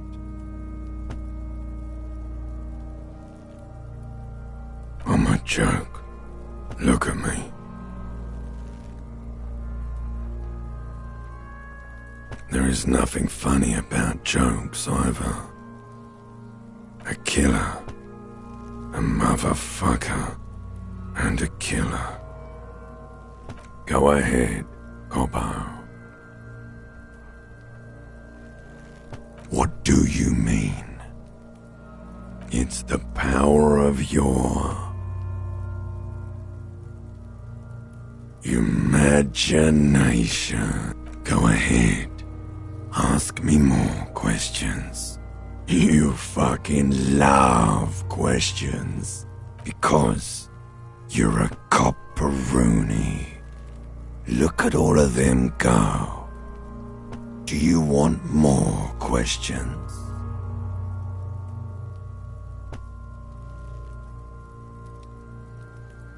Coming right up, Copperoonie Rooney. This is getting upbeat now.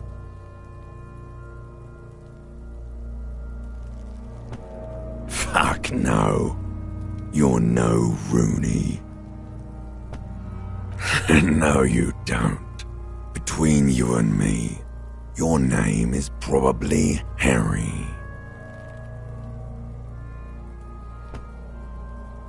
Fuck no. Between you and me, your name is probably Harry. You might be onto something there. Fuck between you, good for you. Fuck between you, you can be anything you want, brother Corpo. Love did me in, brother Corpo. It was love all along. Because you have. Sure, Lobo. I can ask you a question. Why are you doing this?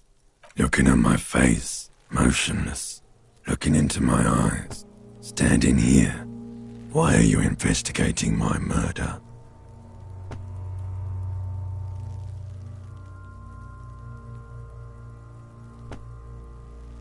I am all you have. Then you truly lost it all, brother. Let the world drag it all away from you. And what it left, you pissed away. And here we are. Sure, looking at my face, you're a lying sack of shit, Corpo. You're doing this because there is nothing else to do. Everything else is over. It's just me now.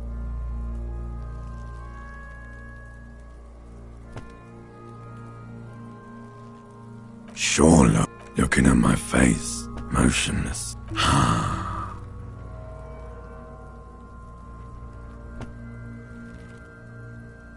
Something is on its way. Something hidden. It's coming. A miracle from the northwest, and it's almost here. You can feel it in the air, on your hands, the cold spring air smoothing them over.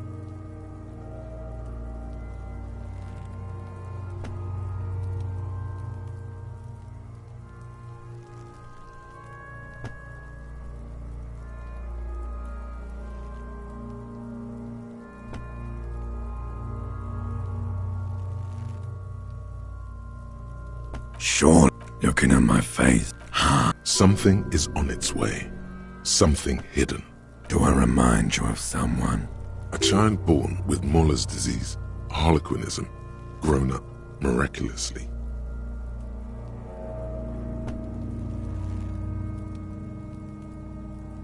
You sure wriggled out of that one, Coppellini? Do I remind you? A child born with Muller's disease. No, not quite. Be fair now. Sure I do. You just don't want to admit it. Do I? A child. You sure wriggled out of that one, Coppellini. Come back later, Corpo. Amuse yourself with my frank manners and my memento mori features. If possible, also, see me in your dreams. Of course, you have questions, don't you? The power of your imagination is at your service. Love did me in, brother Corpo. It was love all along. Because you're a copper. Here you go, you loony.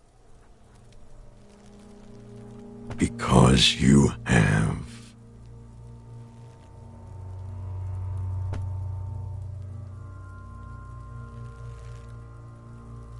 Sure, looking at my face. Something is on its way. Something hidden. Because your lost Copodopo would have been so primo. Come back later, Corpo. As you narrow your eyes, the monster before you blurs into a violent mess of green and pink. This is a trick. You've done it before. Pink is where the blood settled in the first hours post-mortem. You can use it to see if the corpse has been tampered with. Does his position at the time of death match the discoloration?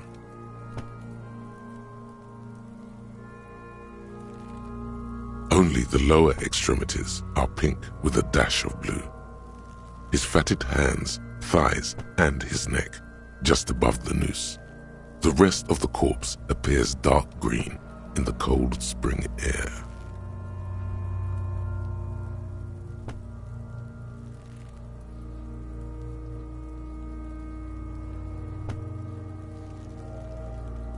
I see it. His neck too. The lividity goes right up his chin. We have good, well-pronounced discoloration here.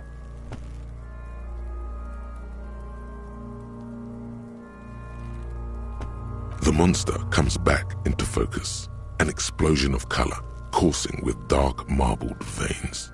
His stomach appears pregnant with something. Black liquid streams down his thigh and onto his boot. So, what do you think?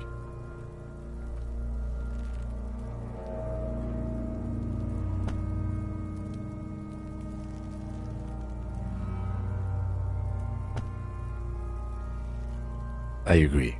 His personality is no longer a part of the world. Totally dead.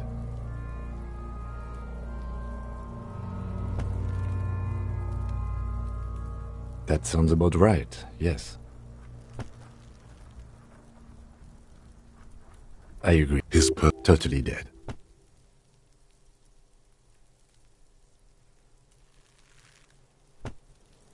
He is. I agree. Totally dead. Sure. The corpse looks by, oblivious. Black decay liquid. I agree. Totally dead. Absolutely. I agree. Totally dead. No siree. I agree. Totally dead. Dabadoob-doob dead.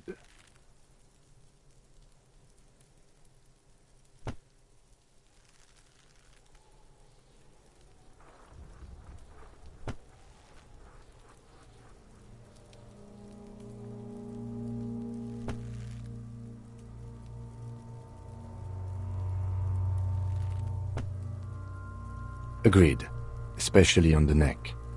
The belt acted like a tourniquet, keeping the blood in his head.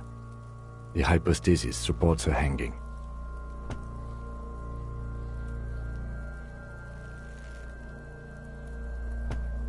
Everything here seems to corroborate that assumption, but we should still get him down before assigning a probable cause of death. Agreed, especially on the neck. The belt acted like a tourniquet. There's always a chance. We should check for ligament marks on his neck to see if they're in tune with the belt. We'll have to get him down first. Agreed, especially on the neck. The belt acted like a tourniquet, keeping the blood in his head. The hypostasis supports her hanging. Yes, there's always a chance we are wrong. We should check for ligament marks on his neck to... Agreed, especially on the... Yes, there's always a chance we are wrong. We should check for ligament marks on his neck. A pool of blood and feces has eaten into the frozen mud below the man's feet. Purge liquid is dripping into it, drop by drop. The victim appears to have contained no more than half a kilogram of digestion at the time of death. The fuck he's saying? Talking about shit.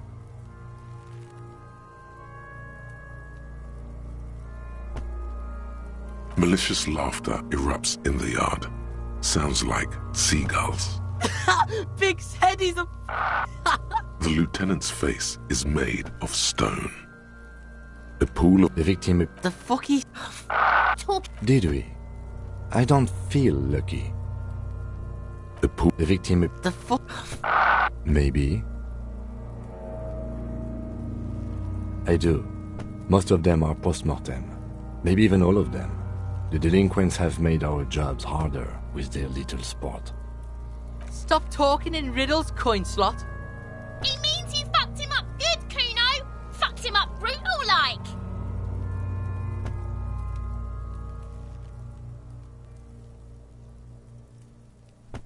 But there is no breath to catch. Only the cadaver filling the air and your nostrils. He slowly rotates before you, decomposing. Are you sure we finished the preliminary examination of the cadaver? We might miss some of these things once it's done.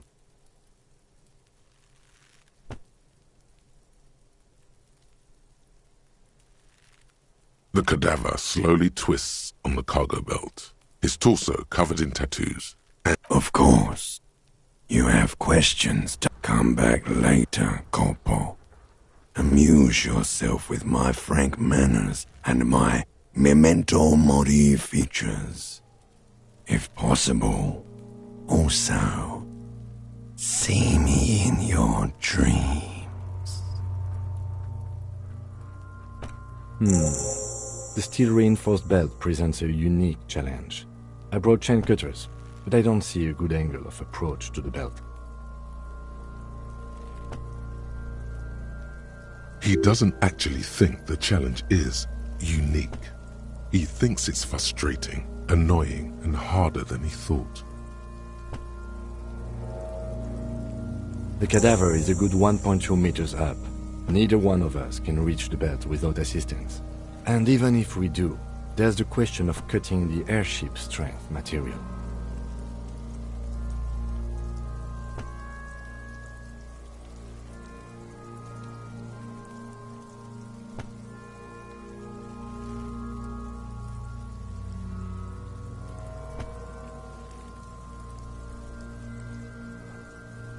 Someone else?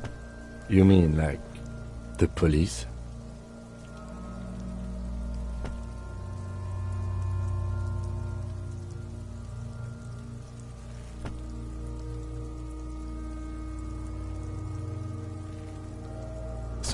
I know it's hard, but I assure you, the others won't come to help us. And we have a growing sanitary concern here. We need to get him down, fast.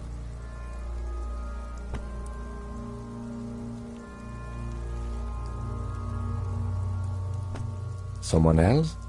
You mean like... Someone already did. You know who came? We did. Because we have made bad life decisions. I know it's hard, but I assure you, the others won't come to help us. And we have a growing sanitary concern here. We need to get him down, fast. Someone else? You mean like... the police? Someone like a paid garbage man? Or a cleaning crew? I have bad news for you. That is a detective. I know it's hard, but I assure you. Someone else? Sadly, yes. The whole RCM is out there right now, doing the exact same thing we are. Are we in a rush to help them? Not with this on our hand. I know it's hard, but I assure you, the others won't come to help us. And we have a growing sanitary concern here. Climb up there and... saw the branch? There has to be a less risky way, with less falling down of trees.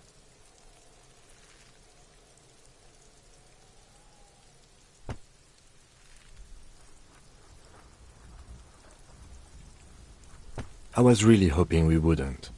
The Union appeared to be suspect in this case. It seems like a dangerous route to go down.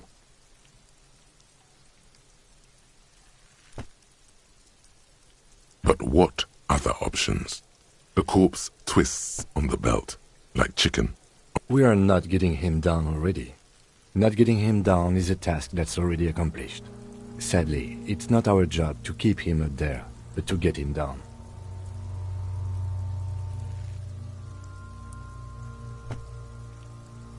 Yeah! Bang bang time, pig! Shoot his head off! How? Where the buckle ties the rope to the branch. That's a good spot to aim.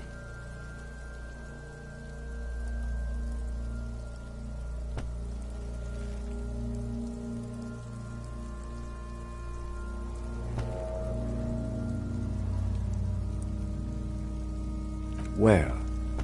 Ah, yes, I see. If the shot hits that, there might be a chance to release the belt. Yeah, now we're talking. Entertain a Kuno with some shit. They'll miss! The pigs will miss Kuno!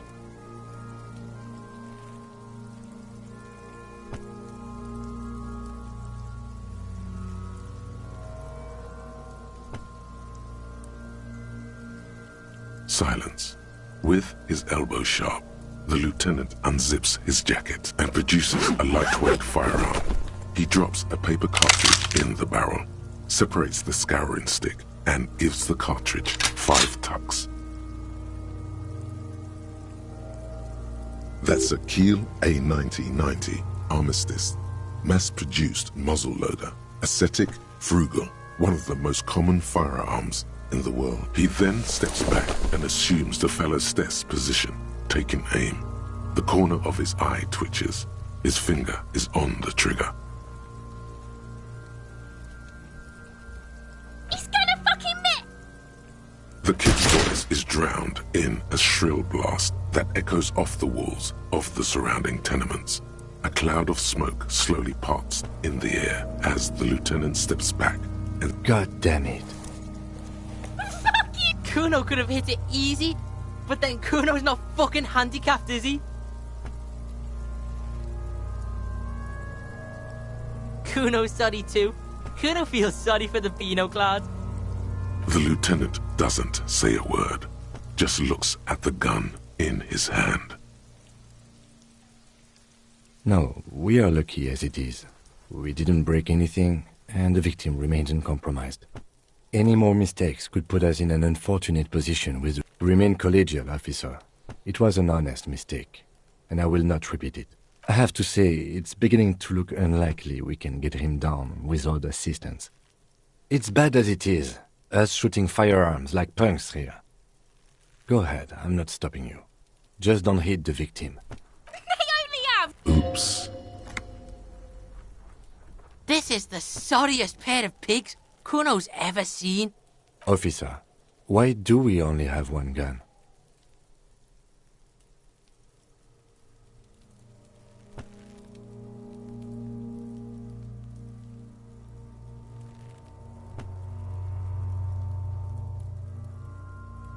That is even more unfortunate than the badge. You need to contact your station about it as soon as possible. Try not to lose this one, please. Yeah, take it, you fucking banani boyka! Take it and shoot yourself in the mouth! The cold piece of bakelite and gunmetal is surprisingly light. Your fingers fit right through the guard, instinctively resting on the trigger. For Kuno, tell him to shoot himself in the mouth. The buckle comes into focus in your sights. You stand with your feet planted firmly in the ground and your left hand supporting your gun arm. Why don't you just shoot yourself in your mouth? At least you won't miss.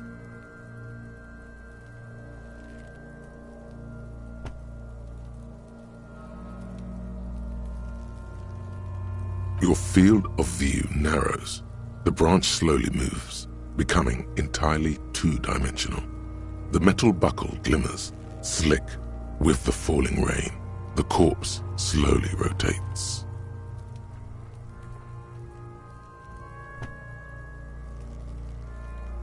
The slow movement of the branch in the wind and your shoulders directing the gun sync up, dancing hypnotically. Look, he's crying! You gonna cry now, fucking faggoty? Or what? You gonna fuck me? You wanna fuck me, pig? Is that what this is about?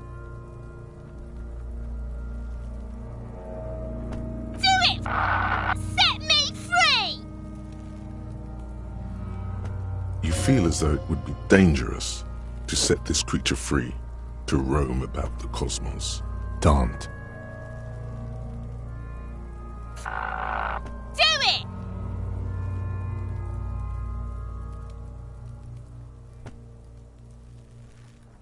Put it right here, Mulka! Right here! Intense shit, copper. Mulka waved his gun! It wasn't intense, it was pathetic! The lieutenant. Fucking pussy didn't shoot We need to access the harbor and ask the leader of the Union. I did not want us to... You need to suck my dick!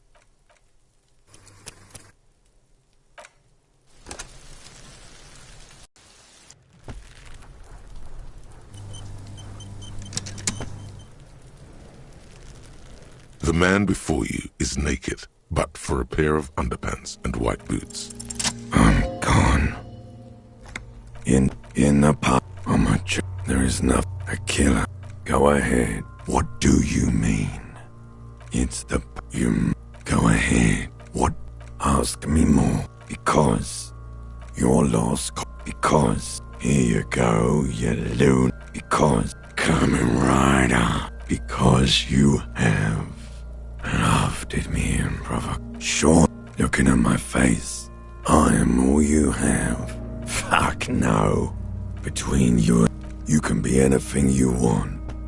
Fuck. Between you, good for you. Because coming right up. Fuck no. No, you. Fuck. Between you and me, you might be onto something there. Sure, looking at my face, you're a lying sack of shit, Corpo. You're doing this because. Sure, looking at my face. Something is on its way. Something hidden. A giant ball. You sure wriggled out of that one? A giant. No, not quite. Sure I do. You just don't want come back later. As you know, this is a trick. Only the lower extreme. I see. The monster. So, what do you think? I agree. Totally dead. Dabadoob, I agree. Totally dead. That sounds about right. I agree. Totally dead. Sure. I agree. Totally dead. Absolutely. I agree. Totally dead. No, I agree. Totally dead. He's agreed. Especially on the net. Everything here seems to agreed. There's always a chance. Agreed. Yes, there's always a chance we are wrong. The pool. The victim. The fuck? Did we? The pool. The victim. The fuck? Maybe. The pool. The victim. The fucky? Maliciously. The lieutenant's face. I do.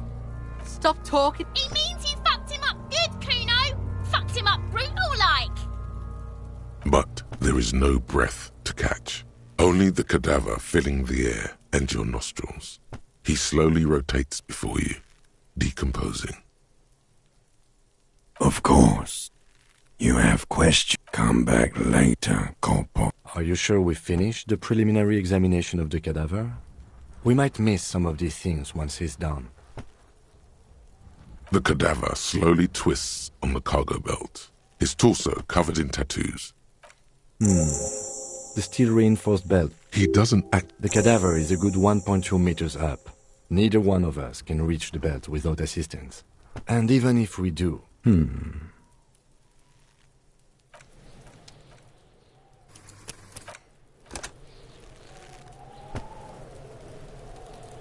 The man before you is naked, but for a pair of... Yes, we do. Yeah! How? Where the buckle ties the rope to the branch. That's... Where? Ah, yes, I see.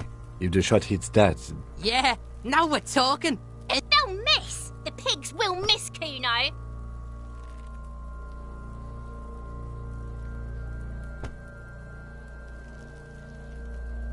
The lieutenant's brow is furrowed. He appears too deep in concentration to even notice what you said.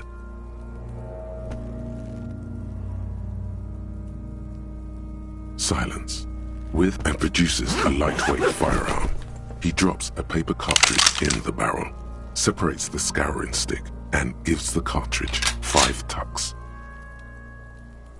That's a Kiel A9090 Armistice, mass-produced muzzle-loader, ascetic, frugal, one of the most common firearms in the world.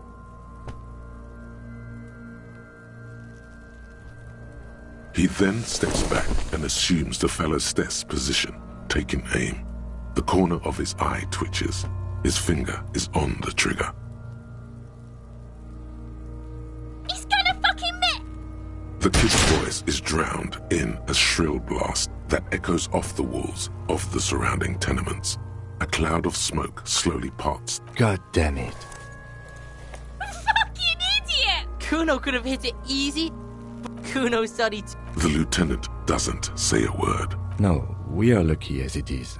We didn't break in. Any more mistakes could put us in an unfortunate position. I have to say, it's beginning to look unlikely we can get him down without assistance. It's bad as it is. Us shooting firearms. Oops. This is the sorriest pair of pigs. Officer, why do we only have one gun? That is even more... Yeah, take it, you fucking banana poiker. The cold piece of bakelite and gun. The fucking... The buckle. Why don't you just shoot yourself in your mouth? At least you won't miss. Or what? You gonna fuck me? Your field of view narrows. The slow movement of the brush. Look, he's crying. You gonna cry now, fucking faggoty? A plume of smoke erupts from the barrel. Your hand goes numb from the explosion.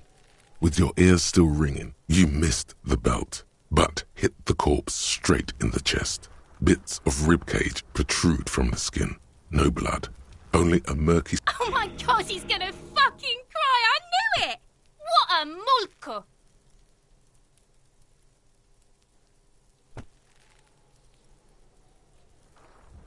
It feels dry. Nothing comes out of you as you stretch and bend your face into a crying shape. You're too furious to cry, apparently.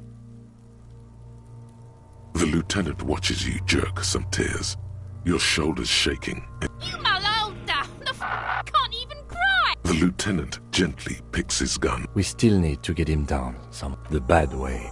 The way...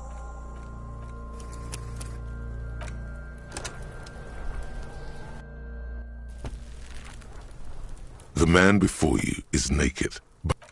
Yes, we do. Yeah. How? Where the buckle ties the rope to the branch.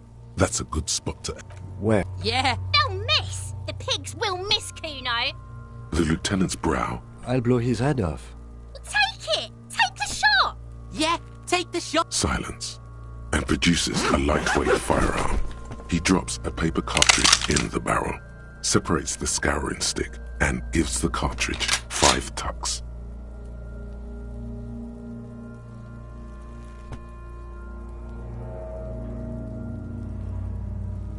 That's a Kiel A9090.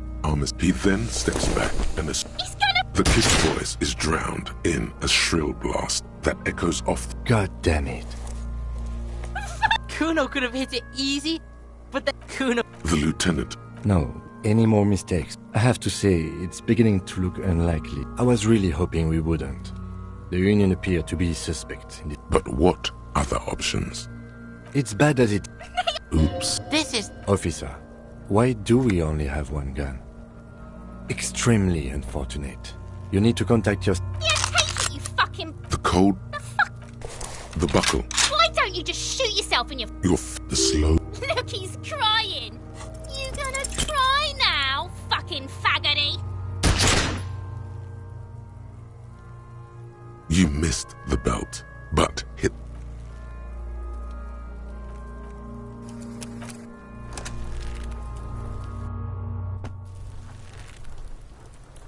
The man before you is... Yes, we do.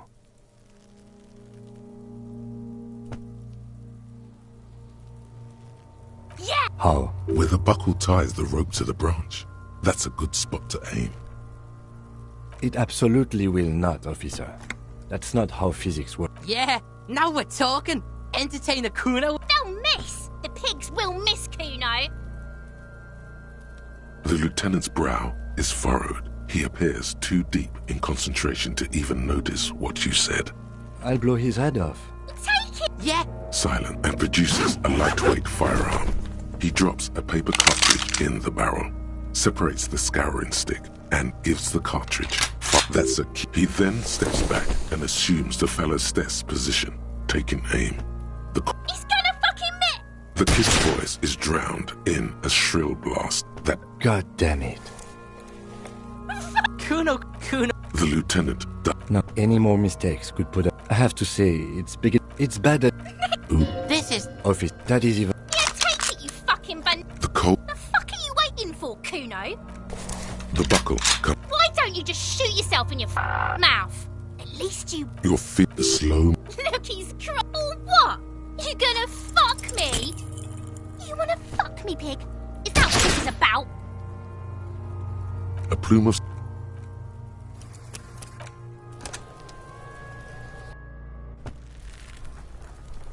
The man before you is naked, but for a pair of underpants and white. Someone else? You mean like someone like a... I know it's hard, but I assure you, the others won't come to help us. Climb up, there has to be a less risky... I was really hoping we wouldn't. But what other options? The corpse twists on the belt, like chicken. We are not getting him down already. Not...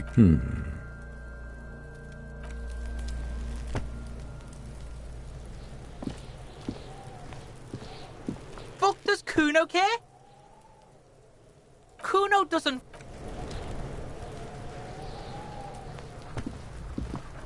The man before you is naked, but for a pair of underpants and white boots. His skin is marbled. Yes, we do.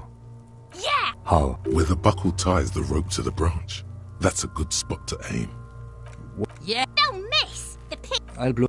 Yeah. Silent and produces a lightweight firearm. He drops a paper cartridge in the barrel, separates the scouring stick, and gives the cartridge 5 tucks. He then steps back and assumes the... He's gonna fucking... The kid's voice is drowned in a shrill blast that echoes... God damn it. Kuno could have... Kuno... The lieutenant... No, any more mistakes could... I have to say, it's beginning to look... It's bad as it... Oops. This is the sorriest... Officer, why do we only have one gun? That is even... Yeah, take it, you fucking banana boyka! Take it and shoot yourself in the mouth! The fucking... The buckle. Why don't you just shoot yourself in your The slow... Look, he's crying! You gonna cry now, fucking faggoty?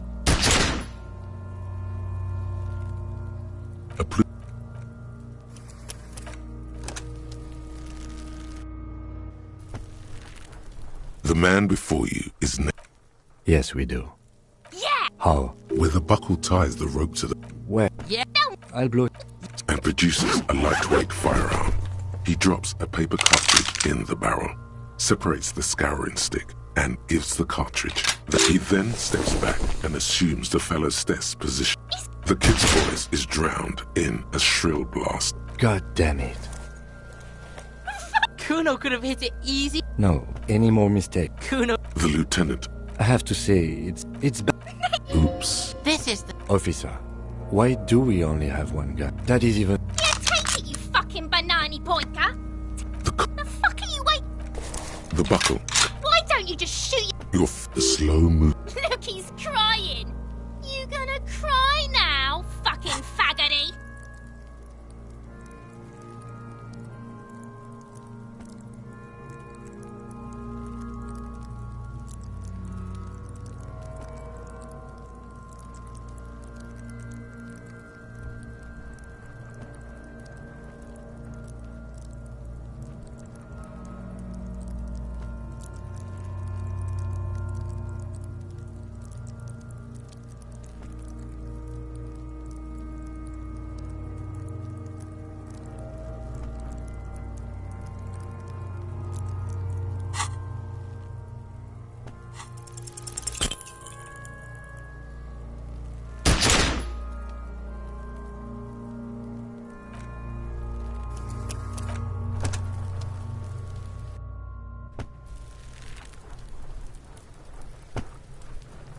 The man before you is naked, but for a pair of underpants and white boots.